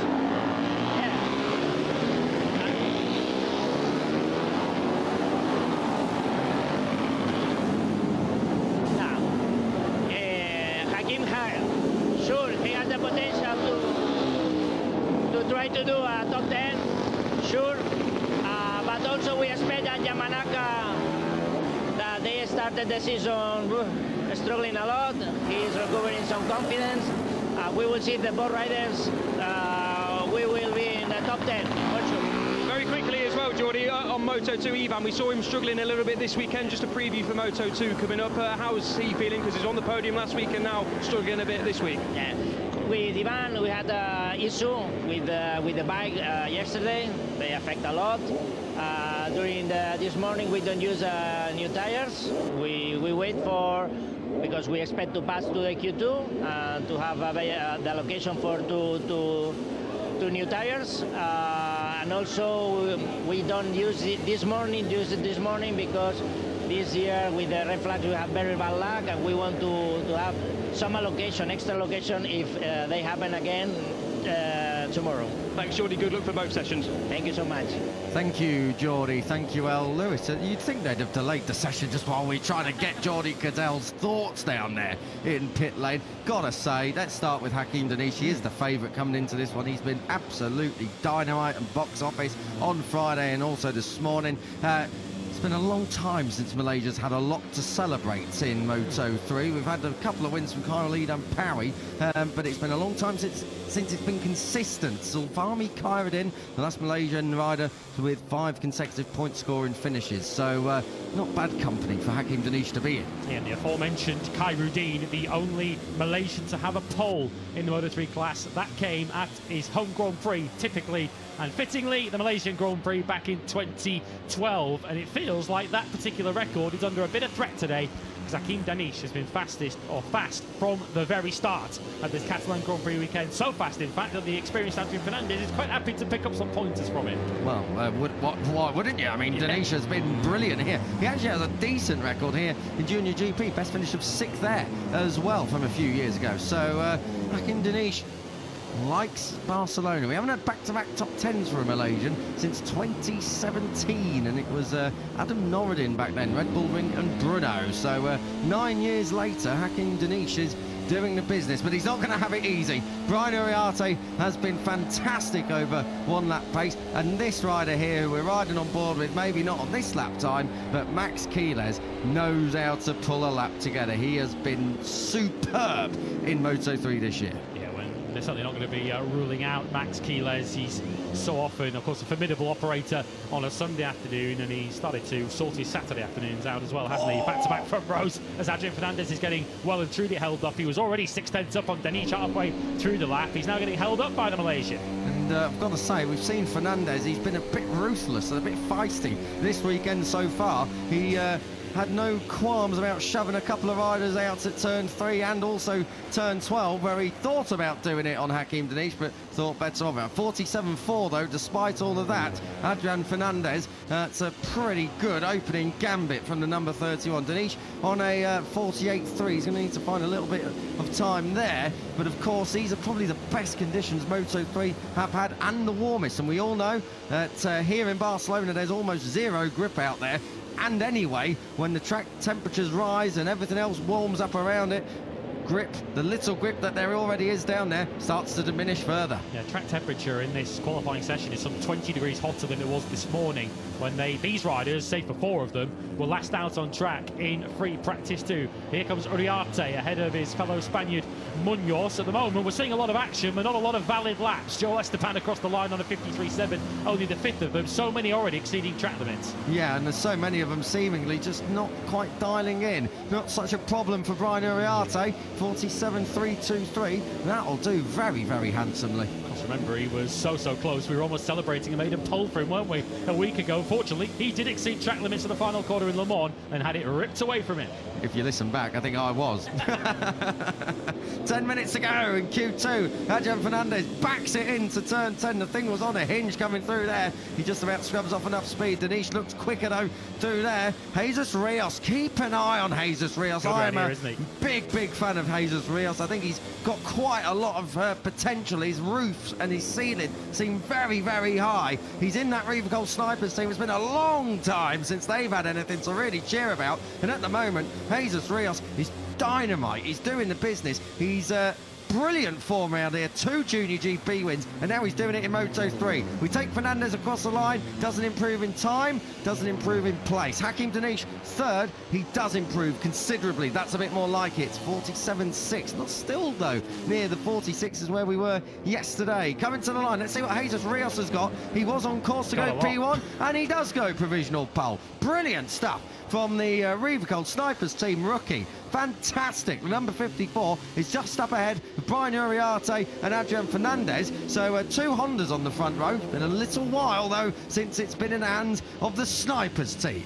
Yeah, I suspect you're going to have to go back to Romano Fenati for the last time that the Snipers team had a pole position to celebrate, but still an awful long way to go yet. Rios, a winner around here in the Moto Junior categories, Junior GP, in each of the last 2 years. He is a bit of a circuit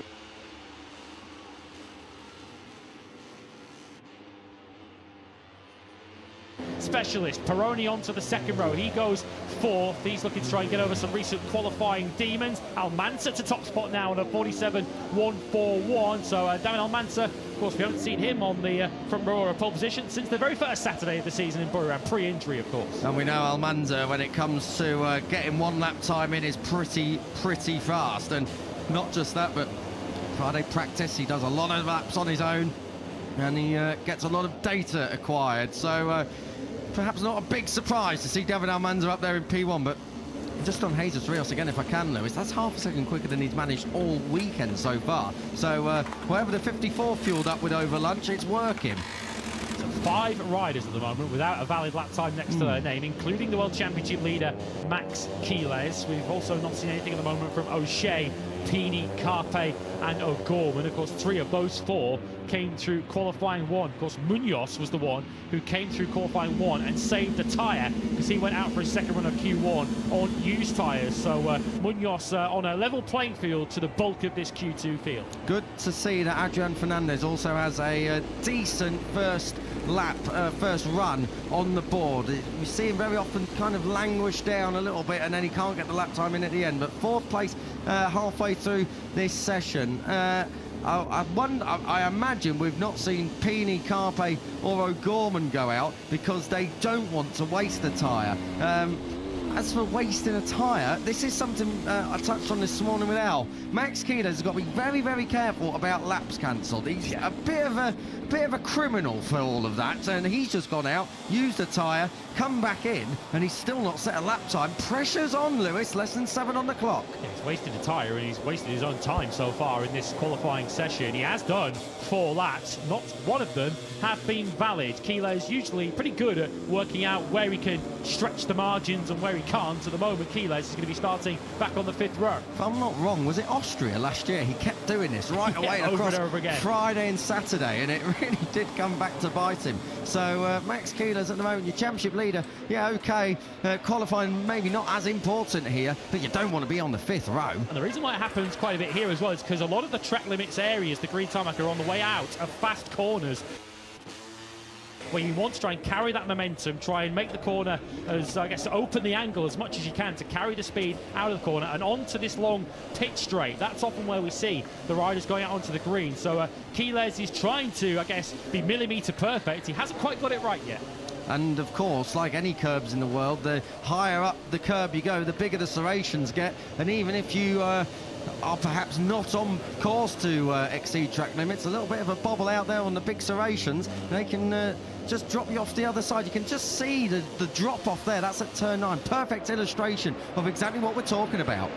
So David Almanza, who has got it right so far in this qualifying session, on 47.141. It's not the fastest lap of the weekend, but it doesn't have to be. As long as you're faster than 17 other riders in this 15-minute session, you're heading for pole position. Adrian Fernandez has got some MSI company, and he doesn't look pleased with it either. Fresh rubber, though, all around there. That all looks a bit shiny, didn't it? So they're going to go and throw the kitchen sink at this one. 5 minutes to go. Worth noting that David Almanza getting ready for his 50th start in the class and had pole here last year on a Honda, so he's going for back-to-back poles in Barcelona on different manufacturers. Quiles leads them out of pit lane. He's got Marco Morelli, his teammate, right up behind him. Then it's Guido Pini, the level-up MTA machines of Esteban and Bertelli, likewise as well, coming out of pit lane. So formation flying there. Word up from pit lane, Case O'Gorman needs a lap time. He's going out on a used front tyre, so not fancying throwing a bit of fresh rubber at it that time around.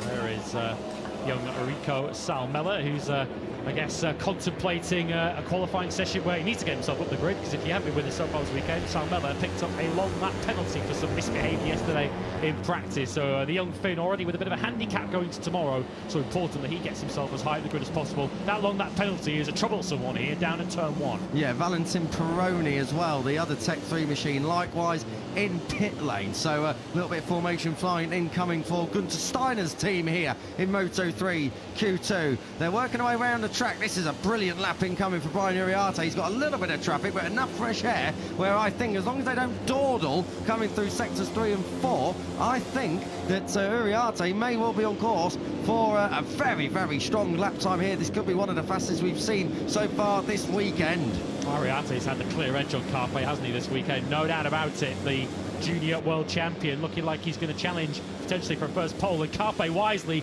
getting out of the way of his teammate to not hold him up and potentially pick up some pointers and some slipstream from Uriarte on the next lap. The 51 potentially 2 corners away from succeeding where he narrowly failed a week ago. The only thing with Carpe is he also needs a lap time, Lewis. I wouldn't have been rolling out of it there and letting your teammate through. He could do with the pointers, yes, but he needs a lap time, and he's already cancelled that lap time as well for track limits. Uriarte then into P1 provisionally, 3 minutes on the clock of 46.979. That is one of the fastest lap times of the week, and it's the first 46 of the day. So only Uriarte and Danish have got into the 146 bracket thus far. I tell you what it does do, Lewis, it just shows how quick David Alonso was here a couple of years ago on a 45.9. Yeah, David Alonso, if there's anyone that you could look at for a reference in Moto3 history, it would be David Alonso. This young man, though, might be about to, in the course of 2026, match or better some of Alonso's records. Of course, 100% podium record already for Max Quiles. The record for the most podiums in a Moto3 season is 15, which is shared by, amongst others, David Alonso. Already Max Quiles is a third of the way to bettering it. He is indeed, and he's one race away from setting a new record for consecutive points finishes in Moto3 as well, likewise held by that same pesky Colombian David Alonso, who is going great guns coming up soon in Moto2. We're picking up Adrian Fernandez, who was on fire last week here in Le Mans. This time he's on fire here in Barcelona in Moto3. Final corner, the Catalunya corner, a 10.5 up, drive into the line. Then what has the 31 got? Is it P1? No, he lost a lot of time in that final sector. A bit of a moment there. Danish goes up to P2, though. That's more like it from the Malaysian. Yeah, Fernandez momentarily lost the front through turn 13, and that's where all that lap time went away. Cost him about a third of a second in the end. So Quiles is on personal best, but of course he's got nothing to measure those sectors against. But important, he gets himself on the board here, but there's such a fast trio of riders right behind him who might make the benefit of this, including his teammate, Marco Morelli. Quiles' first lap of the session puts him 6th. Morelli takes provisional pole on a 146.9. What about Esteban, who of course is a Catalan? He goes up into 6th place. And Rios followed them up into P2. So Marco Morelli from Jesus Rios from Brian Uriarte. What odds would you have got on that? An all-rookie front row, and quite rightly pointed out, Lewis. Joel Kelso moves up into 4th place. He had a front row last time out in Le Mans, of course. This time he's looking to try and do it in Barcelona. Red sectors galore. Morelli, Uriarte, Kelso, Quiles, Carpe, Valentin Peroni, and Britain's Eddie O'Shea, who's only 3/4 of a second off in 16th. He's red through the first sector too. Less than a minute to go. Yeah, Morelli hasn't even had a front row yet in his Moto3 career, never mind a pole, so this would be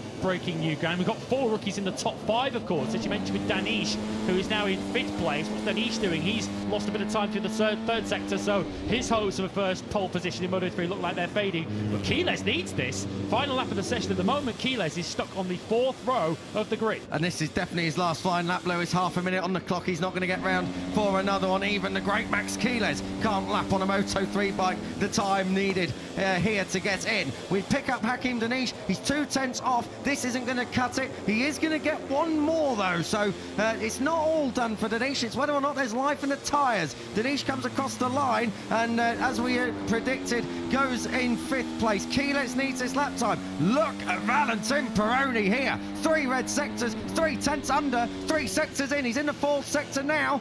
Valentin Peroni, well, he's left it late, hasn't he? But the Argentinian might well be about to deny his fellow countrymen. When was the last time we had an Argentinian 1-2 on the grid in Moto3? I hear you cry. I don't think we've had one. Quides, final lap across the line, gets him to 4th. Uriarte, P1. Peroni demotes him, and pole provisionally for Valentin Peroni. Munoz splits the KTMs. It is a KTM 1, 2, 3 on that front row, but it is going to be surely the Red Bull KTM Tech 3 machine. Valentin Peroni by 0.005 of a second ahead of David Munoz. Uriarte 3rd, Almanza across the line in 4th. Downfield, there's only Denise on a personal best. Fernandez is in touch halfway round, but I'm fairly sure, Lewis, unless Adrian Fernandez pulls out a massive lap here, he's not going to threaten that front row. It's going to take something absolutely heroic from Adrian Fernandez, who's after back-to-back pole positions. Up ahead of him is Danish, who's at the moment set to start from 9th place on the grid. We'll find out now. A 1/3 of a second Fernandez has lost. Now, Peroni did lose a lot of time versus Uriarte into that final sector. So it might still come back towards Fernandez, but 14th at the moment would be not a disaster, but fairly close to it for the Leopard rider. He's now through on Danish, so he's now not being held up through the final couple of corners. At the very least, he'll look to lift himself. If he can find a 1/10 of a second here, Fernandez, it would lift him up a couple of rows on the grid, potentially to get him into the top 10 on the Leopard Honda. So let's pick him over the line. It's not going to be back-to-back poles for Adrian Fernandez. In the end, it's 9th place, so it is pole position for Valentin Peroni, who is an Argentine, but of course born and raised in Barcelona. It is as home as he's going to get this year, I've got to say. So Valentin Peroni, it's his 3rd career pole in Moto3. He can add Barcelona onto Austria and San Marino from last year. Valentin Peroni does a fantastic job in Moto3 to get that pole position. David Munoz back on the front row, and it's a career 1st front row for Brian Uriarte, the number 51, so close to pole, but in the end has to settle for 3rd, but he'll still have a clear view down towards turn 1 tomorrow. Got to say, shout out for the 3 rookies on the front 2 rows: Uriarte, Morelli and Rios 6th. Career best qualifying by some 10 places for Jesus Rios. 6th on the grid for him on the Snipers Honda, and yeah, looking at the current grid lineup, he is indeed the top Honda on the grid. And just on Rios, he ever since Goiânia has improved every single time in Grand Prix Sunday from his Saturday qualifying. So if Rios is starting 6th, expect him to be in that podium battle tomorrow. Just a couple of other names I want to pick out. Good job from Joel Kelso, back in the top 10 again for the 2nd Grand Prix in a row. So fantastic stuff from him up there in 8th place. Casey Gorman had to come through Q1, but in the end comes away with 12th. But disasters all round. Alvaro Carpe 14th, he's not going to be happy with that. And Guido Pini having done a great job to come through. 17th is not where the Leopard Racing team would have expected him to finish here today. The top 2 in the World Championship, both together on the 3rd row of the grid. Max Quiles and Adrian Fernandez, but what that does, the pole of Peroni keeps up this extraordinary record in Moto3 this season. 6 Grand Prix, that is now the 6th different pole sitter of this incredible 2026 season, certainly on Saturday afternoons. May well be a little teaser coming up in Moto2 as well, of course, because we've had a pretty diverse run of things up there as well. Just to correct myself, I said it was 2 front rows in a row for Joel Kelso. It's 3 because he was in the top 10 as well in Jerez. Top 10, sorry. So 3 top 10s in a row for Joel Kelso. His teammate Eddie O'Shea, less than 3/4 of a second off that pole time set by Valentin Peroni, the fastest time on the weekend, but 16th place, a little bit further back than what he'd have liked, but still well within that lead group for tomorrow's Grand Prix. Didn't take much though, did it, to tumble down the grid in that session. Less than half a second covered the top 14 in that Q2 session, down to Alvaro Carpe in 14th, and there can't have been many closer front rows in Grand Prix and certainly Moto3 history than that. Just 19 thousandths of a second covering Peroni, Munoz and Uriarte, your front row of the grid. No back-to-back poles in Barcelona for this rider on your screen, David Almanza, but he will lead off the 2nd row of the grid, and he was in touch really. You had to be less than 200ths of a second away from Valentin Peroni's pole time, so David Almanza, it was a tall ask, but he is there in 4th place ahead of Marco Morelli and top Honda. Fantastic from Jesus Rios. I can't sing his praises enough as we look at Brian Uriarte with that career 1st front row. They'll be delighted with that. At least one of the Red Bull KTM Iron machines has turned up this weekend. Well, Well, it's not a very dignified end for Jesus Rios as he's getting pushed up pit lane, but they'll be carrying him on their shoulders down at Snipers later on after that 6th place qualifying. Interesting thing to pick out from the graphic you saw there with Uriarte. He was by far and away the fastest rider in that 4th sector. He was 2 tenths quicker than Peroni through that 4th sector. That could be a bit of a trump card for him in tomorrow's Grand Prix. We don't often see a last corner pass, but we've had a few famous ones here right across the world of motorcycle racing, so don't rule it out again tomorrow. And of course, Uriarte is replacing Jose Antonio Rueda. He was a bit of a last corner specialist last year in the Grand Prix as well. Yeah, Max Quiles is a specialist, whatever corner, whether it's the first, the middle or the last. Right, so get a bit of thumbs up there to the onboard camera before we cut away from him. He's won Moto3 races from various places on the grid, so I don't think he's going to be too daunted at starting 7th. No, the only thing that is perhaps a little bit of a worry is he's around riders that he normally isn't around. Jesus Rios is ahead of him, Joel Kelso's directly behind him, so turn 1, opening lap, 3rd row. Just have your wits about you, Max, but I'm sure you'll be fine. He's only 3 tenths of a second off that pole position anyway. But I can tell you that we are going to be getting ready to hear from your pole sitter. It's his 3rd in his career, and it's his 1st of 2026. Valentin Peroni is just about making his way over to El York. There he is on your screen. Top job, Valentin. Valentin, congratulations on your 3rd pole position in Moto3, your 1st of the season. Of course, at a special venue, a special round for yourself. You must be pretty pleased with that. Yeah, finally, after many races struggling, we are in the pole position. We were in the 1st row, the first 3, well, in Brazil and in USA, so this pole is super important. I was struggling also the last 2 races because I made some mistakes in the quali, so really happy about this pole position, and tomorrow is time to enjoy the race with all my family, my girlfriend, and to all my team. Top job, good luck for tomorrow. Thank you so much. Yeah, it's his 3rd front row of the season, Lewis, but it is, as I said, his 1st pole. The problem with Valentin Peroni has seemed to be, in the Grand Prix, he gets in a battle, then they get mired, and then once you are split from that pack, it's very, very difficult to latch back on. Yeah, it is. It's going to be crucial tomorrow to try and keep yourself as close to the front of the race at all times as possible. Of course, all that matters is that you're at the front at the end of the last lap, but so easy to get mired in a pack here in Barcelona, given the power and the strength of the slipstream down the main straight. It's going to be a bit of a chess match tomorrow, an extreme chess match in Moto3, trying to find yourself in the right place on the racetrack at the right time. And the person who's managed to find their way to the front at the end of 18 laps of chaotic racing tomorrow will be rewarded with 25 points. Just a couple of names we didn't really touch on throughout that. Joel Esteban did move up to 11th. His teammate Matteo Bertelli heads up the 5th row of the grid, so maybe a little bit disappointing for Bertelli, particularly after that Le Mans podium. Elsewhere, Rico Salmela there in 15th place, and Ryusei Yamanaka not capitalising on that Q2 automatic qualification yesterday in practice. He's down there in 18th place. Talking of problems in Q2, well, we didn't have this on the cards. Adrian Fernandez, I wonder if he's run out of fuel, but he needs a little bit of a helping hand to get back into the paddock. There's Bruno Corricini, I think, down there, just asking the guy in the middle there from Leopard Racing, just wondering where exactly has their rider got to. But he's on his way. Adrian Fernandez, 9th for tomorrow's Grand Prix. Yeah, no back-to-back poles for Adrian Fernandez, but it is the first pole of the season for Valentin Peroni. First pole position since Misano last year. Munoz and Uriarte joined him on the front row. We have 3 rookies in the front 2 rows of the grid.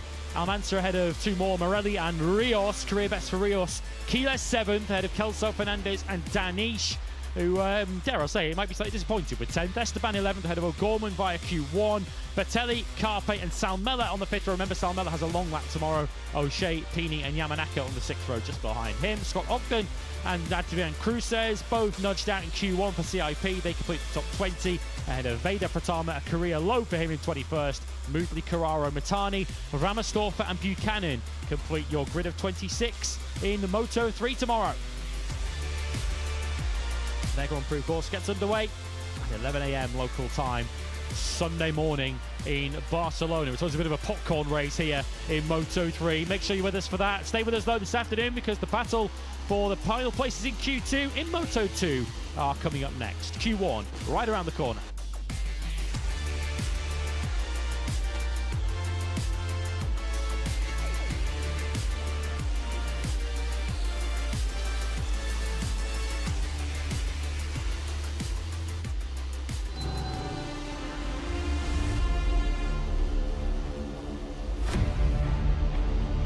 from Moto3. The attention turns to Moto2.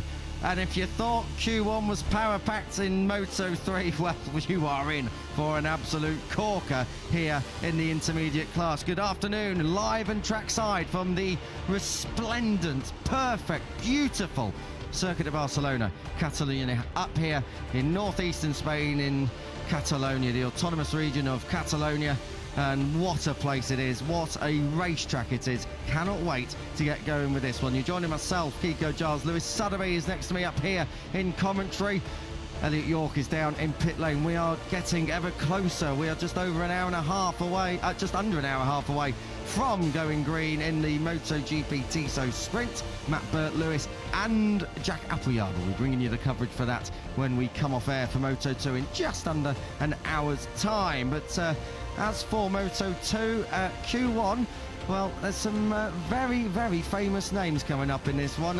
Ex-world champions, championship contenders, we've got Grand Prix winners, we've got rookies, we've got seasoned veterans, we've got riders who should really not be down in Q1, but for whatever reason, they are here. Q1 contenders: Jose Antonio Rueda, Ivan Ortola, Tony Arbolino, Sergio Garcia, Unai Aradre, Barry Baltus, Joe Roberts, Zonta van der Goorberg, Luca Lanetta, Tayo Furusato, Jabi Zuratouza, David Alonso and Adrian Huertas. And of course, Aradre and Zuratouza are two riders that are filling in for Angel Piqueras and Jorge Navarro respectively. But Q1 is going to be going gangbusters in just a short moment time. The first four, the fastest four, do find themselves joining the 14 that have already been seeded through.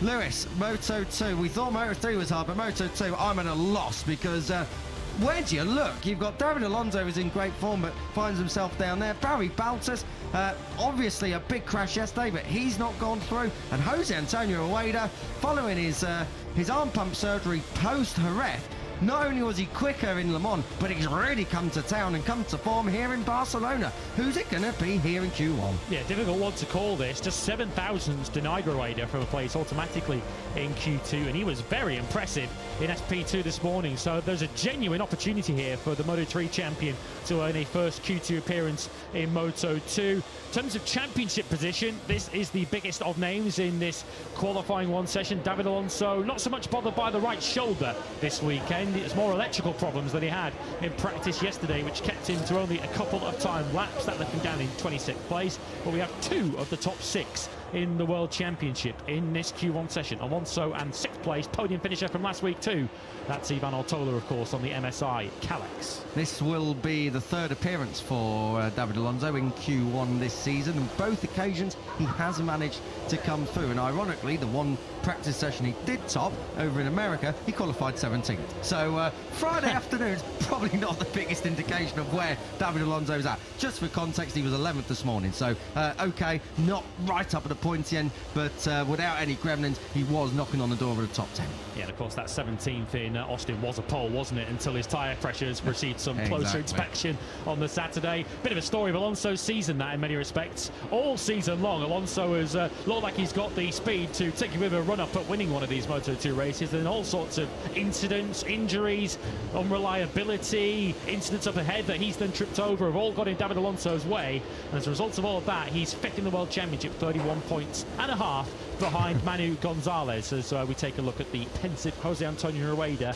And if there was a speech bubble above his head or a thought bubble, it would be thinking, I've got a real chance of Q2 today. I think he's going to do it, Lewis. I think he's in really good form here this weekend.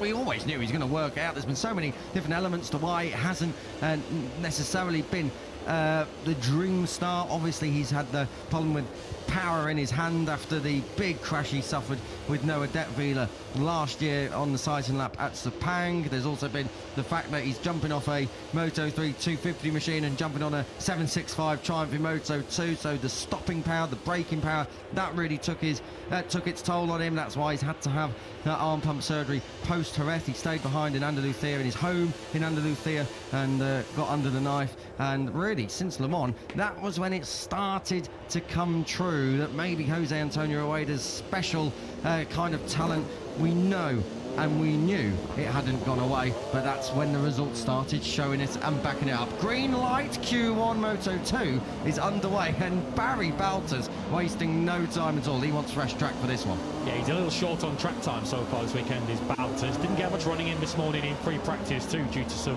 gremlins in his bike. And of course, as you mentioned, big crash at turn 5 yesterday in practice, which is why he is in this Q2 session. He had also actually set a lap time early on in that practice session, Baltas, which would have put him into Q2, but he got done over by the yellow flags, which were mainly kept out because Alonso's bike kept breaking down. And it's worth noting that Barry Baltas is a bit short on track time from Sunday in Le Mans, thanks to Celestino Vietti's elbows down at La Chapelle at turn 5. So I think perhaps Barry Baltas just wants fresh track and doesn't want problems in this Q1 session. Yeah, There he is. Doesn't want to see shadows or the sight of a front tyre coming up on his inside, particularly into turn 5, which would cause him problems, or he's already been down once already this weekend. As you mentioned earlier on, 2 replacements, so I won't repeat those, but what I will just quickly mention is one of the riders who isn't out in this qualifying session, just one Honda Team Asia competitor in this session. That's unfortunately down to the injury curse striking Paul Mario Aggi once again. He's had a Moto2 career ravaged with shoulder problems. Unfortunately, it's a right hand injury that's ruled Aggi out of the Catalan Grand Prix here. Indeed, it's Tyre Furusato who's flying the Honda Team Asia flag. It's been a little bit too often in the sandpit this weekend. 2 crashes for Tyre Furusato this weekend thus far. I was walking in the paddock, I saw his leathers scuffed up again, and I just got a roll of the eyes from the Alpine Stars technician on that one. I don't think Tyre Furusato's winning many friends out there in the paddock this weekend. Turn 2 was where he fell this morning. Unfortunately for Furusato, well, I guess it might be a consolation to him. Many have before and since that crashed at that corner. So easy to crash if your tyre is not up to temperature. So Furusato feels like a long odds for him to get himself into this Q2 session, but you can make a case for 6, 7 or 8 others in this Q2 session, including this man, Barry Baltas, whose season still yet to truly catch your light, even if he's shown plenty of potential, but only 13 points to his name. He's 40 points down than he was at this same stage last season. Yeah, and that is really not reflective of where he really should be. Barry Baltas has had great pace. He's been a little bit unfortunate, you could say, with the long lap penalty over in Kota for his weaving. Didn't seem like Simon Crowfoot was too impressed about that one. Also, last time out, he was taken out through no fault of his own. Yeah. Okay, the crash yesterday, that was all on him, but it's just getting that rubber the green, and I don't mean track limits, I mean, you know, getting in good form, because these back-to-backs, Lewis, are thick and fast, and if you take bad momentum from one round to the next, it's hard to get over that, and then you start overriding, and then mistakes start happening, and it's a snowball from then on in. This is why a Q1 graduation for Baltas is actually a lot more important than just having a chance to fight for pole. Yeah, just tracking him through the 3rd sector. He's being outpaced by Rueda, but the fastest rider is Ortola at the moment through the 3rd sector. It's his lap. He's a couple of tenths up on Alonso, who in turn is a couple of tenths up on Jose Antonio Rueda. Here is Alonso, and it would be just like the young Colombian from, I was going to say, being nowhere this weekend, not really through his fault, but he's had some various problems, as we mentioned, with the bike. For Alonso just to turn it on in this Q1 session. Of course, did it a week ago, got himself through Q1 and ultimately onto the 3rd row of the grid. Fastest lap of the weekend so far, Manu Gonzalez, a 41.2. Alonso hit into the 41s, but bettered by Ortola. A 141.770 puts him on top. Yeah, 770, just 27 thousandths quicker though than Sergio Garcia, who's 2nd. Alonso's a 10th back in 3rd. Zonta Gerberg is up there in 4th place at the moment. Just had a Luca Lunetta, and then it's Barry Baltas, Jose Antonio Rueda, Unai Radre, Arbolino, Huertas, Roberts, Furusato and Zuratuza, but a 41.7 at the moment. I tell you what, that would have been good enough for the top 4 yesterday in practice. So not a bad opening gambit at all from Ivan Ortola, who really shouldn't be down there in Q1 anyway. I was just about to ask the question how long Garcia's lap time would stay on the screen. He didn't stay on very long. I saw him on the green coming out of this corner here, turn 5, just on the rider's right, as you can see there. They're trying to pinch every little bit of tarmac they can, and it was that little green apron just on the right-hand side of the track that Garcia went on, and as a result of that, his 2nd place lap time has been scrubbed off. Yeah, there we have confirmation at the top of your screen. I've got to say, David Alonso was really flirting with the green as well, coming out of turn 13 and 14. So David Alonso, at the moment, his lap's okay. So we'll take that as gospel. And Alonso is through at the moment provisionally, but we have still got 10 minutes, of course, to rock and roll with here in Moto2 at this wonderful Catalunya circuit. It snakes its way through the natural landscape of the land, the natural topography of the land. That's why it is just so brilliant. Let's take a breather for the moment in Moto2 Q1 because we got a bit of a famous name down there. Former winner here. A former winner here who really knows the place like the back of his hand. We'll let El do the introduction, but really, he doesn't need one. El, down to you. Yeah, thank you, gents. He doesn't need one. I've got Jake Dixon with me. Jake, fantastic to see you back in the MotoGP paddock. First and foremost, how are you? I know you've had some injury troubles this year with your switch to World Superbike, so just tell us how you're feeling first and foremost. Yeah, really, really good. It's nice to be speaking to you, and obviously, luckily, it's not Kiko, so I'm happy about that one. But yeah, no, really, really good, and injuries coming along nicely. It's obviously not as quick as I wanted it to be, but yeah, the injury was quite bad. But yeah, step by step, back on a bike next week in Misano, but here to support Ayumu and obviously Honda. So yeah, it's just nice to be here. You mentioned Ayumu, he's straight into Q2 later on. He's looking pretty good so far this season, chipping away at things and slowly but surely getting to grips with Moto2 and looking like he can push for top sixes soon. Yeah, 100%. Ayumu is making great strides.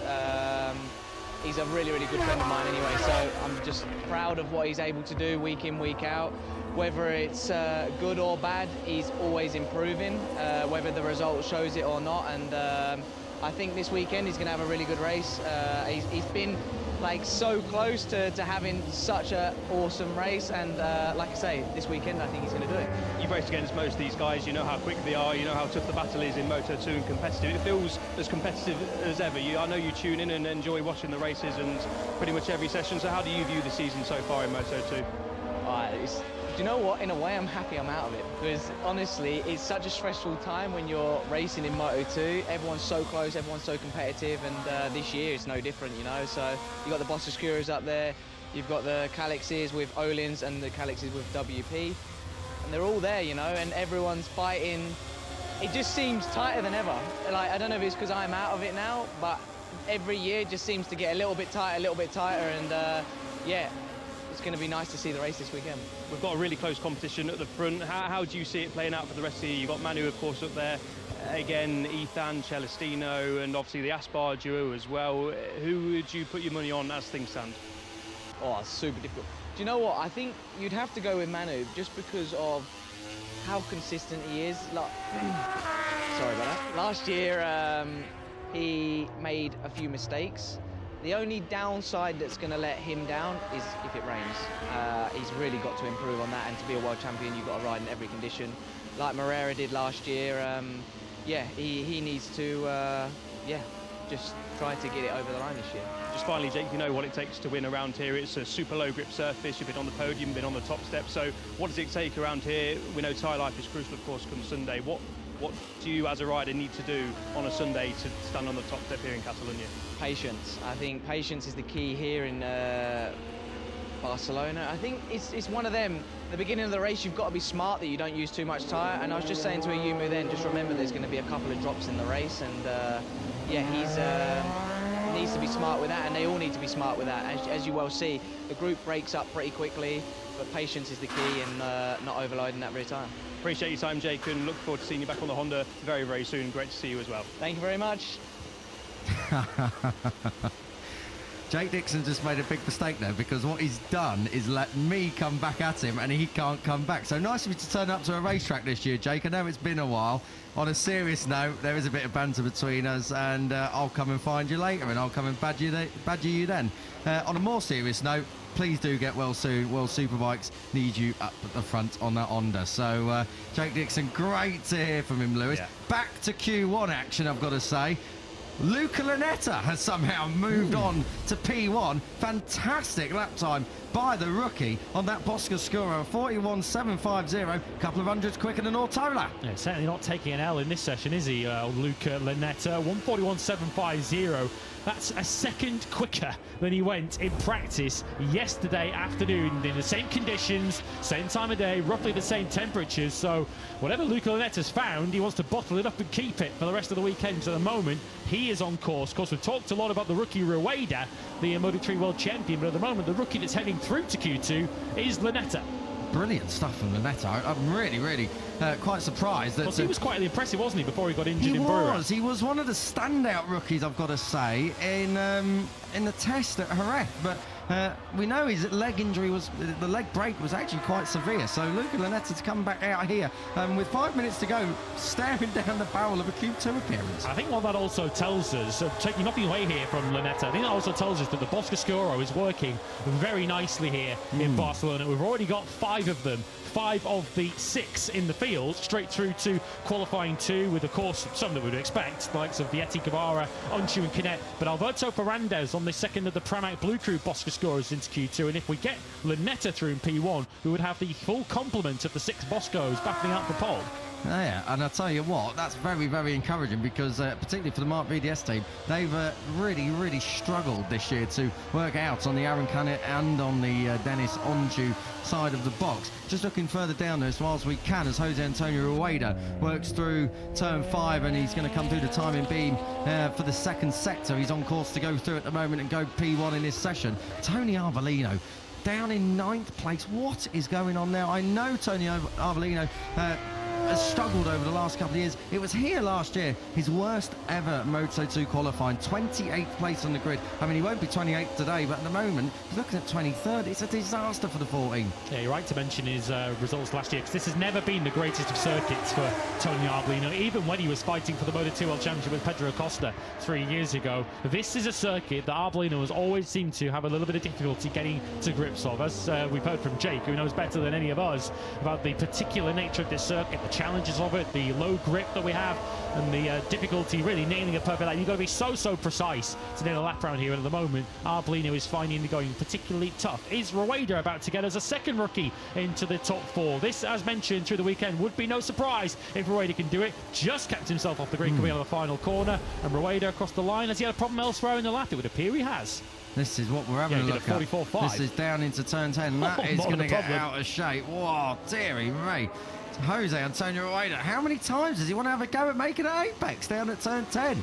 None of them were successful, were they? No, straight to the beach. I mean, can you wait until Sunday evening at least? Jose Antonio Rueda up here in Barcelona. But, oh, yellow flags in sector 2. What has happened and who for? Turn 5. It has been a massive pinch point. Van den Gorberg, is it? It's Van den Gorberg and Rueda who are in the second sector, but surely Rueda hasn't made it all the way around to turn 5 already. It is Van den Gorberg who is currently in 4th place, so he'll be a very nervous and anxious spectator for the next 2.5 minutes. Well, I'll tell you what, with Baltus, Rueda and Garcia behind him, got to say that probably Zonta van den Gorberg's session is done, and I'm not sure he's going to be coming through at all. A lot of dawdling here. I mean, we're used to seeing this in Moto3, but this is a little bit ridiculous in Moto2, if I'm going to be quite honest. You had David Alonso, who was actually on a half-decent lap, I think, and he got caught right up in the middle of all this. This is Ivan Ortola, who's second at the moment. You can hear the pencil sharpeners coming out up in Simon Crayfar's room here. He's not going to be happy about this.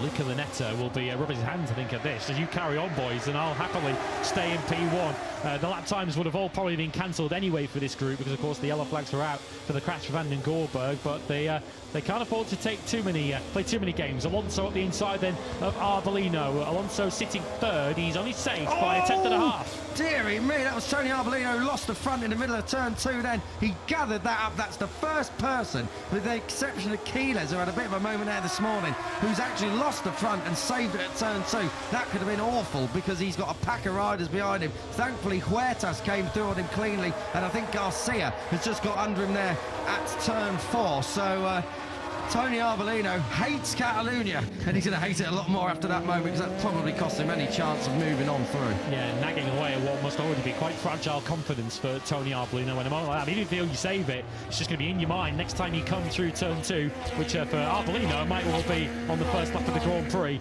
tomorrow afternoon. Through the second sector, the only rider improving at the moment is Roberts on the American racing car. Let's remember, Roberts successfully navigated his way through qualifying 1 last weekend, and boy, did that transform his weekend. Yeah, that really helped him out for one of his best weekends since he was victorious in Brno last year. We have a look at Barry Baltus, who just made a little bit of time up through that 3rd sector. It's not going to be enough, though. He's going to have to find a lot more time. He's towing David Alonso around. Ortola in 2nd is on a decent lap here. It's only a couple of thousandths quicker through that 3rd sector, but 20 seconds on the clock. These guys will get another lap in, I'm sure. But at the moment, a lot of grey sectors, Lewis, not a lot to really chat about. Let's see what Baltus does. Drops time in that fourth sector. Garcia improves right on, late on. Fifth for him. Ortola in that last sector, it goes away. But let's have a look at Jose Antonio Rueda. He's about 10 seconds or so from crossing the line here. He's 2 red sectors up out of 3. Jose Antonio Rueda, the number 98, the reigning Moto3 world champion, is trying to get in to Q2 for the first time. Oh, provisionally it's done, and that's just shoved onto Van den Gerberg out. So Van den Gerberg's crash at turn 5 has left him in P5 at the moment.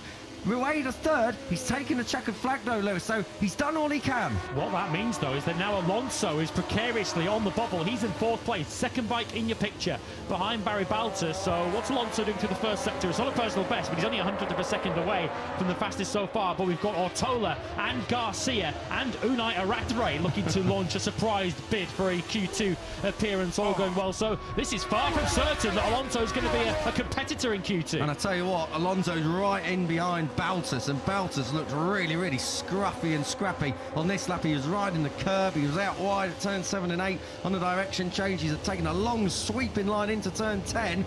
Let's see if Alonso's going to get under him. Not this time. Garcia is pushing on. He's right up there. He's going to need a brilliant last sector, though. And this is the rider that could knock Alonso out. Sergio Garcia, who's right behind the number 80. Looked like he lost a little bit of time there. The front end was trying to tuck through turn 10. So Sergio Garcia staring at the rear tyre of the rider. He might be about to dump out a Q2. Asking for the power. That was 13. This is through 40 in the Catalunya corner. He's going to get a little bit of slipstream, maybe, from Alonso, who's just up the road. Garcia takes the flag in 6th, lost a lot of time in that final sector. Late improvement from time for Asato, moves up. Arbolino does improve his time, but is 10th in this session. That is all she wrote. It is Luca Lunetta ahead of Ivan Ortola, Jose Antonio Rueda, a second rookie, going through to Q2, and David Alonso just about scrapes through ahead of Zonta van den Gerberg, who will definitely be regretting that crash over at turn 5. Yeah, chapeau to the 2 rookies in that session that made it through. Lunetta and Rueda,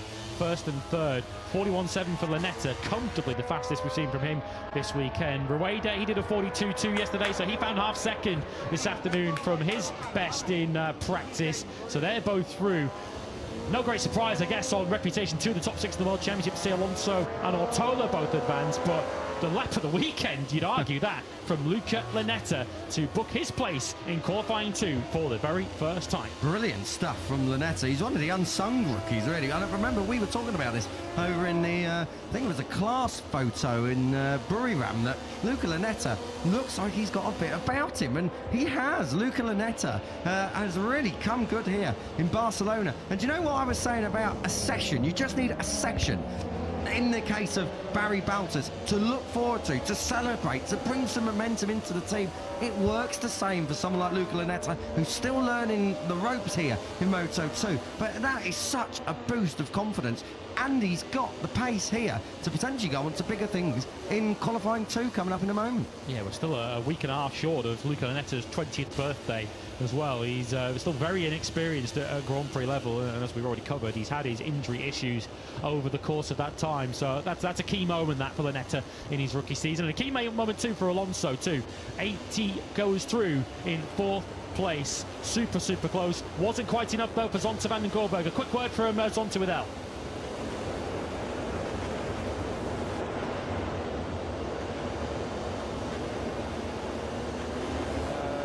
So I just went out alone the second run. I thought I would have the pace to do it alone, but then of course in turn 5 I just lost the front. I think it's a pretty classic crash. You've seen a lot already throughout the weekend.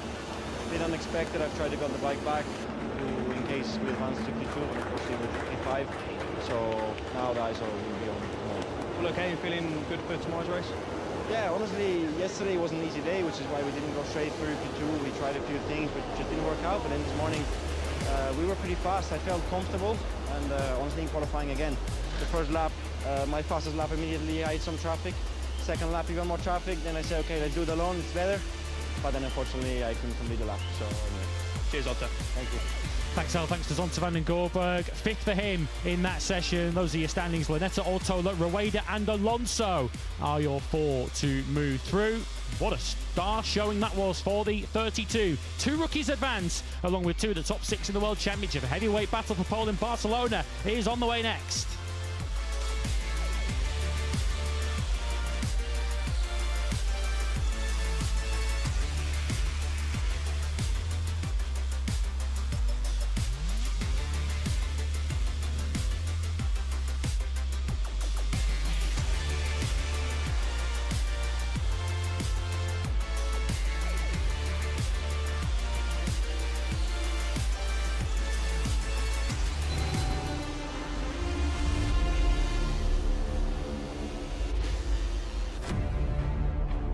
So, just one more session stands between us right now at 2 o'clock local time and lights out at 3 o'clock for what is going to be a blockbuster of a MotoGP sprint. You join us live trackside here in Barcelona, one of the world's great cities, one of Europe's most visited. 16 million a year make the journey to the Catalan capital.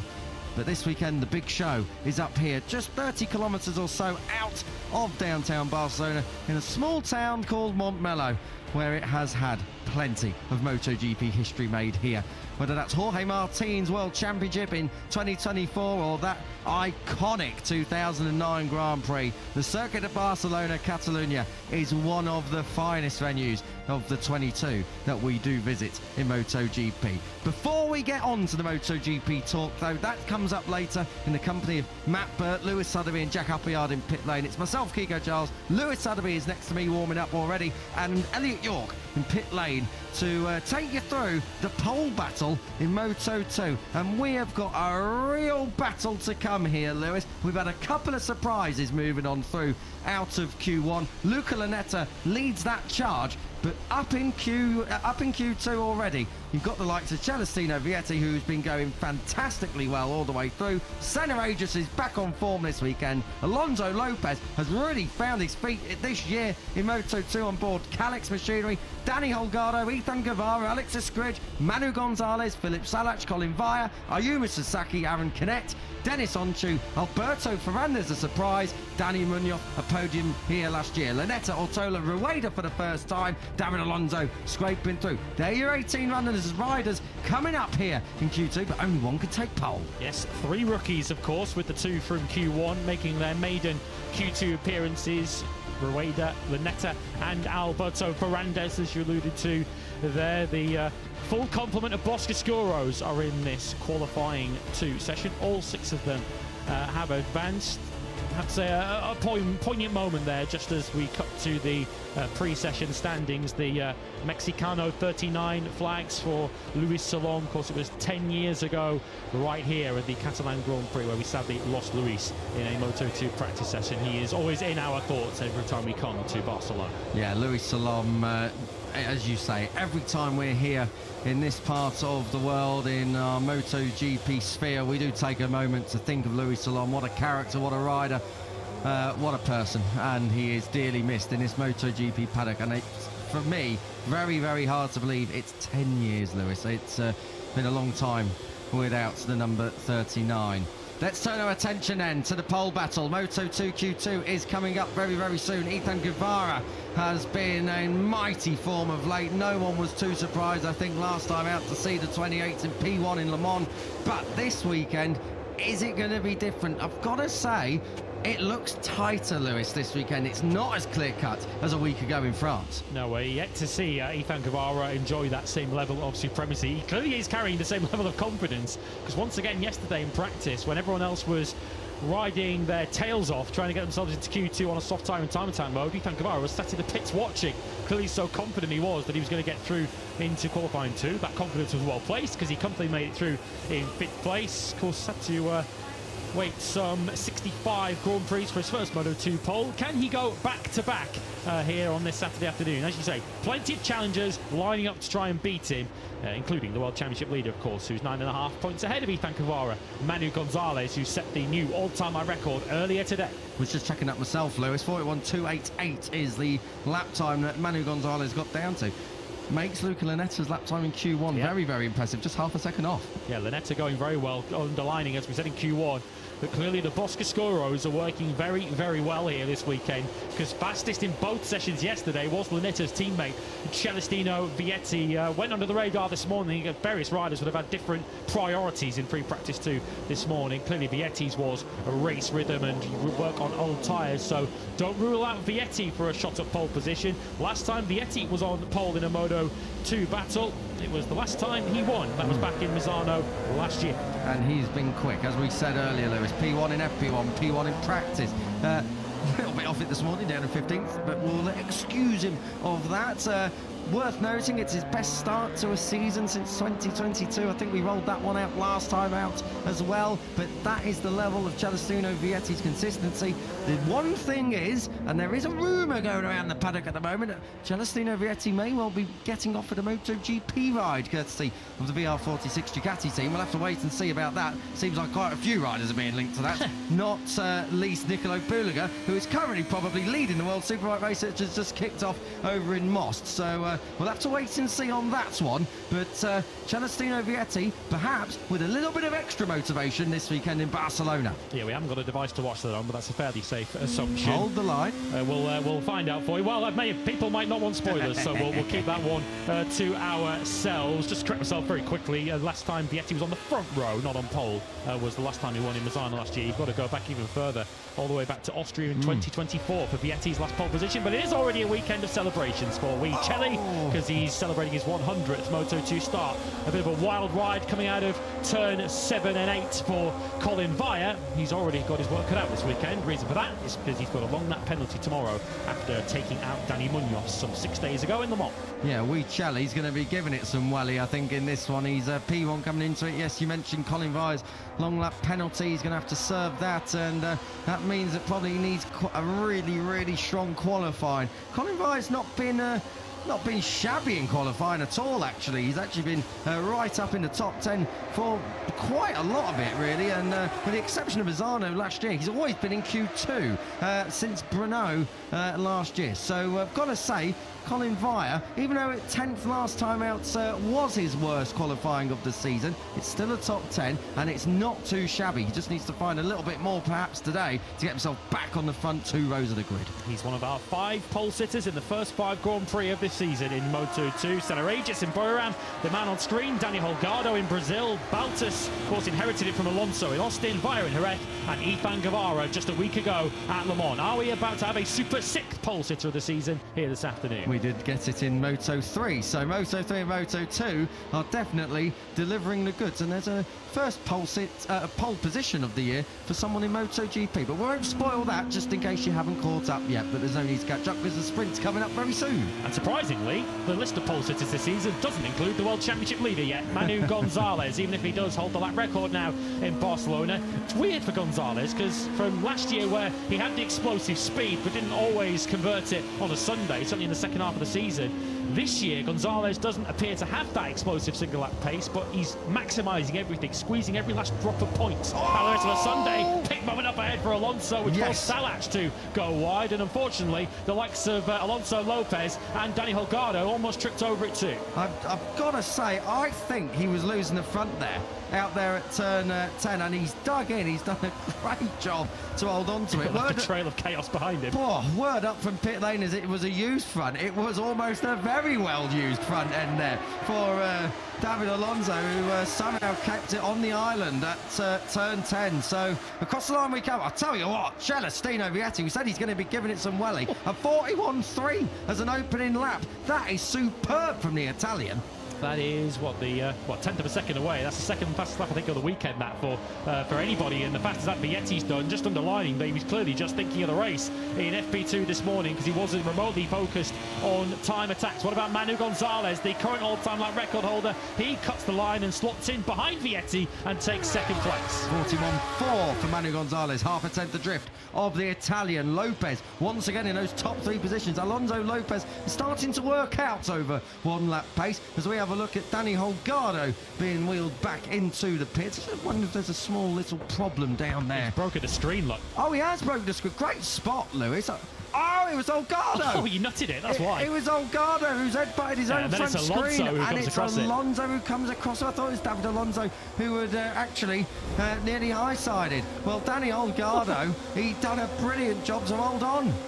Yeah, well, he's looking to try and put the boot into the opposition. He put his head through the screen on his first run, so that'll be a fairly quick fix. They'll be back out. Giustino Vietti leading his teammate around. Lanetta not content with getting through qualifying one. Looks to try and get himself on the front row of the grid here. The Boscoscoros are running riot here. We know Holgado's a bit of a screen biter, but that takes the mickey a little bit, doesn't it? Look at the Boscoscoros, as you say, Lewis. Vietti, 3/10 up, 3 sectors round. Lanetta is looking at pole position here. If he can hold it all together, he's not quite as under as Vietti is. Guevara likewise. Oh, Vietti! How much does that cost him? What about that? He absolutely lit it up. Did he still take cost it? him a lot of time. Cost him a lot of time. Lanetta fourth. Where's Ethan Guevara? He's in the 4th sector. Elsewhere, though, the number 28, Lanetta. Brilliant in 4th, who is really enjoying Saturday here in Barcelona. Let's take Guevara across line, and Alex Escridge is pushing on as well on that forward machine. He's right behind Guevara. It's forward by name and by nature at the minute. Ethan Guevara, winner last time out at Le Mans. Does he go provisional pole? No. 4th. Dismounts Lanetta. Escridge once again being a little bit of a menace in qualifying. P3 for the number 11. Yeah, he's looking at a 3rd front row of the season at the moment, is Alex Escridge. So we've got Boscoscoro, Calix forward on the front row, and then we've got Calix, Boscoscoro on the 2nd row. Lopez Guevara, Lanetta. We've got an Aegis 7th from Alonso and Canet, on Ortola 10th. 3 riders at the moment without a lap time. Of course, one of those is the rider who's currently having a new screen fitted, Danny Holgado. I'm just looking at Vietti. Don't be too disheartened, Vietti fans, by these grey sectors that might come in the 2nd and 3rd one. He had a massive moment last time around in that 3rd sector. So if he's in touch, you just know in the 3rd sector, he might, well, in the 4th sector, sorry, he may well be able to deliver. A second, didn't he? So Vietti, I think he might well get himself an extra couple of tenths of a cushion here over Gonzalez, who's looking to try and take aim at Vietti's provisional pole. We've got a clock on Rueda too, keeping an eye on his progress at the bottom of the screens. He doesn't have a lap time to his name at the moment. He's somewhere very close behind Celestino Vietti on the racetrack. We'll pick them up in the 4th sector shortly. A clean 4th sector for Vietti should see him extend his lead. Vietti's going to be in the final corner now. He's going to be flashing past our comms position. Let's see what he does. Vietti at 41.3. No, lost a lot of time again in that 3rd sector. In that 4th sector. Where's Rueda going to be? I think he's pitted. I think he has pitted. That is a great shame for Jose Antonio Rueda, because he could have done with setting that lap time. It looked like it was going well. It would have put him well up inside the top 10. Yeah, he's up pit lane. Yeah, he's just coming down pit lane now. He's right in behind. That looked like Ortola to me, and I think Lanetta has just come in as well. There we go, right on show. Can tell you, Danny Holgado has just hit the track, so Holgado's going to be looking to try and not headbutt his own machine this time and try and get a lap time in, currently without one. We often see the team giving the message, just use your head, Danny, when you go out on the racetrack. Unfortunately, he took it a bit too literally today. Yeah, he needed red crash helmets, but not red face inside the crash helmet. A little bit embarrassing, perhaps, for Danny Holgado, but he's well, at least he's gone out with the mudguard this time, well, though, of course, which famously came back to bite him in Le Mans. Exactly. So Danny Holgado, qualifying has been a little bit problematic for him, and race day as well across Le Mans, but now he's out there on track again. Let's see what he can do. I'm sure he's going to be absolutely fine. The problem is he's pushing because he knows he needs a lap time quick. Interesting. Ethan Guevara has had his lap time cancelled. Presumably he's exceeded track limits. So the rider, 2nd in the World Championship, won a week ago in Le Mans. He's been booted down to 16th place now. So some pressure on the informed Pramac rider now. Before we get into the final 5 minutes of this, El, what have you got for us in pit lane? Yeah, just down here with Jürgen. And Jürgen, how are Manu and Senna feeling so far in this session and, of course, this weekend as well? Pressure on. Yeah, of course, it's not easy, like always, but he felt good yesterday. In the beginning, he felt not that good, but for this morning, they made a good step, and we are really looking forward. But tomorrow will be very challenging with the tires fall, so I think it's super important to have a good position on the grid now. But so far, everything okay. What have they said about the tyre where they did longer runs this morning, and both of them looked pretty good, especially Manu's pace at the end. It looks really strong, so are they both confident of challenging for a podium? Yeah, we hope so, but I think it's super important to manage the tires tomorrow. But we know Manu can do very well. With Senna, I have a bit more concerns about, but we will try our best. So far, it's looking quite good. Thank you, Jürgen. You're welcome. Cheers, Jürgen. Cheers, El, as we hurtle towards the final 5 minutes. And then coming across the line, Daniel Gardo needs these final 5 minutes because he's yet to set a lap time here as he comes down towards the braking area of turn 1. One thing, though, I want to get across for Daniel Gardo is because he's not set that lap time and because he did have that massive moment at turn 10, it is all or nothing without understanding where the track is at various points now. He's understood it pretty well in the first sector. He's nearly a 10th up. Well, he certainly knows where the track is at turn 10, as we saw on that previous lap. Strong first sector for Daniel Holgado, but the first sector isn't really where the difference is made around this circuit. It's only really the first 2 corners and the long pit straight. The second sector begins halfway around that long turn 3 that takes you off into the real tyre torturing part of the racetrack. Holgado, though, if he does want to draw upon some previous good experience to see him through this crucial lap, remember, he did win from pole here a year ago. Yeah, Danny Holgado has happy memories over here in Barcelona. Let's see whether or not he's going to create more. He's right in touch halfway round as he blasts under the bridge at turn 8 where our camera is located. Love that shot as they come out over the top of the hill. This is out towards the green at the exit of turn 9. Holgado is pushing on. We pick up Colin Via. This is Via in 9th place at the moment. Of course, pole sitter a couple of weeks ago in Jerez. So Via knows what it takes in qualifying. Let's see whether he can work it out today. So 4 minutes remaining, so Holgado's going to get this and at least another couple of laps, potentially 3 more. He's now coming into the final sector. Quarter of a second down at the 3/4 mark of the lap. If he can hold that sort of pace, it's going to put him somewhere on maybe the 2nd or 3rd row of the grid. So not a bad initial early sight of this for Danny Holgado, who will surely then build and build as this final run unfolds. Across the line he goes. Holgado, it is back off the 3rd row. Lost a big chunk of time in that final sector. A 42.1 for Holgado. He sits 9th. Let's see what he's got. Danny Holgado, yeah, there in 9th. He's exactly a row behind his teammate at the moment. David Alonso at the back of that 2nd row. Celestino Vietti goes out at the moment. He's sitting in provisional pole whilst looking at retaking provisional pole. Colin Via, that is a 2nd sector to behold. Let's see what he's got down in towards sector 3. Comes under the bridge, that's where it's at. Wow, he's nearly 3/10 of a second up. Currently looking potentially 2 poles out of 3, isn't he, if he can keep this up? Of course, we have to remind you, he has a long lap penalty to serve tomorrow, so perhaps equally extra importance on potentially taking pole position here for Colin Via. He's going to potentially break Manu Gonzalez's all-time lap record into the bargain too here. Worth noting, his first front row in Moto2 came here last year when he was 3rd on the grid. So Colin Via, another one with good memories here in Barcelona. Let's see what the number 95's got across the line. Is it pole? It is for now. 3 minutes on the clock. A 41.338 is where Colin Via has decided to launch an attack. It goes into P1. Half a tenth clear of Vietti. Rueda into 5th place. 2nd of the IO bikes. What a showing that is for the Moto3 world champion. Have to say, clearly, whatever, it was looked a little airy on board with Vietti, but clearly it was still a special final sector because no one at the moment can really match Vietti. Via lost so much of his advantage, but just had enough in hand going into that final couple of corners. Lopez also onto the 2nd of the grid in 4th place, but so many fastest first sectors coming up. The fastest of them all through that first sector. Manu Gonzalez is 2/10 up. Ethan Cavara was also 2/10 up. He's lost all that in sector 2. Holgado crossed the line and goes 5th, pushes Rueda back another place. Lopez was 4th and improved his time there. Lopez, who has been on the front 3 rows ever since Goiânia, so Lopez in decent form. Ethan Cavara is sitting up here on the run down towards turn 10. He can't afford to do that, Lewis. He's 18th and last at the moment. Yeah, unless he already made a mistake on that lap. Cavara needs to get on with this because he's now at the back of the field of this session, down in 18th place, and about to make it worse for him is his chief championship rival, the points leader Manu Gonzalez. If he can pick his way through all this traffic, he might have a route to pole position. Just further down and 1 place ahead of Guevara, I think Alex Escridge has had his lap cancelled. He was provisionally up in the top 3 earlier on. He's now finding himself down in 17th, and he wasn't down there earlier. So Alex Escridge, I think, has had a yellow flag, had a track limits session there. So we'll have to wait and see what Escridge has got. Across the line, Gonzalez pole for the moment. New lap record. New lap record. He did it this morning. He's done it again this afternoon. 90 seconds or so on the clock. They're all on their last flying laps. That is one heck of a lap time for Manu Gonzalez. Could have really done with staying on the trackside shot there because David Alonso had that number 80 Calex on the Aspar colours pointing in just about every direction he could possibly be in.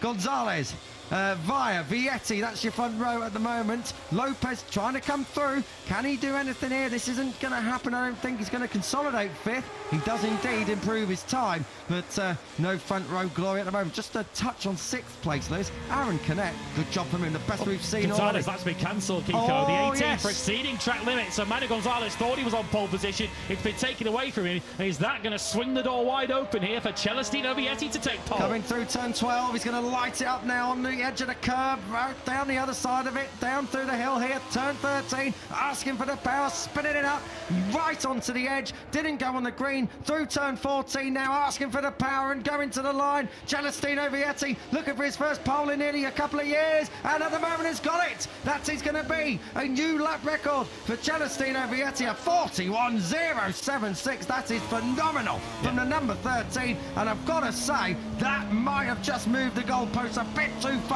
for the opposition as the checkered flag comes out now, and we also have yellow flags in sector 4. Ethan Guevara better hope that he's ahead of all that. If he's not, then he's stuck down in 18th place, and that ends any arguments for Celestino Vietti. That's faster even than Manu Gonzalez had gone before his lap got cancelled. The yellow flags are behind Guevara, so he needs this final sector. Where does he go? Only up to 10th place. It's worked out quite well in the end for Gonzalez. He's on the front row, and his two nearest title rivals, of course, Guevara and Agius, they're now 11th and 12th. Guevara is behind Luca Lanetta. You'd have had great odds on that coming into this. Oh, hello, we've got two of them. It's Scridge and is that Fernandez. Oh, dearie me, we've got a little bit of handbags at dawn there. Alex Scridge is fuming. He's taking a bit of a beating as well, I've got to say. That's Alex Scridge walking away with the visor on the left-hand side of shot. Oh, he's falling off altogether now. So Alex Scridge is going to be absolutely fuming because he was on course for a personal best. Let's see what happens. Oh, it's all on a Scridge, isn't it? Scridge gets it completely wrong. I tell you, I was very much keen on soft rock to Julian Simon back here at that corner, turn 12 in 2011. Yeah, Scridge isn't really trying to overtake that. I don't know why you're waving your hands, Alex. Alberto Fernandez. I know he's a little bit of a, public enemy number one in Moto2 after what happened back in Austin, but Scridge lost the rear all on his own and just flew into Fernandez, who had nothing to do with that. The only thing I can think he's not happy about is Fernandez does cut across, but it's still a Scridge who's out of control. That's the line, isn't it? And Alex Scridge is the only one out of those two who can see where the other rider is as well.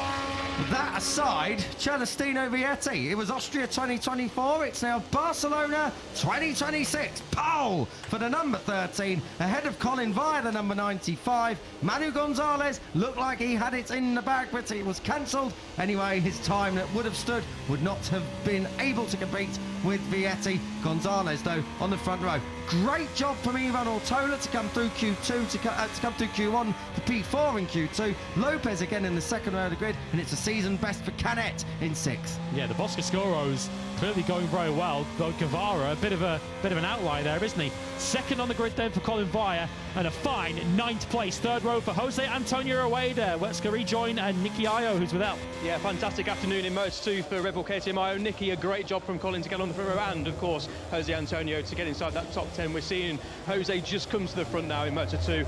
Talk us through it. Yeah, definitely a good qualifying from Colin. I mean, he was struggling a little bit during the weekend, but somehow today we found a way, and he was able to push that maximum on that last lap. And obviously Jose Antonio, we're so happy for him. It's been quite tough for him after what happened last year and in general. So great to see him up there. Let's hope the guys race good tomorrow. Thanks, Nicky. Good luck tomorrow. Thank you, Nicky. Thank you, El. Brilliant job from Colin Via. Such a shame he's got that long lap, but anyway, he's got pace, so let's see what he can do. And if I can, just touch on Jose Antonio Rueda. He really has come to town, hasn't he? He's already found his feet, 9th on the grid tomorrow. Brilliant job from the 98. Yeah, the two rookies out of Q1, both putting in heroic Q2 efforts as well, proving that it was no fluke that they got through that session. Rueda and Lanetta, 9th and 10th on the grid, which puts a lot of wild cards in the way of Guevara and Agius, 2nd and 3rd in the World Championship on that 4th row. And of course, when we're talking about the World Championship, of course, still very early in the season for this title battle to take shape. But Celestino Vietti could put himself in a very good position by the end of tomorrow. He's 4th in the World Championship, 26.5 points off the points lead. Could take a big bite out of that tomorrow afternoon. He's already having his best season start since 2022. Celestino Vietti has really laid down the gauntlet with a 1/4 a second margin as well. Lewis, very, very impressive stuff over Colin Via indeed. Manu Gonzalez there in third. Just want to mention, Philip Salac moved up right late on just to demote Ethan Guevara one more place. So Guevara, his time was originally good enough for 10th. It ends him up in 11th. We've got a lot of work on for David Alonso tomorrow. Likewise, Senna Aegis. Jürgen Ling was a little bit concerned over race distance and race pace for Senna Aegis. He's going to be even more concerned now with the 81 down in 12th. Yeah, it's going to be so important, as we often say here, about managing that rear tyre. And Senna Aegis actually, very interestingly, yesterday said that he suspects that the Boscoscoros do have a bit of an edge in terms of getting that rear tyre in good shape to the very end of the Grand Prix. So that could well play into Vietti's hands tomorrow. As we watch the Parc Ferme scenes, yeah, Colin Via is going to be well happy with that. We'll have to wait and see what he does after his long lap penalty tomorrow, but the number 95 can hold his head high here in Moto2 Q2. Very, very solid job indeed.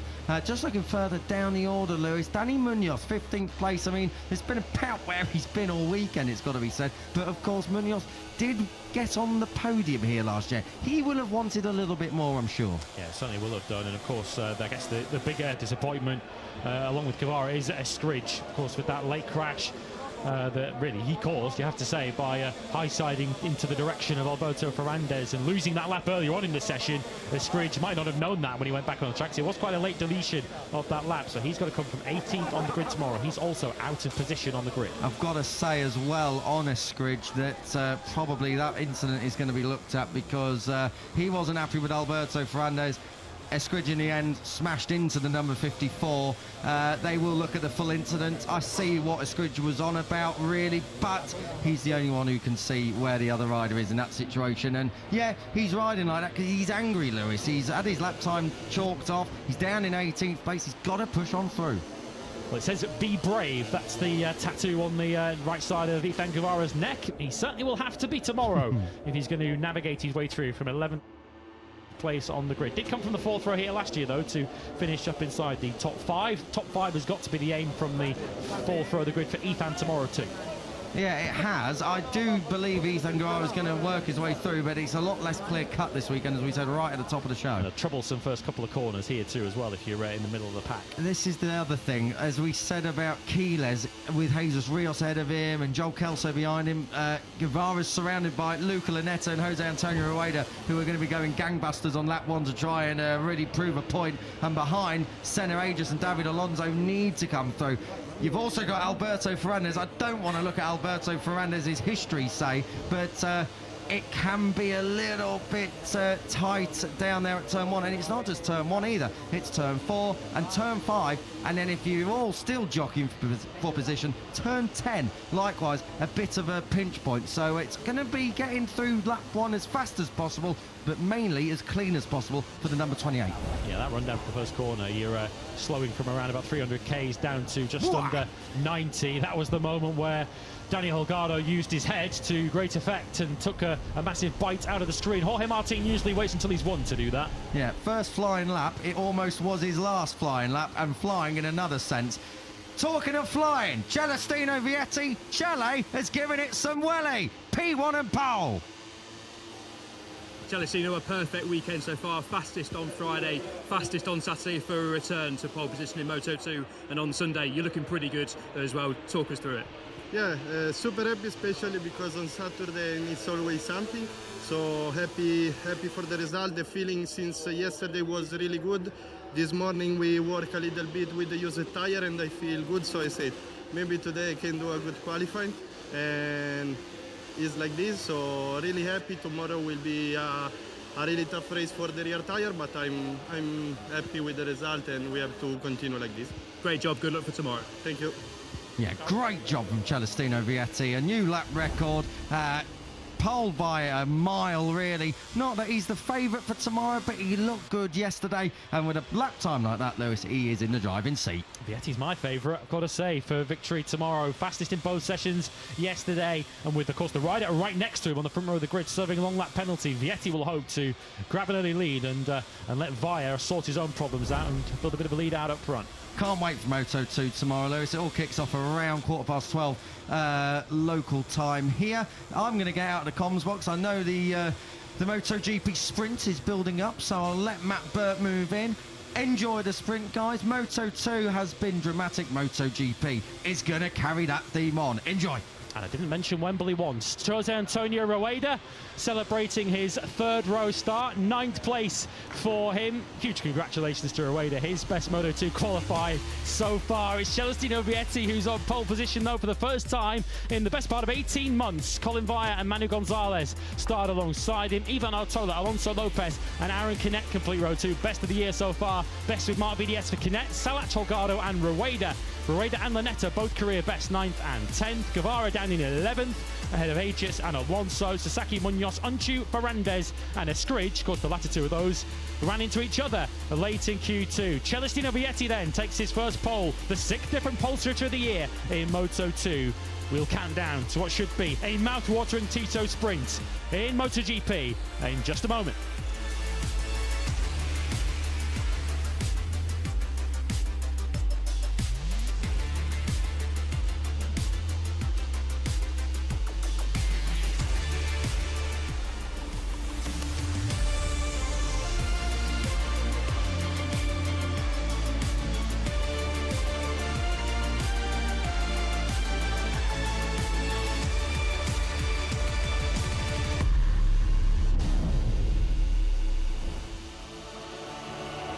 Kilometres northeast of former Olympic host city Barcelona, the world's fastest riders are chasing gold, silver and bronze medals in the Tissot sprint in round 6 at magnificent Montmello. It's the Monster Energy Grand Prix of Catalunya as MotoGP makes its second stop on Spanish soil in 2026. With Aragon and Valencia still to come, it's time for MotoGP.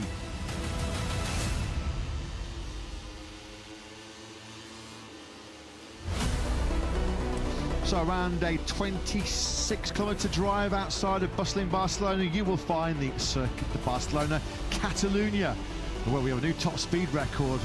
Pedro Acosta blasted through the speed traps this morning at 363.6 kilometres an hour, down a start-finish rate measuring just under 1,050 metres. At the end of that straight, you are braking hard into turn 1. There's been drama for the factory of Prix riders. Crashes for Bezzecchi and Martin in that tight turn 2. Sector 3, you come through the fast right-hander of 9. Sector 4 kicks off with another hard braking zone here in Catalunya at turn 10. There are your most demanding braking points into 1, 4 and 10. What about the overtaking opportunities? Plenty of them here, particularly on the brakes into turn 1, which is where we're going to find the action from last year when it was 73 versus 93. Mark versus Alex Marquez. Who won the game on the brakes? On this occasion, it was Alex.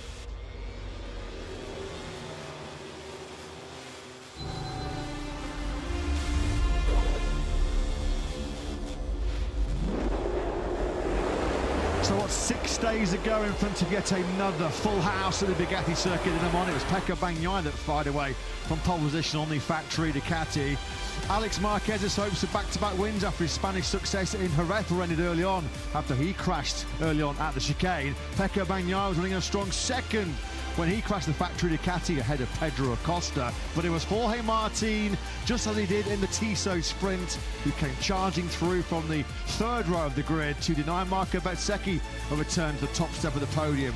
Another Aprilia 1-2 for the first time in history, and Aprilia lockout of the podium with Ayagura joining in the fun as well. Jorge Martin winning on a Sunday for the first time since the Indonesian Grand Prix at Mandalika at the end of 2024.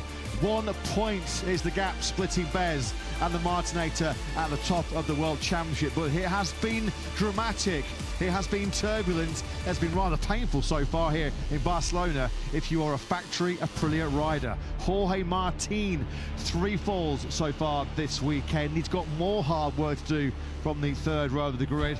On this occasion, having come through from 7th to win the Austin sprint, having come through from 8th to win the sprint last time out in France, and 7th on the grid in Le Mans to win the Grand Prix. Well, Jorge Martin's on the 3rd row once again. 9th fastest is the Martinator. Back at the very circuit, of course, where he won the MotoGP World Championship in 2024. More drama as well for World Championship leader Marco Bezzecchi. He goes from 12th, his worst starting position since he was 14th on the grid at the Sepang Grand Prix in Malaysia last November. Coincidentally, that was the last time Marco Bezzecchi finished outside of the top 2 in a Grand Prix on a Sunday. At the head of the grid, though, at the right end of Q2 this morning, it was always another dramatic 50-minute session, was Pedro Acosta.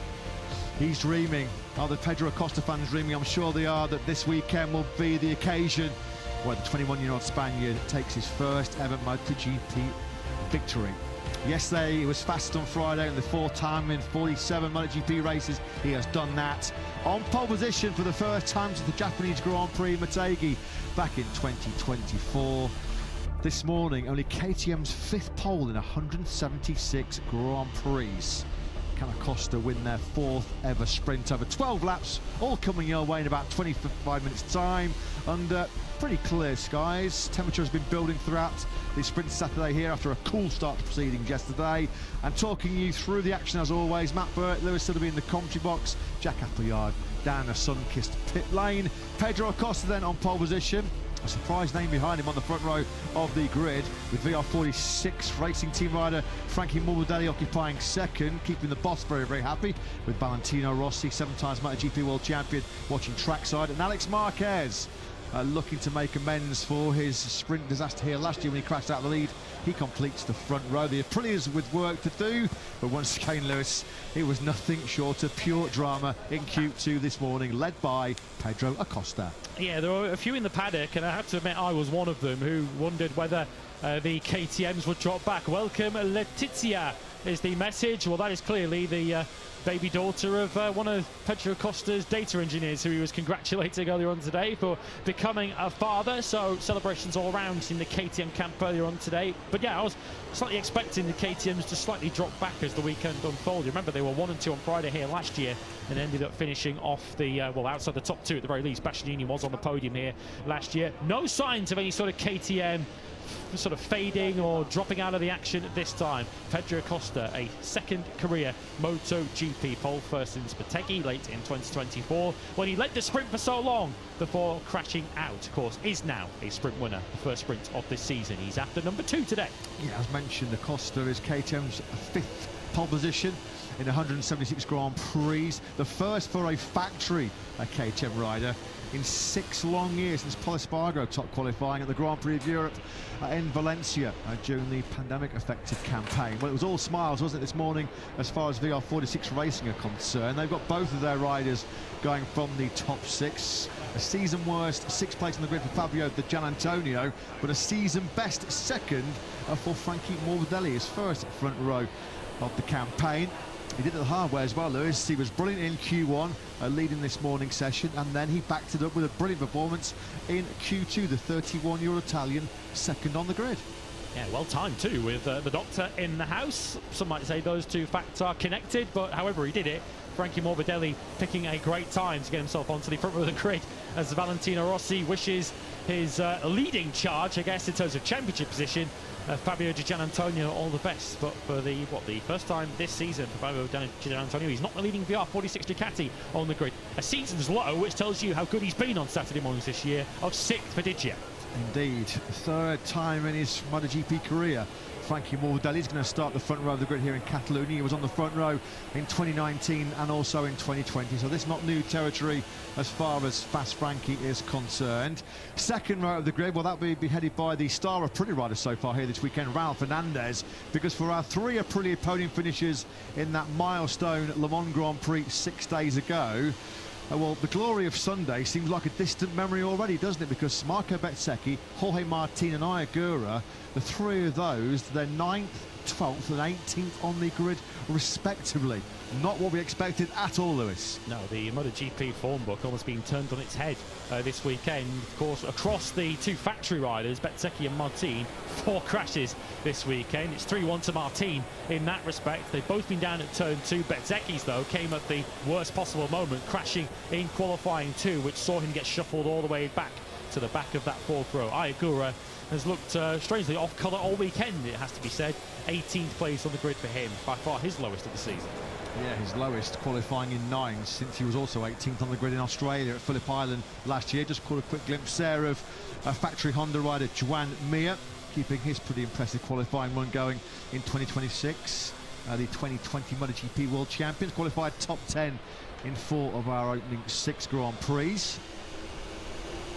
just a little footnote about Acosta's brilliant pole as well this morning. He blasted through the speed charts at 363.6 kilometers an hour, which is a new speed record for this circuit to Barcelona-Catalunya. That is the 7th fastest top speed recorded in MotoGP history. And there's a tailwind here today, and there's a bit of slipstream. We might actually be getting close to the all-time top speed record of 366.1 kilometres an hour, which is also held by a KTM. I think Brad Binder and Paul Espargaro share that honour of being the fastest rider in Grand Prix history, down the long start-finish straight in Mugello, of course, where we head next in a couple of weeks. 13th place for Pecco Bagnaia, which is, I guess if your glasses are full, 8 places higher than he qualified here a year ago on the sole factory Ducati. Paid the price, ultimately, for being in such a heavyweight qualifying one, because he was by no means slow in qualifying one earlier on today, but unfortunately, he had the likes of Frankie Morbidelli and Jorge Martin joining him in that session, and Ea Bastianini, another rider who will be looking back on that Q1 session earlier on today with a major dose of regret. Bagnaia, surely his best hope in this sprint this afternoon. Of course, he's arriving here on the run of 3 consecutive silvers. Surely any hope of points is the best he can look forward to. And he goes alone this weekend for the factory Ducati team. Just a reminder, if you are joining us for the first time this weekend, sadly Marc Marquez sidelined from this Catalan Grand Prix as he recovers from double surgery to repair a fracture in his right foot after the sprint 7 days ago in Le Mans, and more corrective surgery on what seems to be a serial right shoulder problem as far as Mark is concerned. A loose screw was removed also as part of that double procedure. A little bit more housekeeping while we're on that subject. We welcome Augusto Fernandez, Yamaha factory racing wildcard. He starts 21st on the grid. Top rank Raz Gatlioglu had a bit of a nightmare, the only rider that's starting behind Augusto Fernandez. And we welcome back on what's been already a very positive Saturday here in Barcelona for the Red Bull KTM Tech 3 team. Maverick Vinales back in action for the first time since Friday over at the Austin Grand Prix in Texas. And if you were with us during the lunch break, our colleague Fran Wild hosting a press conference where it was confirmed, despite a lot of rumours of late, certainly in the last 2 or 3 weeks or so, about a potential move to Honda. New Tech 3 KTM CEO Gunther Steiner confirming kind of what we all suspected, Lewis. They're going nowhere. They're running KTMs in the new 850cc era next year. Great news for Tech 3, and particularly good news, you have to say, for KTM. It's almost like they timed it, given how competitive KTM have been so far this weekend, with a new regulation set coming up next season, new technical regulations. Of course, 850cc bikes, so much changing in terms of the motorcycles, of course, the tyres they're on as well. It would have been a huge blow to KTM to drop to just 2 bikes for next season. All the data you can get in the run-up to next season is going to be absolutely priceless. So KTM, who clearly did make a big play once those rumours of a potential Honda switch came around, they clearly really put the boat out to keep Tech 3 on board, and those efforts were successful. 2019, of course, was when KTM first collaborated with Tech 3. A collaboration which is showing no signs of ending. No official confirmation on how long this contract extension is. Just a multiple-year deal is what we are told, that deal between Tech 3 and KTM. Well, he would have liked what he's seen so far this weekend with Frankie Morbidelli on the front row of the grid. He was pretty good around this Catalunya circuit himself. Let's get the thoughts of 7-time world champion, Hall of Famer Valentino Rossi with Jack. Yeah, great to be joined by Valentino. Valentino, what did you say to Frankie last night? Because the turnaround in performance was remarkable this morning. Yeah, the first target is to try to help a little bit Franco, because the beginning of the season was difficult. And we improve. We have something new in the bike that coming better for the engine brake. Like Ducati understands something. And practice by practice, Franco increased the feeling in braking and entry. And he did a fantastic qualify. And now we will see in the race. For Fabio, the potential has been there since the start of the season. How much do you feel he needs a big result to really take profit of the feeling he has at the moment? Fabio have a fantastic pace, one of the best, and this is good for the race. But you know, now will be very important, because he will start just from P6. And for make a good race, have to do a very good start and a very good first lap. Finally, yesterday, some reports to the seats for next year. 3 candidates: Nicolo Bulega, Luca Marini and Celestino Vietti. Is that accurate? Are they the 3 men vying to be in your team next year? All is open, but we want to try to find an Italian rider for the second part. We will see. Thanks, Valentino. Great stuff. Thanks as always, Jack. Great to hear from the Italian legend, Hall of Famer Valentino Rossi. Won 5 MotoGP races here in Barcelona. Well, it's obvious there, as he said, they're looking. We believe that Fermin Aldeguer will move into VR46 Ducati next season, and they want at least some Italian representation as part of that Tavuglia project next season. And that's why the names Buliga, of course, a former VR46 Academy star himself back in the day, running riot at the moment in World Superbikes. Interesting to see how Nikla and the World Superbike field are getting on in Most over in the Czech Republic here this weekend. Celestino Vietti, who's already had a very good Saturday in Moto2, no spoilers. Yeah, interesting to see who will get that seat. And of course, there's some family loyalty maybe at play as well, with Valentino Rossi's brother Luca Marini also in big contention.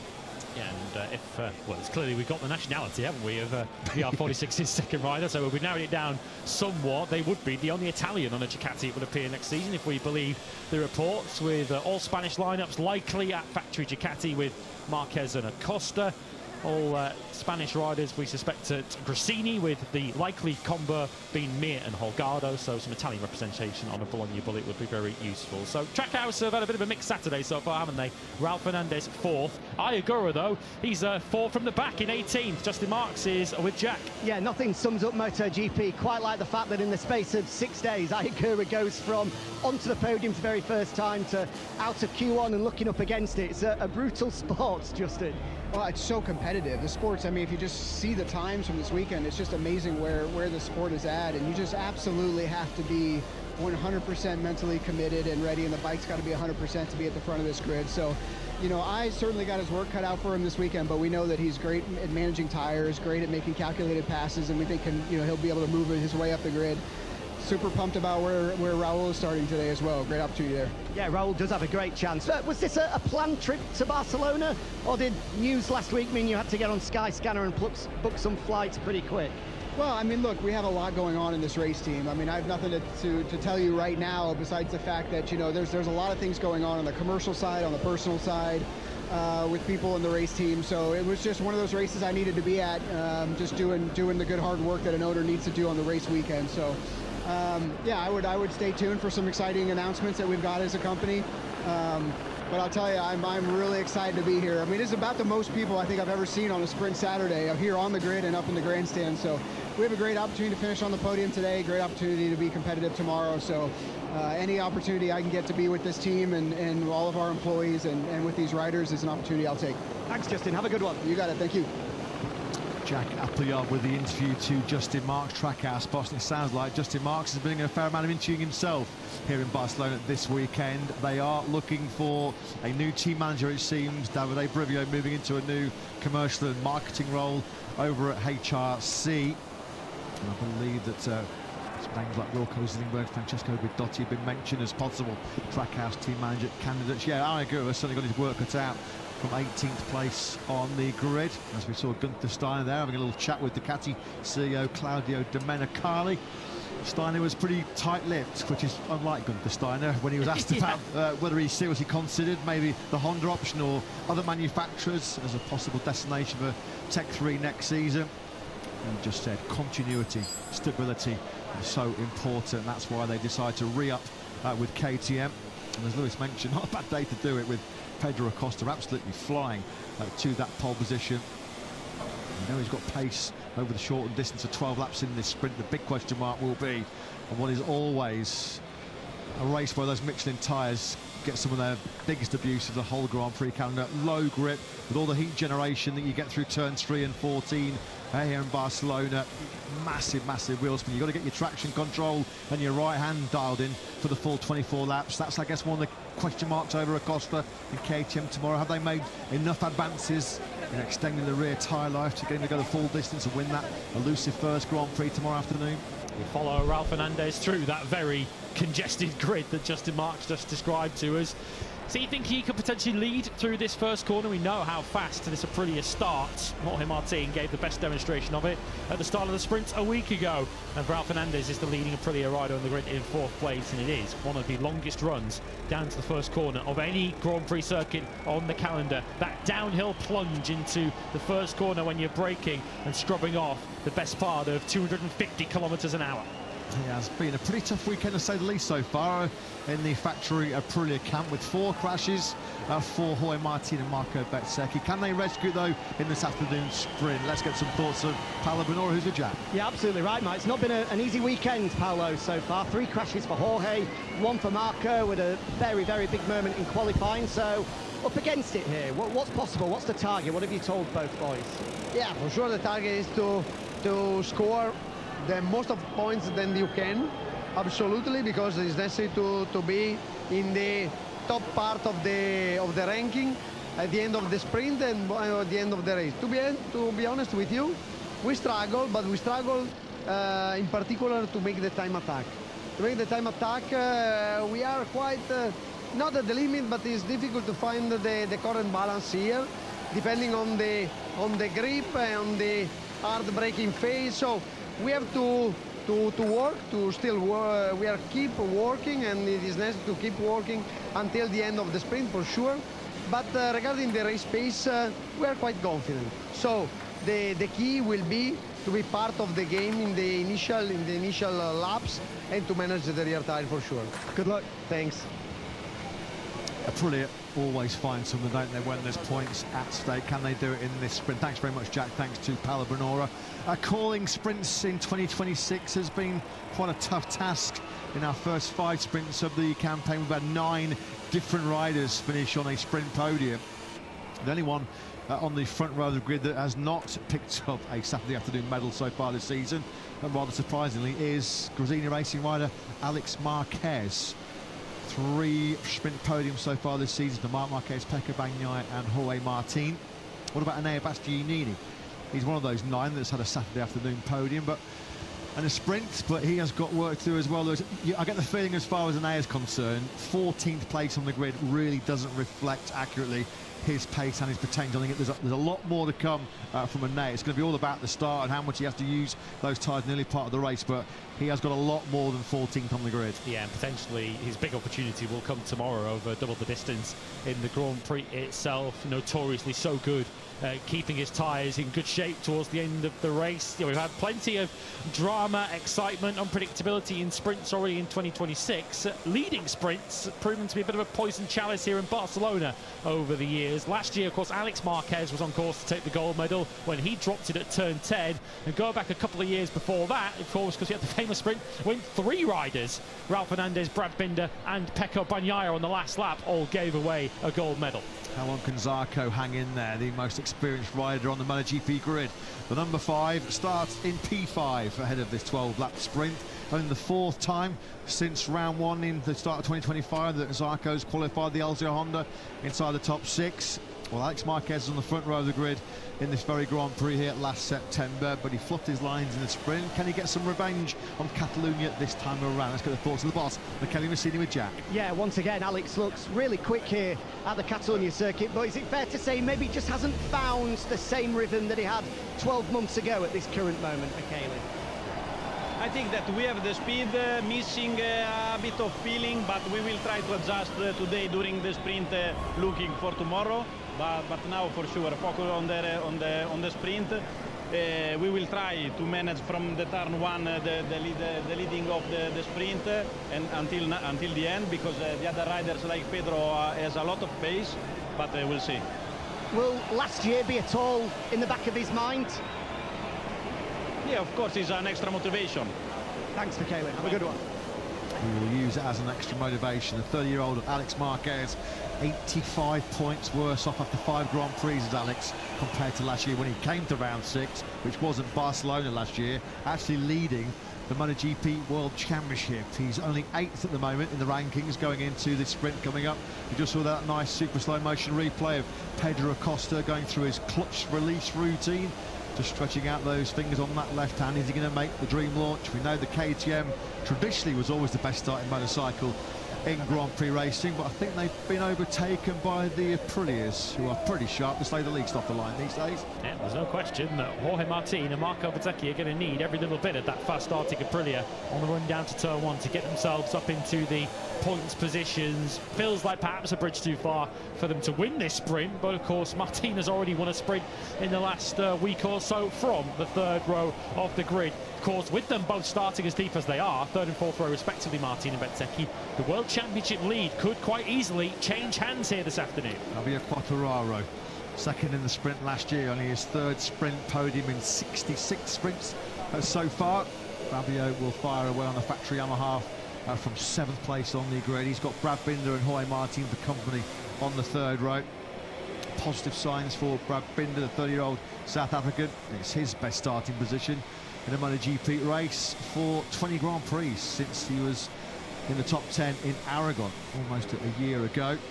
Direct into Q2 for the first time since Thailand, so this has been a pretty positive weekend for Brad Binder. Can he get his claws into his teammate Acosta, the Shark, flying away from the front of the grid? Let's continue to cover KTM and actually hear from Brad and Pedro's boss. It's Aki Aya speaking to Jack. Yeah, because KTM have got a massive opportunity here. We'll touch on Pedro secondly, Aki, but just firstly, great qualifying by Brad. We know how good he is off the line. This feels like he's got a real opportunity here.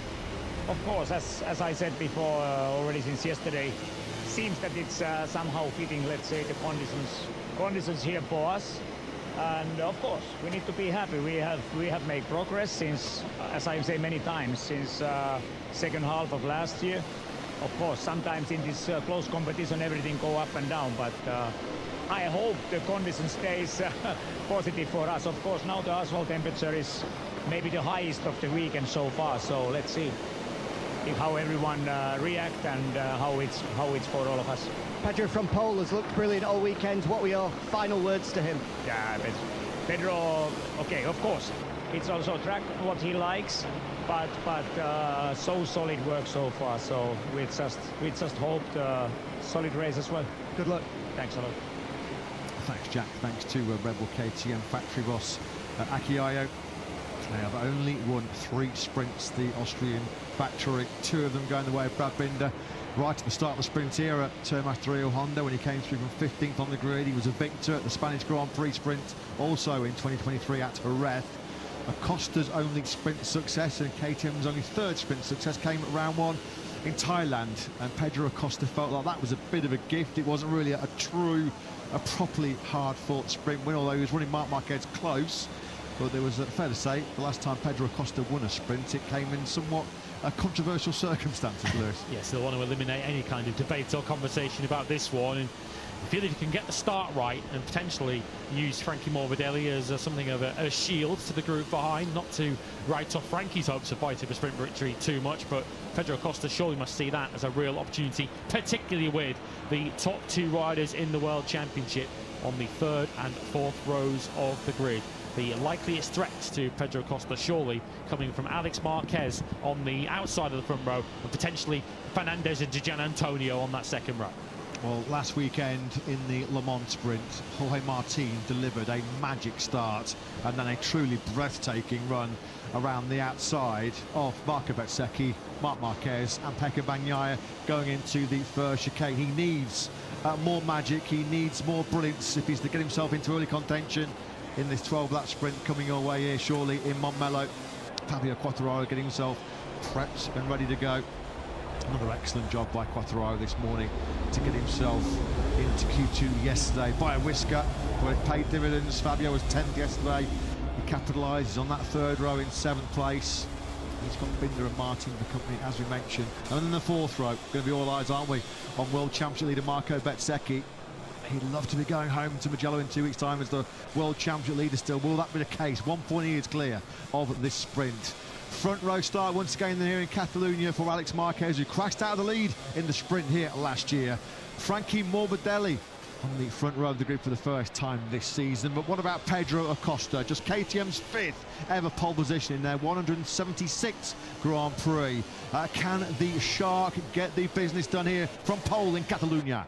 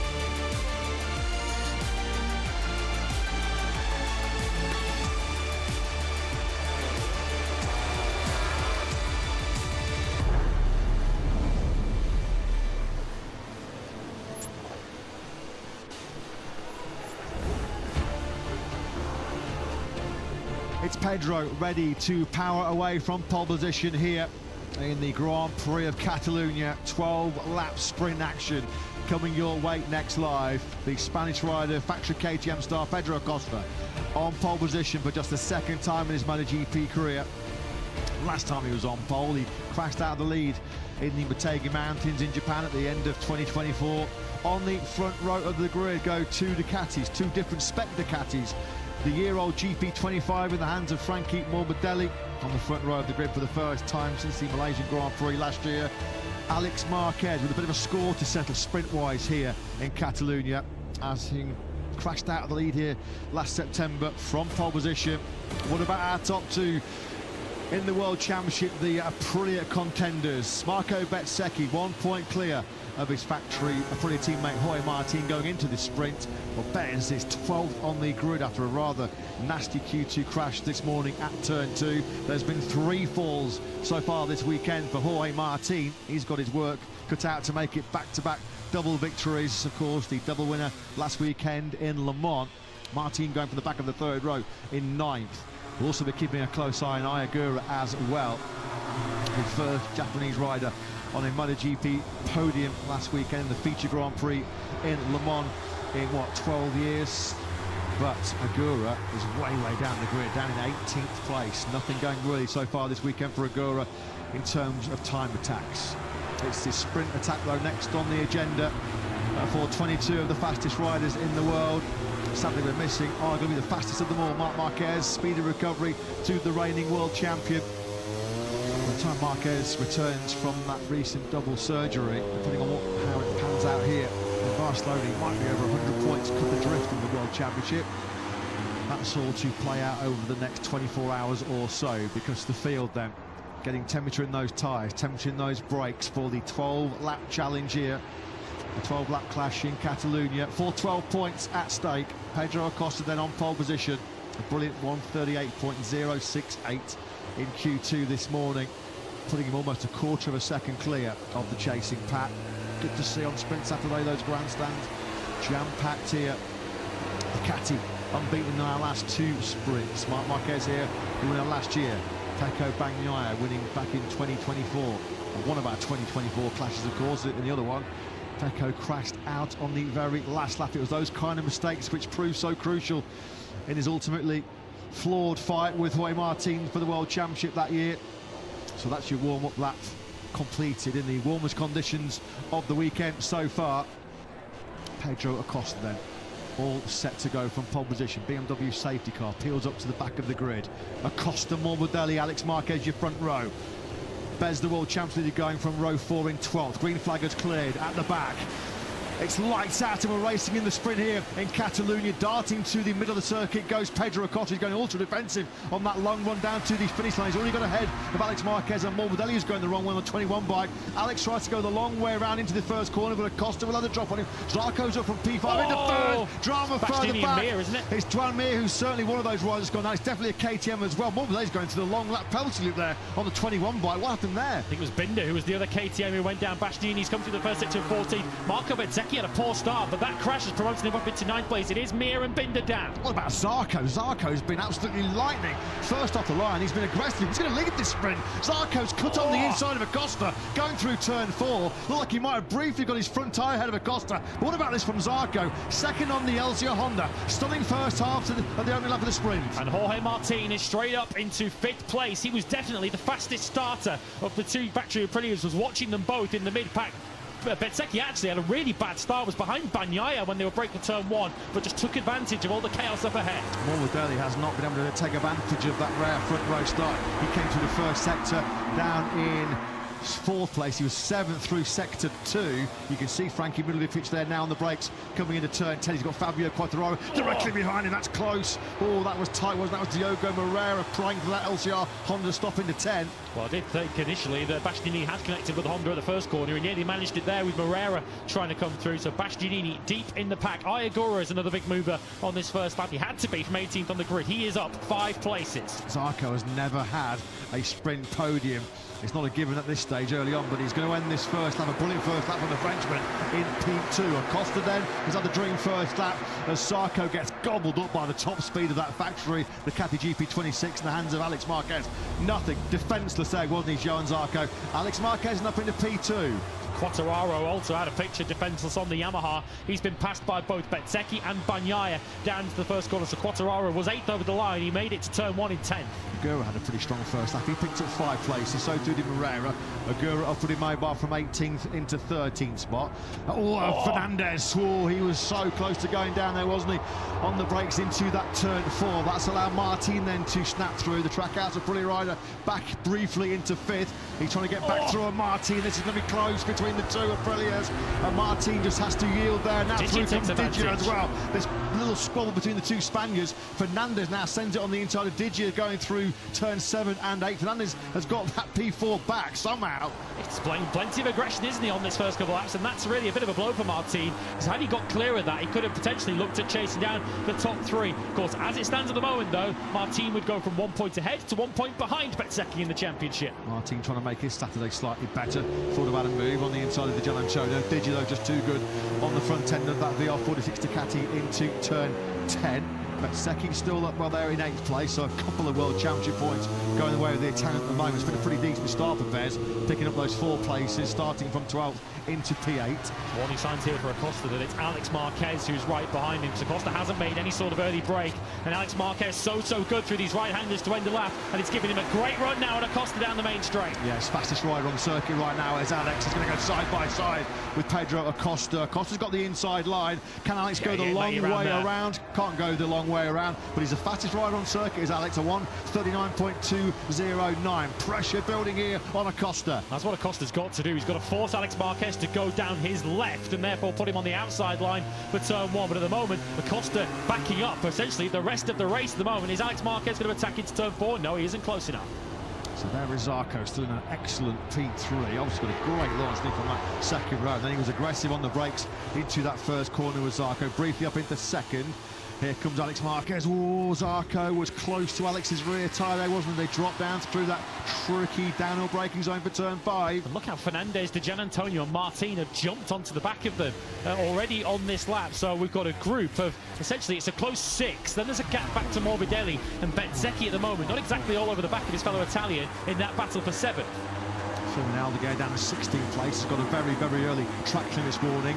They go now hard on the brakes into turn 10. Acosta just too good on the front end of that KTM to give Alex a sniff of snatching the lead here. Fernandez close up and Martin! Martin's gone down. Well, it's now a quartet of crashes here in Catalunya for Jorge Martin. He won't be taking the lead in the World Championship, will he? Jorge Martin then, for the 4th time on what so far has been a horrendous Catalan Grand Prix. Fresh off the back of his double win in Le Mans. He can't stay on 2 wheels this weekend. It's a bit of a let-off for Bez, that, you have to say. Martin, whose sprint ended there last year when he was taken out. This time, it looked like it was all on his own. Once again, Acosta, look, he tried this time to hold the right-hand side, but Alex Marquez wouldn't let him. And the 73 takes the lead. Fernandez behind also, looking to take 3rd place. Well, this morning, Pedro Acosta set the fastest ever top speed here in Barcelona, almost 364 kilometers an hour. But the brute top speed of that KTM, not enough to fend off Alex Marquez on that long one down to the first corner. So for the first time then, Acosta now is the chaser. Alex Marquez leads. He was in this position, of course, last September when he dumped it in front of Marc. I'd love to have a look at it again. I wonder if it might have been a bit of a contact on the main strip between the top 2. This is Martin into turn 10, and that was just a pure Martin mistake. Unfortunately, the latest in a long line of them this weekend. No points for Jorge Martin in today's sprint. I said yesterday it was a turbulent Friday. Not half, it's been a turbulent Saturday as well. When was the last time the Martinator crashed? 4 times in the same weekend. We haven't even got to the Grand Prix day yet as well. So plenty to ponder for Martin. Just shows you the highs and lows of a Grand Prix motorcycle racer. The pure elation of last weekend in Le Mans where he did the victory double, and now it's just pure frustration and dejection right now, isn't it, for Martin, who has to just watch this sprint unfold in front of him. And crucially, in terms of the championship battle too, Bezzecchi, in amongst all that, has now passed Frankie Morbidelli. He's up into P6. He's got Bagnaia behind him, who's also passed Morbidelli. So the interesting thing now for me is, can Bezzecchi eat into that 1.4 second gap? You'll see him back in the picture. He's leading that chase group. Can he now close in on the top 5? Now then, Costa looking to capitalise on some serious grunt, some serious poke on that K-Tech, with some slipstream as well. Can he get back on par with Alex Marquez's Gresini Ducati? Still for company, there goes Ralph Fernandez as well. We know the Aprilia's no slouch in a straight line. Gianantonio's going to go on the inside of Zarco. Nothing that Zarco can do. He tries to tough it out on the brakes into the first corner, but Gianantonio just had that inside line. He had the initiative, so now Digia up into P4. Yeah, Zarco might regret that. He might wish he'd just given that one up a bit earlier, because that's going to put him back towards Bezzecchi.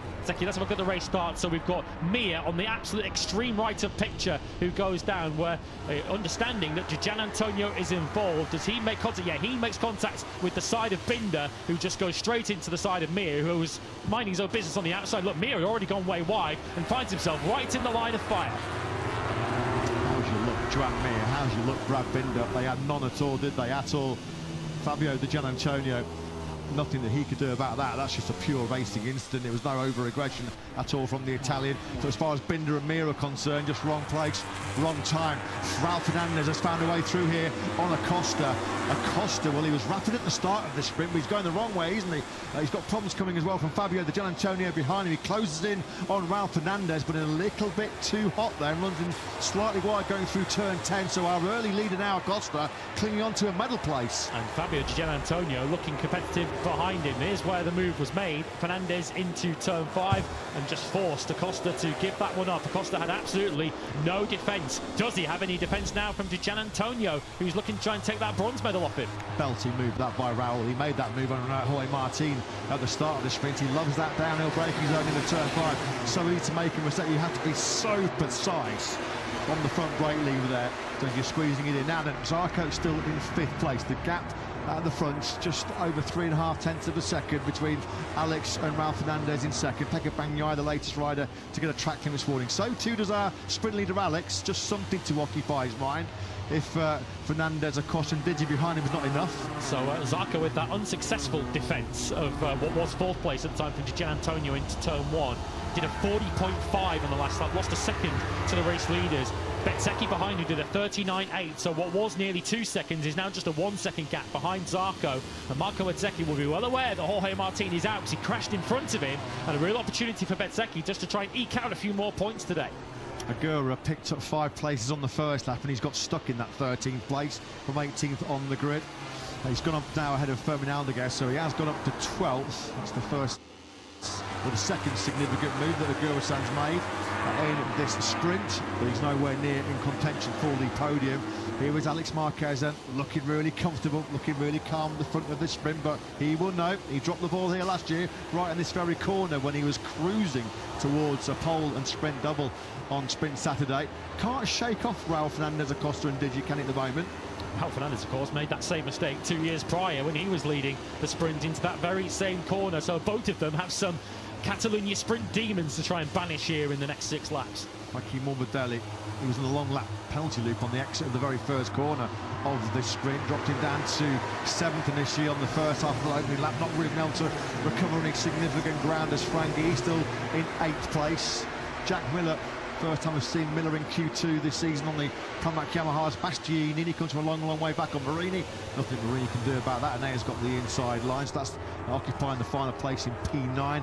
Jack Miller is down in 15th place. He's got the Yamahas of Rins and Razgat Lioglu behind him. Interestingly, Bezzecchi in clear space hasn't done an awful lot with it now. He's back in the 140s. It was actually Zarco who responded back into the 39s, and now what we're seeing just in the front of the picture there, Bezzecchi's coming under a bit of pressure from Pecco Bagnaia. That's the battle for 6th and 7th. So Bezzecchi, rather than looking forwards, is now starting to find some rearguard action. I'm sure what's going on with Maverick Vinales. We've got a P next to his name. He's pitting, yeah, but I was just going to say, what's happened to Maverick Vinales? He is actually pitting, so not the return that Top Gun was hoping for as he starts the inquest with his crew chief Jose Manuel Casal.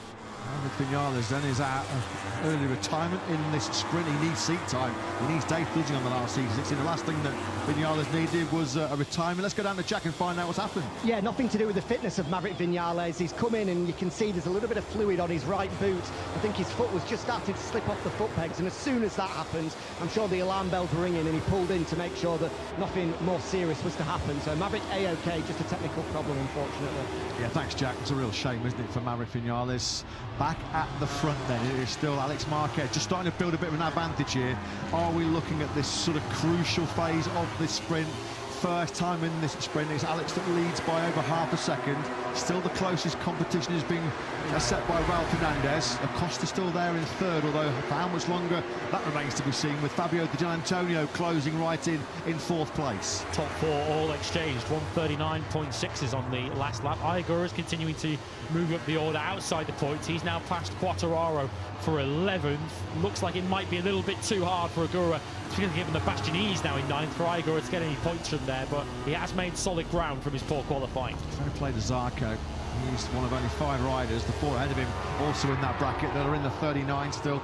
Everybody else is already back into the 140s, including world championship leader Marco Bezzecchi. You can see their Bez at the top of your picture, just can't shake off Canny-Pecco Bagnaia, who we are led to believe is going to be Bez's factory and brilliant teammate for a good period of time in 2027 and beyond. But yeah, this is the top ride by Zarco, keeping himself in those 39s. He's 3/10 behind the pack ahead of him, but 39.9s. He's getting a lot of good data for the Grand Prix here tomorrow, isn't he, the Frenchman? Bagnaia's past Bezzecchi, according to the timing tower on the left-hand side of your screens. Off screen, what was the gap between him? It was nearly 4/10 of a second earlier in the lap. So has Bez made a mistake somewhere? Either way, Bezzecchi's now back to 7th place, and what was a 4 points position is now just 3 points. You'll see him at the top of the picture. Bagnaia is now ahead of his fellow Italian. He's going to be sore. He's going to be hurting, isn't he, at the moment? Bezzecchi, a real nasty sort of tumble-dry crash he had this morning at turn 2, and he'll just want to see the checker flag.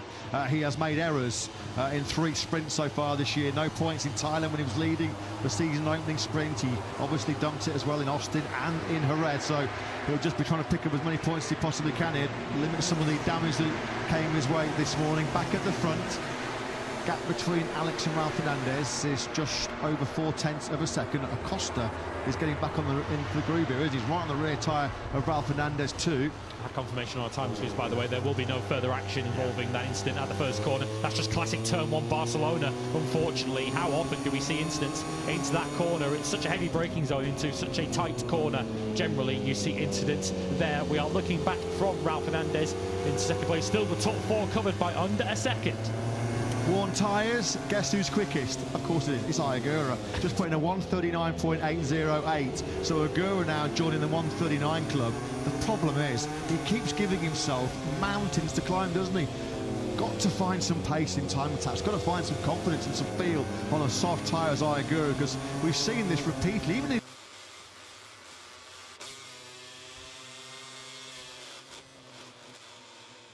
rookie season. He was absolutely unreal on worn tyres. If Aigura can start qualifying well, that first Grand Prix victory will not be too far down the track, will it? 139.808. He's got the pace as Acosta, has certainly got the pace to attack Fernandez. Can he get the KTM stopped into turn 10? Of course he can. He's so good on the front end into that heavy braking zone. So Acosta, he's back in the game for the win here. Yeah, he's suddenly rebounding back into the action. Does he still think a gold medal is possible in the remaining laps of this sprint? He must do, given how hasty and how keen he was to make a move there on Ralph Fernandez. Came quite a long way back into turn 10, but he was beautifully judged, as well judged as Fernandez move on Pedro was earlier. So the KTM, the pole sitter, is now back in the second place. Class ride this once again by Zarco, a lonely 5th at the moment for the Frenchman. His best ever sprint result is a 4th place. We were dreaming of maybe a first sprint rostrum for the Frenchman. That doesn't look like it's going to happen, but who knows, plenty of drama maybe unfolding in front of him. Further back then, Bezzecchi's just had absolutely nothing for Bagnaia once those 2 Italians exchanged places, and now Bez got his hands full keeping 2 more Italians behind him. He couldn't do it with Bagnaia. Can he do it with Morbidelli and Bastianini? Morbidelli will be ruining that first corner, won't he? Losing all that ground, because he's clearly got pace to get past Bezzecchi. Bastianini up behind.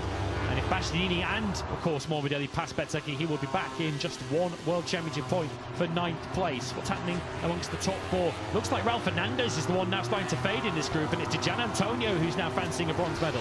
Yeah, the 139 club now has only 1 member, and it's Alex Marquez. Just about Alex keeping himself in those 39s, a 139.9, only a smidgen faster than Acosta in second place. Yeah, it's now Di Giannantonio with 2.5 laps to go here in Barcelona.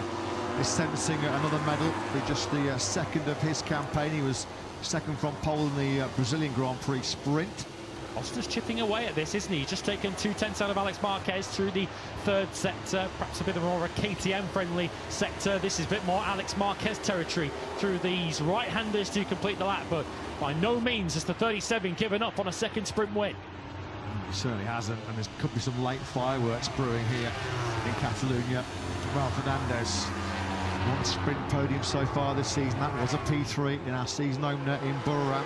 So a long time ago, that Chang International Circuit clash. Here, Acosta was 3/10 quicker than Alex Marquez on that previous lap as Digia goes level with Raul Fernandez. Fernandez trying to leave his braking as late as he dares, as late as he possibly can, but Gian Antonio just too good on the 49 Ducati. So Raul Fernandez then does lose that third place, tries to strike back. That'd be a brave move on the inside of Digia going through turn 3. The Italian slams a door shot, so the Gian Antonio up to third. And Morbidelli has passed Bezzecchi out of picture as well, so Bezzecchi now back to 8th place. I think they changed places a couple of times on that last lap, but Bezzecchi now, he's going to have his work cut out in his final 2 laps just to score 1 point.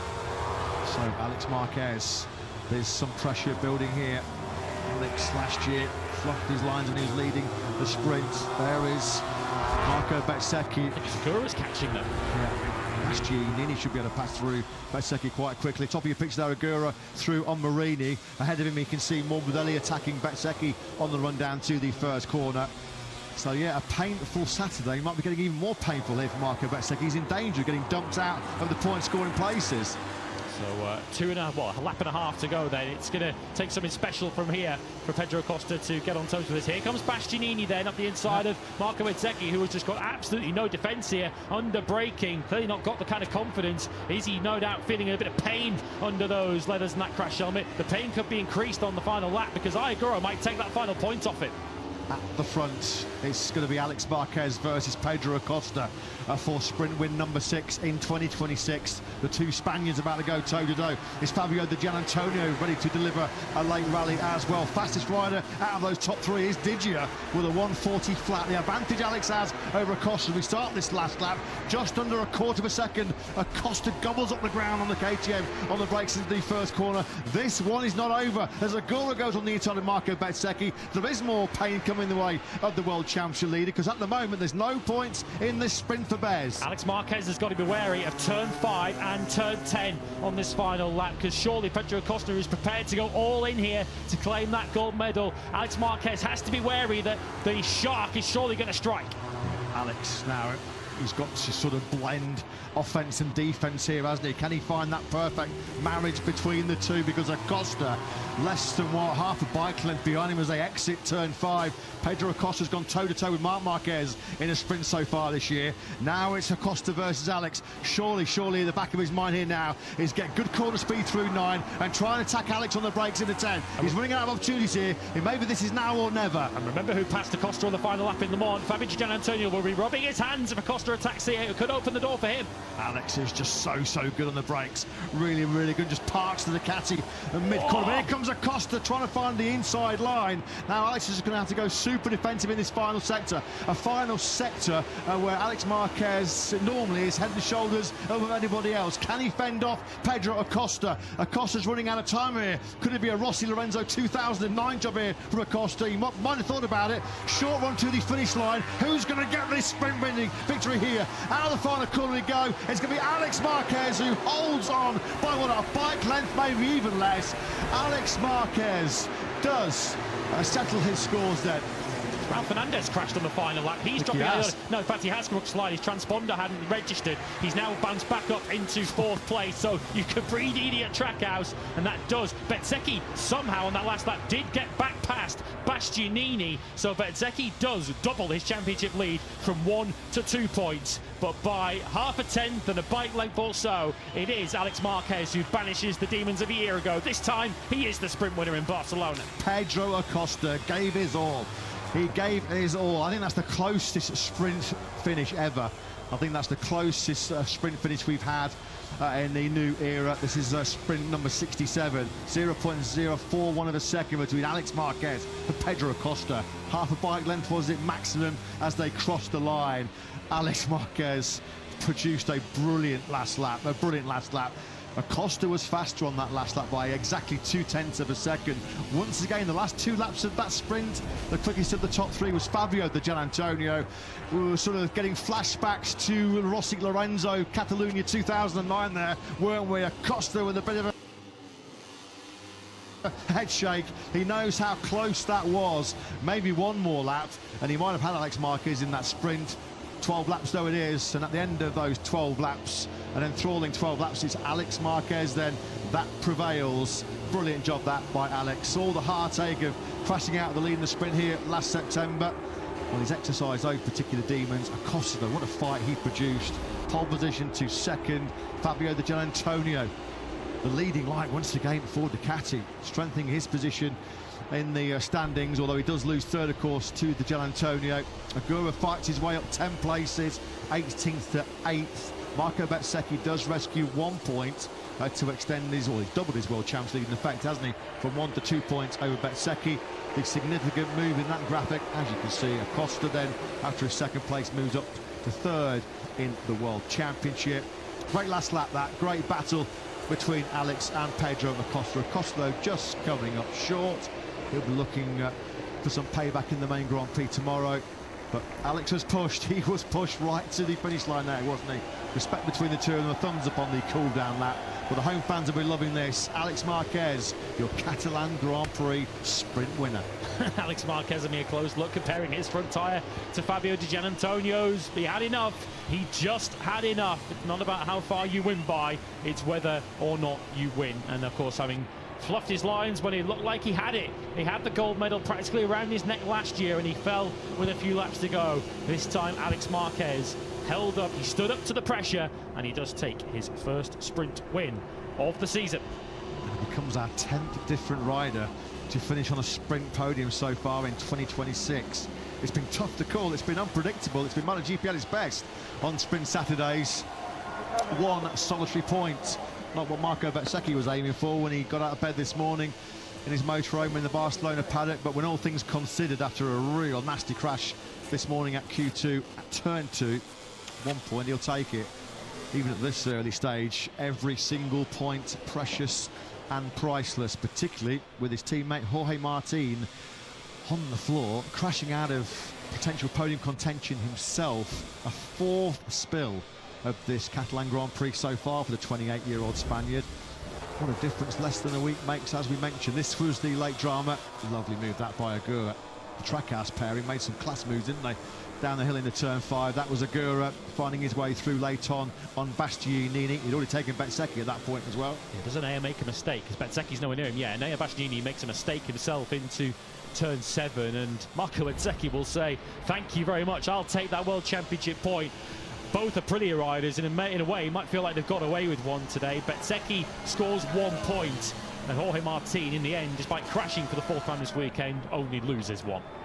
Yeah, Ralph Fernandez, what a fight he produced as well inside that top 3 for much of that sprint, but just coming up short.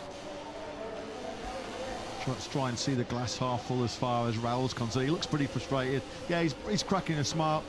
He would not have wanted to have lost so late on in that battle with Fabio de Gianantonio. It was always going to be a pretty safe 4th place regardless of what happened, with Johan Zarco a distant 5th. Still a great sprint that for Johan Zarco. Top ride up by the LCR Honda rider. He was of course on the second in the very early part of that sprint. Alex Marquez, though, worked his way through, didn't panic, started P3. Early on, he was P3 behind Acosta and Zarco, and then just worked his way through. Considering that this 35-year-old Frenchman was on his backside, on his outlap, his very first lap in FP2 this morning, 5th place on the grid and 5th place in the sprint is some effort by Johan Zarco. Really, really top job that by the LCR Honda rider. His teammate Diogo Moreira was down in 14th place, but he was the fastest rider on track in those last couple of laps. Fabio de Gianantonio, that's what's got him that 3rd place. Let's get his thoughts for Jack. Well, Fabio, you've done a great recovery job there, through from the 2nd row of the grid onto yet another sprint podium, but it was obvious you had the pace there for something more. What are the emotions like at the end of it?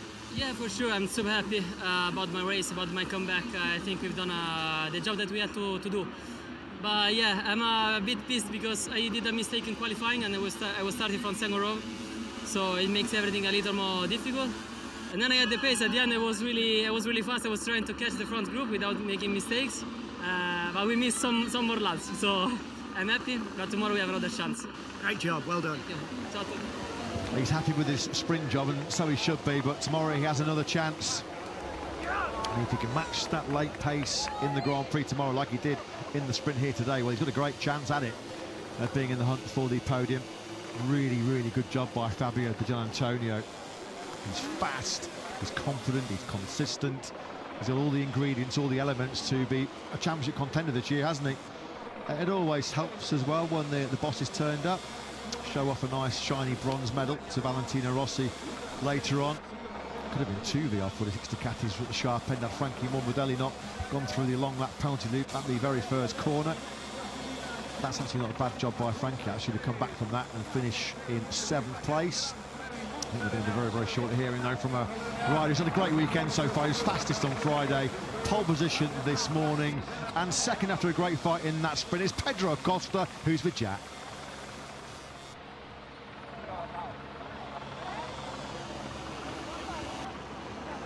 Well, Pedro, congratulations. You gave everything there. That officially the closest sprint in history. Just how proud of you are you of your efforts? Thank you. I mean, we have to be happy at the end. We know that at the moment we are not in the level of Ducati, and we were at the end of the races finally battling with them for this. We have to be happy. More information for tomorrow for this was quite important to finish this sprint race. Brilliant ride. Well done. Thank you, boys. Brilliant ride. Yeah, it was a brilliant ride. He was so close. So close. It's going to come. You just feel that first Grand Prix victory is going to come for Pedro Acosta. He's just too darn good not to win a Grand Prix before potentially he leaves a KTM at the end of the season. That's what it's all pointing towards. He pushed Alex Marquez all the way. Last year in the sprint, Alex cracked. This time around, there was no way he was going to buckle and throw away another gold medal. What a performance. What a tight finish it was.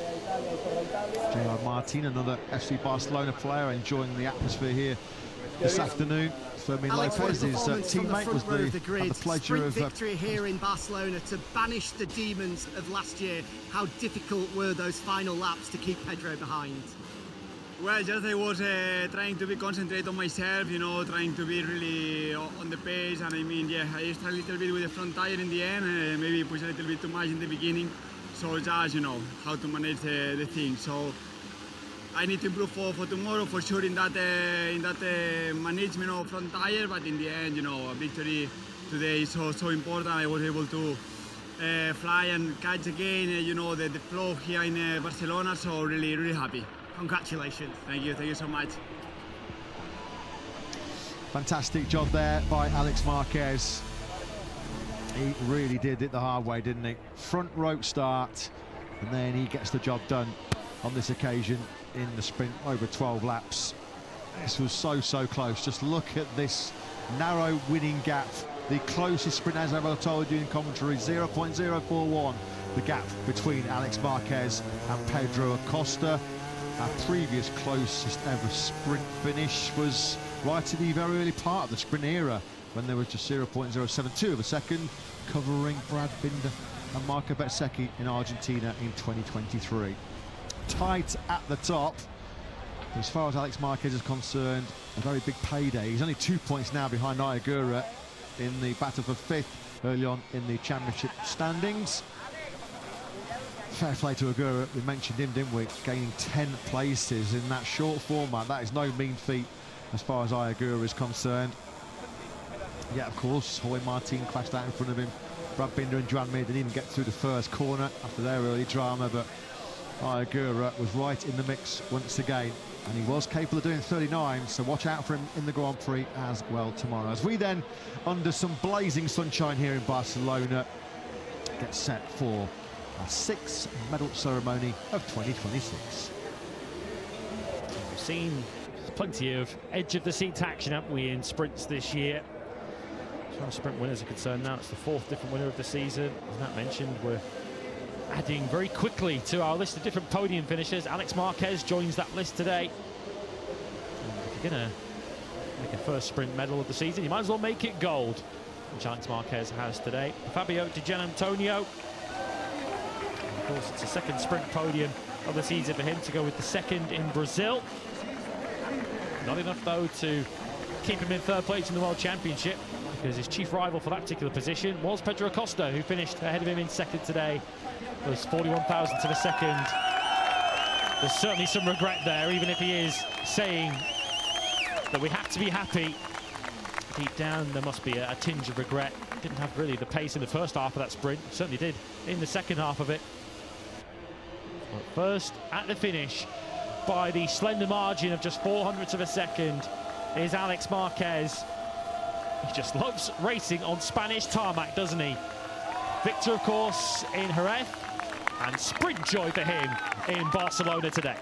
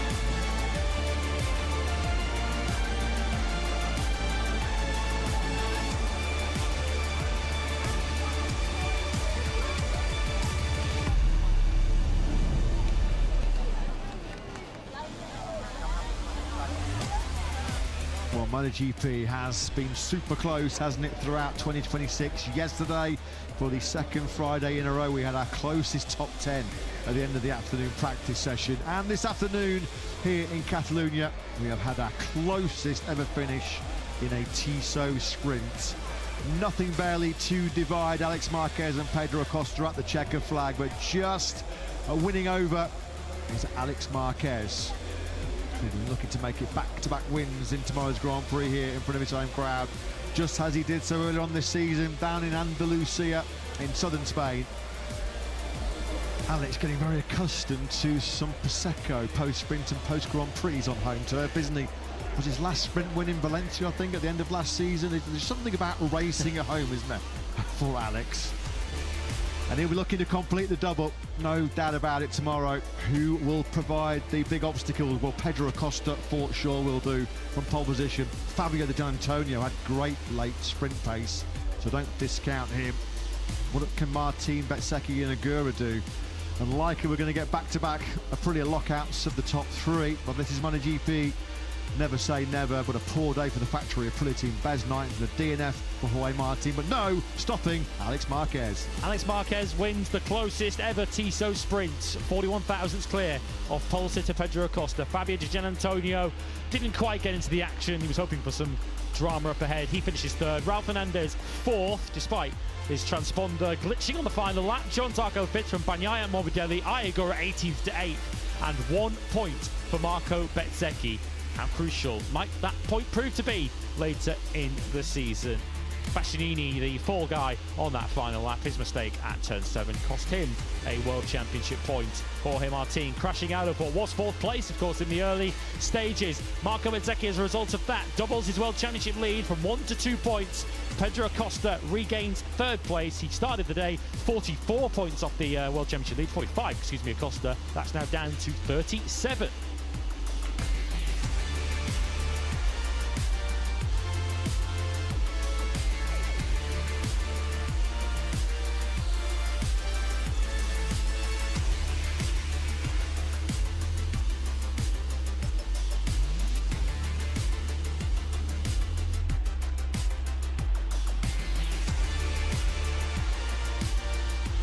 Constructors' Championship, Aprilia's lead is cut quite significantly actually today, down to 28 points over Ducati.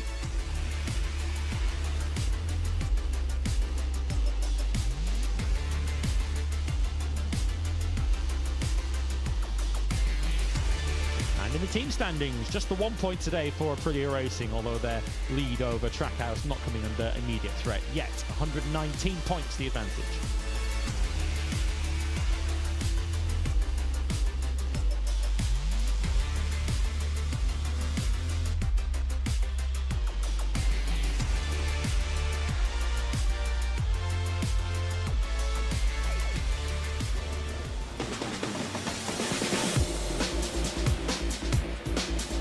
Let's have some highlights then. Pedro Acosta starting from pole position, and certainly the way the first couple of corners panned out, looked well placed to fight for a second sprint win of the year. So often the case though at the circuit of Barcelona-Catalunya, we had turn one drama. John Zarco, the leading Honda. Well, we lost a Honda in the form of Joan Mir, who was already on the outside. Contact between Gian Antonio and Brad Binder, purely a racing incident, which sent Binder straight into Mir, both the 33 and the 36 out of the sprint on lap one.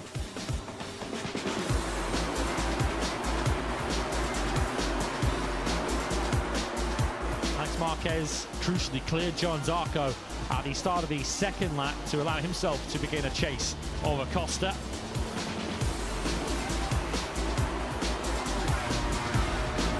A couple of attempts though to ultimately pass the 37. His first attempt saw Pedro forcing the long way around.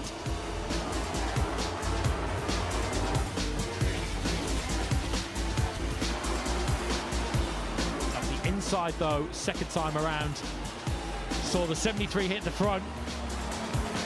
Because crucially by this stage, Jorge Martin was out of the Tissot sprint, which left Raul Fernandez as Aprilia's only hope of a gold medal today. He took second from Acosta at half distance.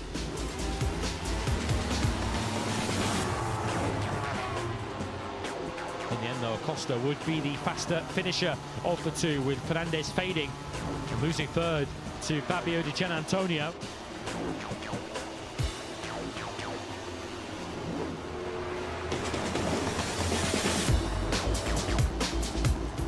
Pedro certainly kept the pressure on his fellow Spaniard, but Alex Marquez had just enough in the tank. 41 thousandths of a second, barely a bike length split them. The closest sprint finish to date, but it's Alex Marquez who takes gold on Saturday in Barcelona. Marco Bezzecchi leads by 2 points as we go into Grand Prix Sunday tomorrow.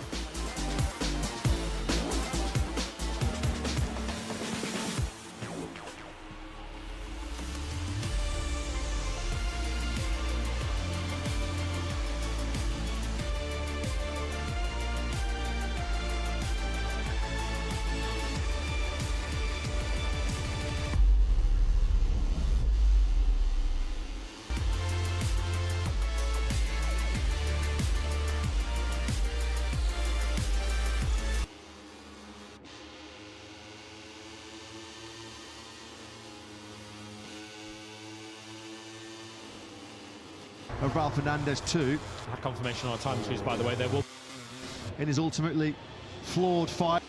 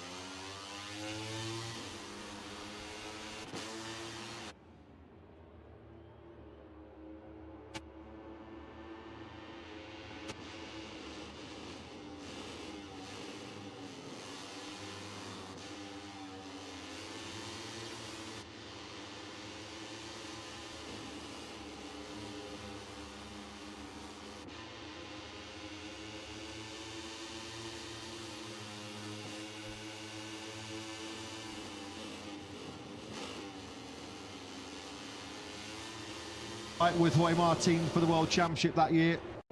So that's your warm-up lap completed in the warmest conditions of the weekend so far.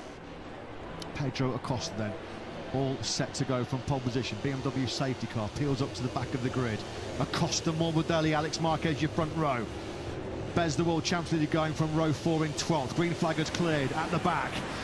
It's lights out and we're racing in the sprint here in Catalunya. Darting to the middle of the circuit goes Pedro Acosta. He's going ultra defensive on that long run down to the finish line. He's already got ahead of Alex Marquez, and Morbidelli is going the wrong way on the 21 bike. Alex tries to go the long way around into the first corner, but Acosta will have the drop on him. Zarco's up from P5 into third. Drama further back. Mir, isn't it? It's Joan Mir, who's certainly one of those riders that's gone down. It's definitely a KTM as well. Morbidelli's going through the long lap penalty loop there on the 21 bike. What happened there? I think it was Binder who was the other KTM who went down. Bastianini's come through the first sector of 14. Marco Bezzecchi had a poor start, but that crash has promoted him up into 9th place. It is Mir and Binder down. What about Zarco? Zarco's been absolutely lightning. First off the line, he's been aggressive. He's going to lead this sprint. Zarco's cut on the inside of Acosta, going through turn 4. Looked like he might have briefly got his front tyre ahead of Acosta. But what about this from Zarco? Second on the LCR Honda. Stunning first half at the opening lap of the sprint. And Jorge Martin is straight up into 5th place. He was definitely the fastest starter of the two factory Aprilias. Was watching them both in the mid-pack.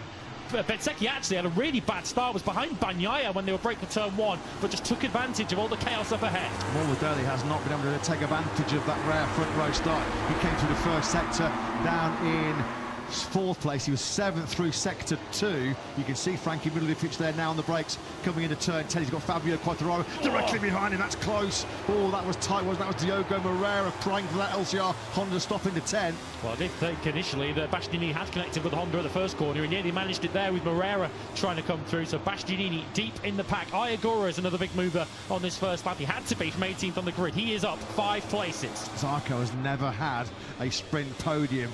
It's not a given at this stage early on, but he's going to end this first lap, a brilliant first lap for the Frenchman in P2. Acosta then has had the dream first lap as Zarco gets gobbled up by the top speed of that factory, the Cathy GP26 in the hands of Alex Marquez. Nothing, defenceless there, wasn't he, Johan Zarco? Alex Marquez up into P2. Quartararo also out of picture, defenceless on the Yamaha. He's been passed by both Bezzecchi and Bagnaia down to the first corner. So Quartararo was 8th over the line. He made it to turn 1 in 10th. Agura had a pretty strong first lap. He picked up 5 places, so too did Moreira. Agura upward mobile from 18th into 13th spot. Fernandez, he was so close to going down there, wasn't he? On the brakes into that turn 4. That's allowed Martin then to snap through. The track out of Prix rider back briefly into 5th. He's trying to get back through a Martin. This is going to be close between the two Aprilias. And Martin just has to yield there. Now through comes Digia as well. This little squabble between the two Spaniards. Fernandez now sends it on the inside of Digia going through turn 7 and 8. Fernandez has got that P4 back somehow. It's plenty of aggression, isn't he, on this first couple of laps, and that's really a bit of a blow for Martin. So had he got clear of that, he could have potentially looked at chasing down the top 3. Of course, as it stands at the moment, though, Martin would go from 1 point ahead to 1 point behind Bezzecchi in the championship. Martin trying to make his Saturday slightly better. Thought about a move on the inside of the Gian Antonio. Digia, though, just too good on the front end of that VR46 Ducati into turn 10. Bezzecchi still up well there in 8th place, so a couple of World Championship points going the way of the Italian at the moment. It's been a pretty decent start for Bez, picking up those 4 places, starting from 12th into P8. Warning signs here for Acosta that it's Alex Marquez who's right behind him, because Acosta hasn't made any sort of early break. And Alex Marquez so good through these right-handers to end the lap, and it's giving him a great run now, and Acosta down the main straight. Yes, fastest rider on the circuit right now is Alex. He's going to go side by side with Pedro Acosta. Acosta's got the inside line. Can Alex go the long way around? Can't go the long way around, but he's the fastest rider on circuit is Alex, a 1:39.209. Pressure building here on Acosta. That's what Acosta's got to do. He's got to force Alex Marquez to go down his left and therefore put him on the outside line for turn 1. But at the moment, Acosta backing up essentially the rest of the race at the moment. Is Alex Marquez going to attack into turn 4? No, he isn't close enough. So there is Zarco still in an excellent P3. Obviously got a great launch from that second row. Then he was aggressive on the brakes into that first corner with Zarco. Briefly up into second. Here comes Alex Marquez. Oh, Zarco was close to Alex's rear tyre there, wasn't it? They dropped down through that tricky downhill braking zone for turn 5. And look how Fernandez, Gian Antonio and Martin have jumped onto the back of them already on this lap. So we've got a group of, essentially it's a close 6. Then there's a gap back to Morbidelli and Bezzecchi at the moment. Not exactly all over the back of his fellow Italian in that battle for 7th. Now they go down to 16th place. Has got a very, very early track limits warning. They go now hard on the brakes into turn 10. Acosta just too good on the front end of that KTM to give Alex a sniff of snatching the lead here. Fernandez close up and side. Oh, Martin! Martin's gone down. Well, it's now a quartet of crashes here in Catalunya for Jorge Martin.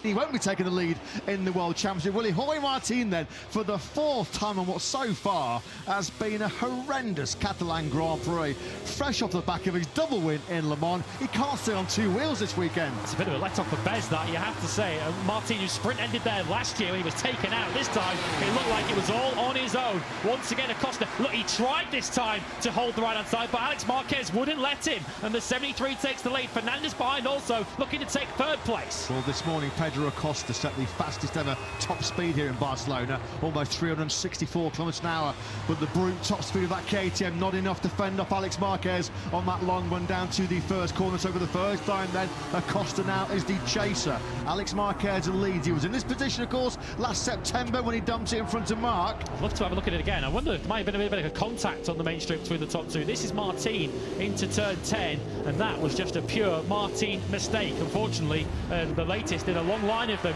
this weekend. No points for Jorge Martin in today's sprint. I said yesterday it was a turbulent Friday, not half. It's been a turbulent Saturday as well. When was the last time the Martinator crashed? 4 times in the same weekend. We haven't even got to the Grand Prix day yet as well. So plenty to ponder for Martin. Just shows you the highs and lows of a Grand Prix motorcycle racer. The pure elation of last weekend in Le Mans where he did the victory double, and now it's just pure frustration and dejection right now, isn't it, for Martin, who has to just watch this sprint unfold in front of him. And crucially, in terms of the championship battle too, Bezzecchi in amongst all that has now passed Frankie Morbidelli. He's up into P6. He's got Bagnaia behind him, who's also passed Morbidelli. So the interesting thing now for me is, can Bezzecchi eat into that 1.4 second gap? You'll see him back at the picture. He's leading that chase group. Can he now close in on the top 5? Now then, Acosta looking to capitalise on some serious grunt, some serious poke on that KTM, with some slipstream as well. Can he get back on par with Alex Marquez's Gresini Ducati? Still for company, there goes Ralph Fernandez as well. We know the Aprilia's no slouch in a straight line. Gian Antonio's going to go on the inside of Zarco. Nothing that Zarco can do. He tries to tough it out on the brakes into the first corner, but Gian Antonio just had that inside line. He had the initiative, so now Digia up into P4. Yeah, Zarco might regret that. He might wish he'd just given that one up a bit earlier, because that's going to put him back towards Bezzecchi. Let's have a look at the race start. So we've got Mir on the absolute extreme right of picture, who goes down, where understanding that Gian Antonio is involved. Does he make contact? Yeah, he makes contact with the side of Binder, who just goes straight into the side of Mir, who was minding his own business on the outside. Look, Mir had already gone way wide and finds himself right in the line of fire. How's your look, Joan Mir? How's your look, Brad Binder? They had none at all, did they? At all. Fabio Di Gian Antonio, nothing that he could do about that. That's just a pure racing incident. There was no over-aggression at all from the Italian. So as far as Binder and Mir are concerned, just wrong place, wrong time. Ralph Fernandez has found a way through here on Acosta. Acosta, well, he was rapid at the start of the sprint, but he's going the wrong way, isn't he? He's got problems coming as well from Fabio Di Gian Antonio behind him. He closes in on Ralph Fernandez, but a little bit too hot there, and runs in slightly wide going through turn 10. So our early leader now, Acosta, clinging on to a medal place. And Fabio Di Gian Antonio looking competitive behind him. Here's where the move was made. Fernandez into turn 5 and just forced Acosta to give that one up. Acosta had absolutely no defence. Does he have any defence now from Di Gian Antonio, who's looking to try and take that bronze medal off him? Belty move that by Raul. He made that move on Jorge Martin at the start of the sprint. He loves that downhill braking zone in the turn 5. So easy to make a mistake. You have to be so precise on the front brake lever there, so you're squeezing it in. Now then, Zarco's still in 5th place. The gap at the front, just over 3.5 tenths of a second between Alex and Ralph Fernandez in second. Pecco Bagnaia, the latest rider to get a track limits warning. So too does our sprint leader Alex. Just something to occupy his mind. If Fernandez, Acosta and Digi behind him is not enough. So Zarco with that unsuccessful defence of what was 4th place at the time from Di Gian Antonio into turn 1. Did a 40.5 on the last lap, lost a second to the race leaders. Bezzecchi behind him did a 39.8, so what was nearly 2 seconds is now just a 1 second gap behind Zarco. And Marco Bezzecchi will be well aware that Jorge Martin is out, because he crashed in front of him, and a real opportunity for Bezzecchi just to try and eke out a few more points today. Aguirre picked up 5 places on the first lap, and he's got stuck in that 13th place from 18th on the grid. He's gone up now ahead of Fernandez, so he has gone up to 12th. That's the first, or the second significant move that Agura-san's made in this sprint, but he's nowhere near in contention for the podium. Here is Alex Marquez then, looking really comfortable, looking really calm at the front of this sprint, but he will know. He dropped the ball here last year, right in this very corner, when he was cruising towards a pole and sprint double on Sprint Saturday. Can't shake off Raul Fernandez, Acosta and Digi, can he, at the moment? Raul Fernandez, of course, made that same mistake 2 years prior when he was leading the sprint into that very same corner. So both of them have some Catalunya sprint demons to try and banish here in the next 6 laps. Frankie Morbidelli, who was in the long lap penalty loop on the exit of the very first corner of this sprint, dropped him down to 7th initially on the first half of the opening lap, not really been able to recover any significant ground as Frankie still in 8th place. Jack Miller, first time I've seen Miller in Q2 this season on the Pramac Yamaha's. Bastianini comes from a long way back on Marini. Nothing Marini can do about that, and now he's got the inside line, so that's occupying the final place in P9. Jack Miller is down in 15th place. He's got the Yamahas of Rins and Razgat Lioglu behind him. Interestingly, Bezzecchi in clear space hasn't done an awful lot with it now. He's back in the 140s. It was actually Zarco who responded back into the 39s, and now what we're seeing just in the front of the picture there, Bezzecchi's coming under a bit of pressure from Pecco Bagnaia. That's the battle for 6th and 7th. So Bezzecchi, rather looking forwards, is now starting to find some rearguard action. I'm not sure what's going on with Maverick Vinales. We've got a P next to his name. He's pitting, yeah, but I was just going to say, what's happened to Maverick Vinales? He is actually pitting, so not the return that Top Gun was hoping for as he starts the inquest with his crew chief Jose Manuel Casal. Maverick Vinales then is out of early retirement in this sprint. He needs seat time. He needs day flooding on the last season. The last thing that Vinales needed was a retirement. Let's go down to Jack and find out what's happened. Yeah, nothing to do with the fitness of Maverick Vinales. He's come in and you can see there's a little bit of fluid on his right boot. I think his foot was just starting to slip off the foot pegs, and as soon as that happens, I'm sure the alarm bells were ringing and he pulled in to make sure that nothing more serious was to happen. So Maverick A-OK, just a technical problem, unfortunately. Yeah, thanks, Jack. It's a real shame, isn't it, for Maverick Vinales. Back at the front then, it is still Alex Marquez, just starting to build a bit of an advantage here. Are we looking at this sort of crucial phase of this sprint? First time in this sprint, it's Alex that leads by over half a second. Still the closest competition is being set by Raul Fernandez. Acosta still there in 3rd, although for how much longer, that remains to be seen, with Fabio Di Gianantonio closing right in 4th place. Top 4 all exchanged, 139.6s on the last lap. Igor is continuing to move up the order outside the points. He's now past Quartararo for 11th. Looks like it might be a little bit too hard for Agura. She's going to give him the Bastianese now in 9th for Igor to get any points from there, but he has made solid ground from his poor qualifying. Fair play to Zarco. He's one of only 5 riders, the 4 ahead of him also in that bracket, that are in the 39 still. Everybody else is already back into the 140s, including World Championship leader Marco Bezzecchi. You can see their Bez at the top of your picture, just can't shake off a canny Pecco Bagnaia, who we are led to believe is going to be Bez's factory and brilliant teammate for a good period of time in 2027 and beyond. But yeah, this is the top ride by Zarco, keeping himself in those 39s. He's 3/10s behind the pack ahead of him, but 39.9s. He's getting a lot of good data for the Grand Prix here tomorrow, isn't he, the Frenchman? Bagnaia is past Bezzecchi according to the timing tower on the left-hand side of your screens. Off screen, what was the gap between them? It was nearly 4/10 of a second earlier in the lap. So has Bez made a mistake somewhere? Either way, Bezzecchi's now back to 7th place, and what was a 4 points position is now just 3 points. You'll see him at the top of the picture. Bagnaia is now ahead of his fellow Italian. He's going to be sore. He's going to be hurting, isn't he, at the moment? Bezzecchi, a real nasty sort of tumble-dry crash he had this morning at turn 2, and he'll just want to see the checker flag. He has made errors in 3 sprints so far this year. No points in Thailand when he was leading the season opening sprint. He obviously dumped it as well in Austin and in Jerez, so he'll just be trying to pick up as many points as he possibly can here, limit some of the damage that came his way this morning. Back at the front, gap between Alex and Raul Fernandez is just over 4/10 of a second. Acosta is getting back on into the groove here, isn't he? He's right on the rear tyre of Raul Fernandez too. I had confirmation on our time switch, by the way. There will be no further action involving that incident at the first corner. That's just classic turn 1 Barcelona, unfortunately. How often do we see incidents into that corner? It's such a heavy braking zone into such a tight corner. Generally, you see incidents there. We are looking back from Raul Fernandez in 2nd place. Still the top 4 covered by under a second.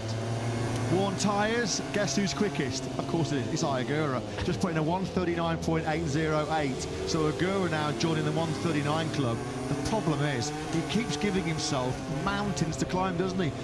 got to find some pace in time attacks, got to find some confidence and some feel on a soft tyre as Ayagura, because we've seen this repeatedly. Even in his rookie season, he was absolutely unreal on worn tyres. If Ayagura can start qualifying well, that first Grand Prix victory will not be too far down the track, will it? 1:39.808. He's got the pace as Acosta, has certainly got the pace to attack Fernandez. Can he get the KTM stopped into turn 10? Of course he can. He's so good on the front end into that heavy braking zone. So Acosta, he's back in the game for the win here. Yeah, he's suddenly rebounding back into the action. Does he still think a gold medal is possible in the remaining laps of this sprint? He must do, given how hasty and how keen he was to make a move there on Ralph Fernandez. Came from quite a long way back into turn 10, but it was beautifully judged, as well judged as Fernandez' move on Pedro was earlier. So the KTM, the pole sitter, is now back in a second place.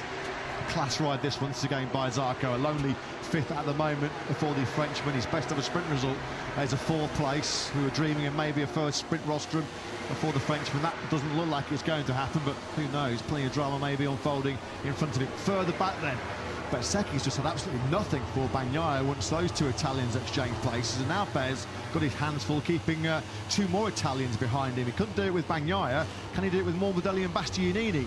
Morbidelli will be ruining that first corner, won't he? Losing all that ground, because he's clearly got pace to get past Bezzecchi. Bastianini up behind.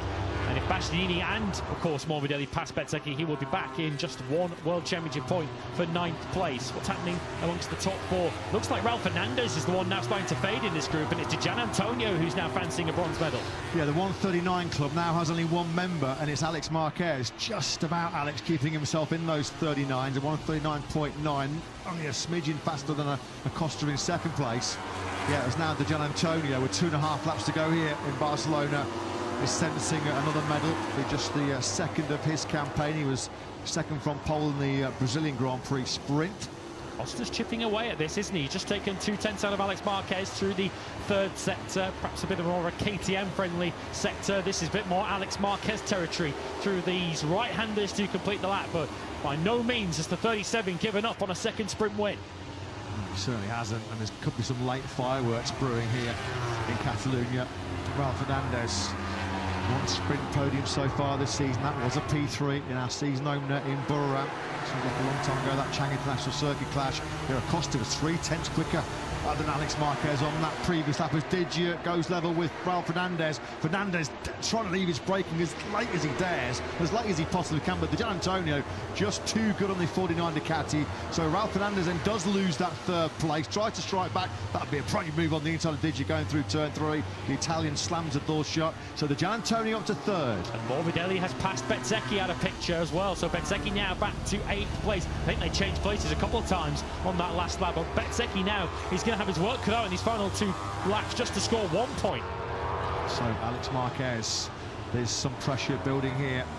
Alex last year fluffed his lines when he was leading the sprint. There is Marco Bezzecchi. Segura's catching them. Yeah. Last year, Nini should be able to pass through Bezzecchi quite quickly. Top of your picture there, Agura through on Marini. Ahead of him, you can see Morbidelli attacking Bezzecchi on the run down to the first corner.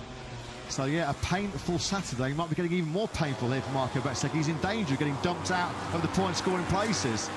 So, a lap and a half to go then. It's going to take something special from here for Pedro Acosta to get on toes with this. Here comes Bastianini then up the inside of Marco Bezzecchi, who has just got absolutely no defence here, under braking. Clearly not got the kind of confidence. Is he no doubt feeling a bit of pain under those leathers and that crash helmet? The pain could be increased on the final lap because Ayagura might take that final point off him.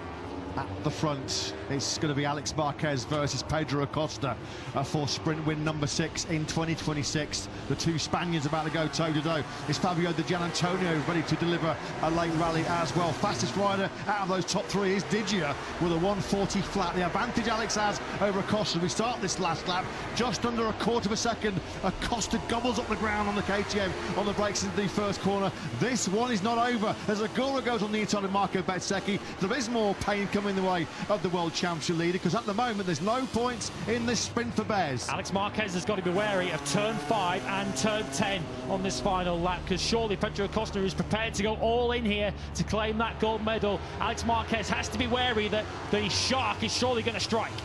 Alex now he's got to sort of blend offence and defence here, hasn't he? Can he find that perfect marriage between the two? Because Acosta, less than half a bike length behind him as they exit turn 5. Pedro Acosta's gone toe-to-toe with Marc Marquez in a sprint so far this year.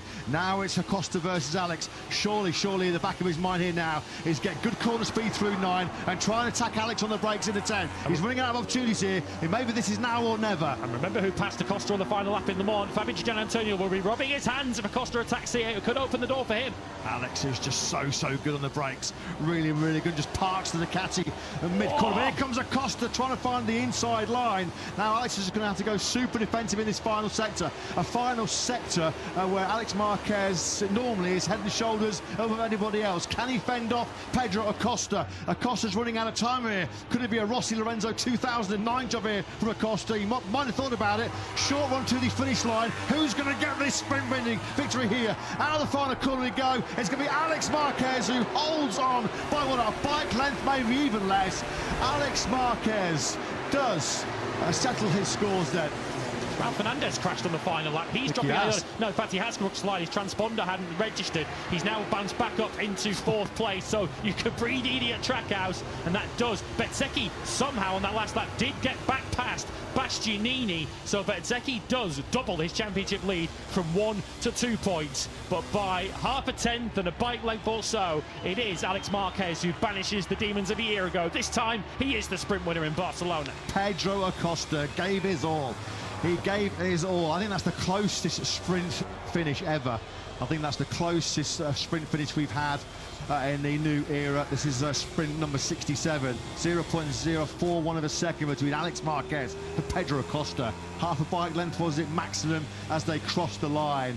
Alex Marquez produced a brilliant last lap. Acosta was faster on that last lap by exactly 0.2 of a second.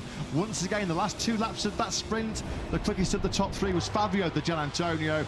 We were sort of getting flashbacks to Rossi Lorenzo, Catalunya 2009 there, weren't we? Acosta with a bit of a head shake. He knows how close that was. Maybe one more lap, and he might have had Alex Marquez in that sprint. 12 laps though it is, and at the end of those 12 laps, an enthralling 12 laps, it's Alex Marquez then that prevails. Brilliant job that by Alex. All the heartache of crashing out of the lead in the sprint here last September. Well, he's exercised those particular demons. Acosta though, what a fight he produced. Pole position to 2nd, Fabio Di Giannantonio. The leading light once again for Ducati, strengthening his position in the standings, although he does lose 3rd, of course, to Di Giannantonio. Agura fights his way up 10 places, 18th to 8th. Marco Bezzecchi does rescue 1 point to extend his, he's doubled his World Champions League in effect, hasn't he? From 1 to 2 points over Bezzecchi. The significant move in that graphic, as you can see. Acosta then, after his 2nd place, moves up to 3rd in the World Championship. Great last lap that, great battle between Alex and Pedro Acosta. Acosta, though, just coming up short. He'll be looking for some payback in the main Grand Prix tomorrow. But Alex was pushed. He was pushed right to the finish line there, wasn't he? Respect between the two of them. A thumbs up on the cool-down lap. Well, the home fans will be loving this. Alex Marquez, your Catalan Grand Prix sprint winner. Alex Marquez and me a close look, comparing his front tyre to Fabio Di Giannantonio's. He had enough. He just had enough. It's not about how far you win by. It's whether or not you win. And, of course, having fluffed his lines when he looked like he had it. He had the gold medal practically around his neck last year, and he fell with a few laps to go. This time, Alex Marquez held up. He stood up to the pressure, and he does take his 1st sprint win of the season. And he becomes our 10th different rider to finish on a sprint podium so far in 2026. It's been tough to call. It's been unpredictable. It's been MotoGP at its best on sprint Saturdays. 1 solitary point. Not what Marco Bezzecchi was aiming for when he got out of bed this morning in his motorhome in the Barcelona paddock. But when all things considered, after a real nasty crash this morning at Q2 at turn 2, 1 point, he'll take it. Even at this early stage, every single point precious and priceless, particularly with his teammate Jorge Martin on the floor, crashing out of potential podium contention himself. A 4th spill of this Catalan Grand Prix so far for the 28-year-old Spaniard. What a difference less than a week makes, as we mentioned. This was the late drama. Lovely move that by Agura. The Trackhouse pairing made some class moves, didn't they? down the hill into turn 5. That was Agura finding his way through late on Bastianini. He'd already taken Bezzecchi at that point as well. Yeah, does Anea make a mistake? Because Bezzecchi's nowhere near him. Yeah, Anea Bastianini makes a mistake himself into turn 7, and Marco Bezzecchi will say, thank you very much, I'll take that World Championship point. Both are Aprilia riders, and in a way, might feel like they've got away with one today. Bezzecchi scores 1 point, and Jorge Martin, in the end, despite crashing for the 4th time this weekend, only loses 1. Yeah, Ralph Fernandez, what a fight he produced as well inside that top 3 for much of that sprint, but just coming up short. Let's try and see the glass half full as far as Raul's concerned. He looks pretty frustrated. Yeah, he's cracking a smile. He would not have wanted to have lost so late on in that battle with Fabio Di Gianantonio. It was always going to be a pretty safe 4th place regardless of what happened, with Johan Zarco a distant 5th. Still a great sprint that for Johan Zarco. Top ride up by the LCR Honda rider. He was of course on the 2nd in the very early part of that sprint. Alex Marquez though worked his way through, didn't panic, started P3 early on. He was P3 behind Acosta and Zarco, and then just worked his way through. Considering that this 35-year-old Frenchman was on his backside on his outlap, his very first lap in FP2 this morning, 5th place on the grid and 5th place in the sprint is some effort by Johan Zarco. Really top job that by the LCR Honda rider. His teammate Diogo Moreira was down in 14th place, but he was the fastest rider on track in those last couple of laps. Fabio Di Gianantonio, that's what's got him that 3rd place. Let's get his thoughts for Jack. Well, Fabio, you've done a great recovery job there, through from the 2nd row of the grid onto yet another sprint podium, but it was obvious you had the pace there for something more. What are the emotions like at the end of it? Yeah, for sure. I'm super happy about my race, about my comeback. I think we've done the job that we had to do. But yeah, I'm a bit pissed because I did a mistake in qualifying, and I was starting from 2nd row, so it makes everything a little more difficult. And then I had the pace at the end. I was really fast. I was trying to catch the front group without making mistakes, but we missed some more laps. So I'm happy. But tomorrow we have another chance. Great job. Well done. He's happy with his sprint job, and so he should be. But tomorrow he has another chance. And if he can match that late pace in the Grand Prix tomorrow, like he did in the sprint here today, well, he's got a great chance at it, of being in the hunt for the podium. Really good job by Fabio Di Gianantonio. He's fast, he's confident, he's consistent. He's got all the ingredients, all the elements to be a championship contender this year, hasn't he? It always helps as well when the boss is turned up. Show off a nice shiny bronze medal to Valentino Rossi later on. Could have been 2 VR46 Ducatis at the sharp end. Had Frankie Morbidelli not gone through the long lap penalty loop at the very first corner. That's actually not a bad job by Frankie, actually, to come back from that and finish in 7th place. I think we're going to be very short of hearing, though, from a rider who's had a great weekend so far. He was fastest on Friday, pole position this morning, and 2nd after a great fight in that sprint is Pedro Acosta, who's with Jack.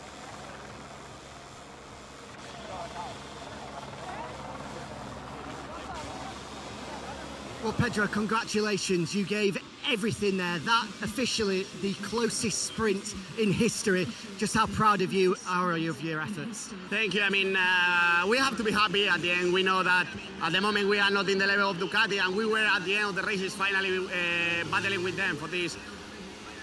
We have to be happy. More information for tomorrow, for this was quite important to finish this sprint race. Brilliant ride. Well done. Thank you, boys. Brilliant ride. Yeah, it was a brilliant ride. He was so close. So close. It's going to come. You just feel that first Grand Prix victory is going to come for Pedro Acosta. He's just too darn good not to win a Grand Prix before potentially he leaves a KTM at the end of the season. That's what it's all pointing towards. He pushed Alex Marquez all the way. Last year in the sprint, Alex cracked. This time around, there was no way he was going to buckle and throw away another gold medal. What a performance. What a tight finish it was. Gerard Martin, another FC Barcelona player, enjoying the atmosphere here this afternoon. Fermin Lopez, his teammate, was had the pleasure of victory here in Barcelona to banish the demons of last year. How difficult were those final laps to keep Pedro behind? Well, just I was trying to be concentrated on myself, you know, trying to be really on the pace. And I mean, yeah, I struggled a little bit with the front tire in the end, maybe pushed a little bit too much in the beginning. So just, you know, how to manage the thing. So I need to improve for tomorrow for sure in that management of front tire. But in the end, you know, a victory today is so important. I was able to fly and catch again, you know, the flow here in Barcelona. So really happy. Congratulations. Thank you so much. Fantastic job there by Alex Marquez. He really did it the hard way, didn't he? Front rope start, and then he gets the job done on this occasion in the sprint over 12 laps. This was so close. Just look at this narrow winning gap. The closest sprint, as I've told you in commentary, 0.041, the gap between Alex Marquez and Pedro Acosta. Our previous closest ever sprint finish was right at the very early part of the sprint era, when there was just 0.072 of a second, covering Brad Binder and Marco Bezzecchi in Argentina in 2023. Tight at the top. As far as Alex Marquez is concerned, a very big payday. He's only 2 points now behind Ayagura in the battle for 5th early on in the championship standings. Fair play to Agura. We mentioned him, didn't we? Gaining 10 places in that short format. That is no mean feat as far as Ayagura is concerned. Yeah, of course, Jorge Martin crashed out in front of him. Brad Binder and Joan Mir didn't even get through the first corner after their early drama, but Ayagura was right in the mix once again, and he was capable of doing 39, so watch out for him in the Grand Prix as well tomorrow. As we then, under some blazing sunshine here in Barcelona, get set for our 6th medal ceremony of 2026. We've seen plenty of edge of the seat action, haven't we, in sprints this year? As far as sprint winners are concerned now, it's the 4th different winner of the season. As Matt mentioned, we're adding very quickly to our list of different podium finishers. Alex Marquez joins that list today. And if you're going to make a first sprint medal of the season, you might as well make it gold, which Alex Marquez has today. Fabio Di Gianantonio. And of course, it's a 2nd sprint podium of the season for him, to go with the 2nd in Brazil. Not enough, though, to keep him in 3rd place in the World Championship, because his chief rival for that particular position was Pedro Acosta, who finished ahead of him in 2nd today. It was 41 thousandths of a second. There's certainly some regret there, even if he is saying that we have to be happy. Deep down, there must be a tinge of regret. Didn't have really the pace in the first half of that sprint. Certainly did in the second half of it. But first, at the finish, by the slender margin of just 400ths of a second, is Alex Marquez. He just loves racing on Spanish tarmac, doesn't he? Victor, of course, in Jerez, and sprint joy for him in Barcelona today.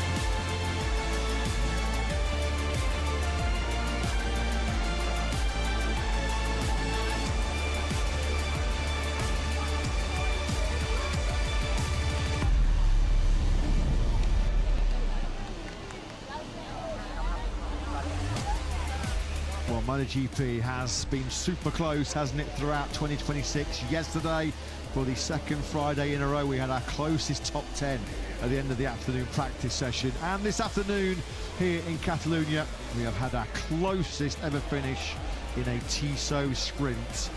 Nothing barely to divide Alex Marquez and Pedro Acosta at the checker flag, but just winning over is Alex Marquez. Looking to make it back-to-back wins in tomorrow's Grand Prix here in front of his home crowd, just as he did so early on this season down in Andalusia in southern Spain. Alex getting very accustomed to some Prosecco post-sprint and post-Grand Prix on home turf, isn't he? was his last sprint win in Valencia, I think, at the end of last season. There's something about racing at home, isn't there, for Alex? And he'll be looking to complete the double, no doubt about it, tomorrow. Who will provide the big obstacles? Well, Pedro Acosta for sure will do from pole position. Fabio Di Giannantonio had great late sprint pace, so don't discount him. What can Martin Bezzecchi and Agura do? And likely we're going to get back-to-back Aprilia lockouts of the top three, but this is MotoGP. Never say never, but a poor day for the factory Aprilia team. Bez 9th and a DNF for Jorge Martin, but no stopping Alex Marquez. Alex Marquez wins the closest ever Tissot sprint, 41 thousandths clear of pole sitter Pedro Acosta. Fabio Di Giannantonio didn't quite get into the action. He was hoping for some drama up ahead. He finishes third. Raul Fernandez fourth, despite his transponder glitching on the final lap. Joan Zarco fifth from Bagnaia and Morbidelli. Agura 18th to 8th, and 1 point for Marco Bezzecchi. How crucial might that point prove to be later in the season? Bastianini, the fall guy on that final lap, his mistake at turn 7 cost him a World Championship point.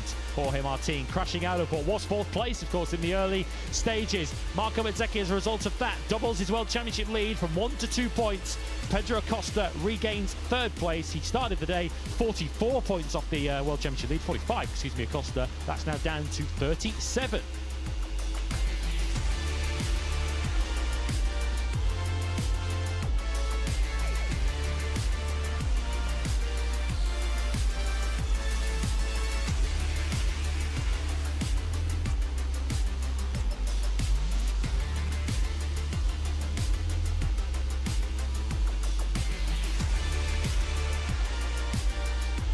Constructors' Championship, Aprilia's lead is cut quite significantly actually today, down to 28 points over Ducati.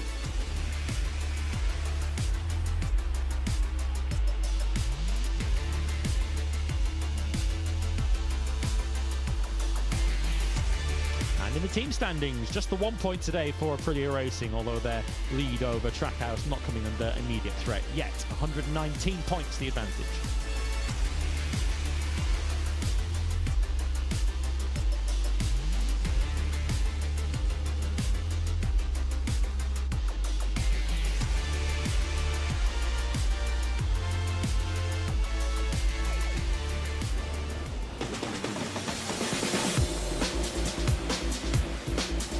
Have some highlights then. Pedro Acosta starting from pole position, and certainly the way the first couple of corners panned out, looked well placed to fight for a 2nd sprint win of the year.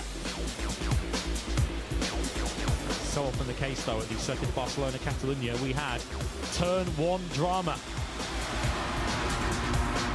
Joan Zarco, the leading Honda. We lost a Honda in the form of Joan Mir, who was already on the outside. Contact between Di Giannantonio and Brad Binder, purely a racing incident, which sent Binder straight into Mir. Both the 33 and the 36 out of the sprint on lap 1.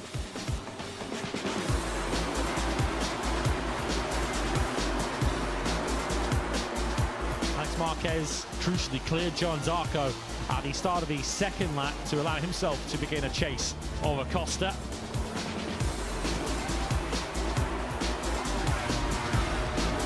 Couple of attempts though to ultimately pass the 37. His first attempt saw Pedro forcing the long way around.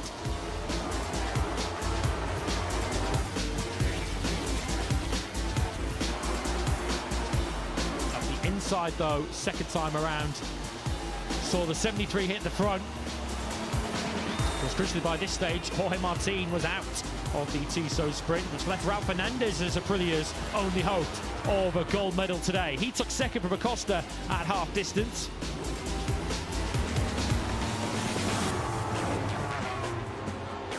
In the end though, Acosta would be the faster finisher of the two, with Fernandez fading, losing 3rd to Fabio Di Giannantonio.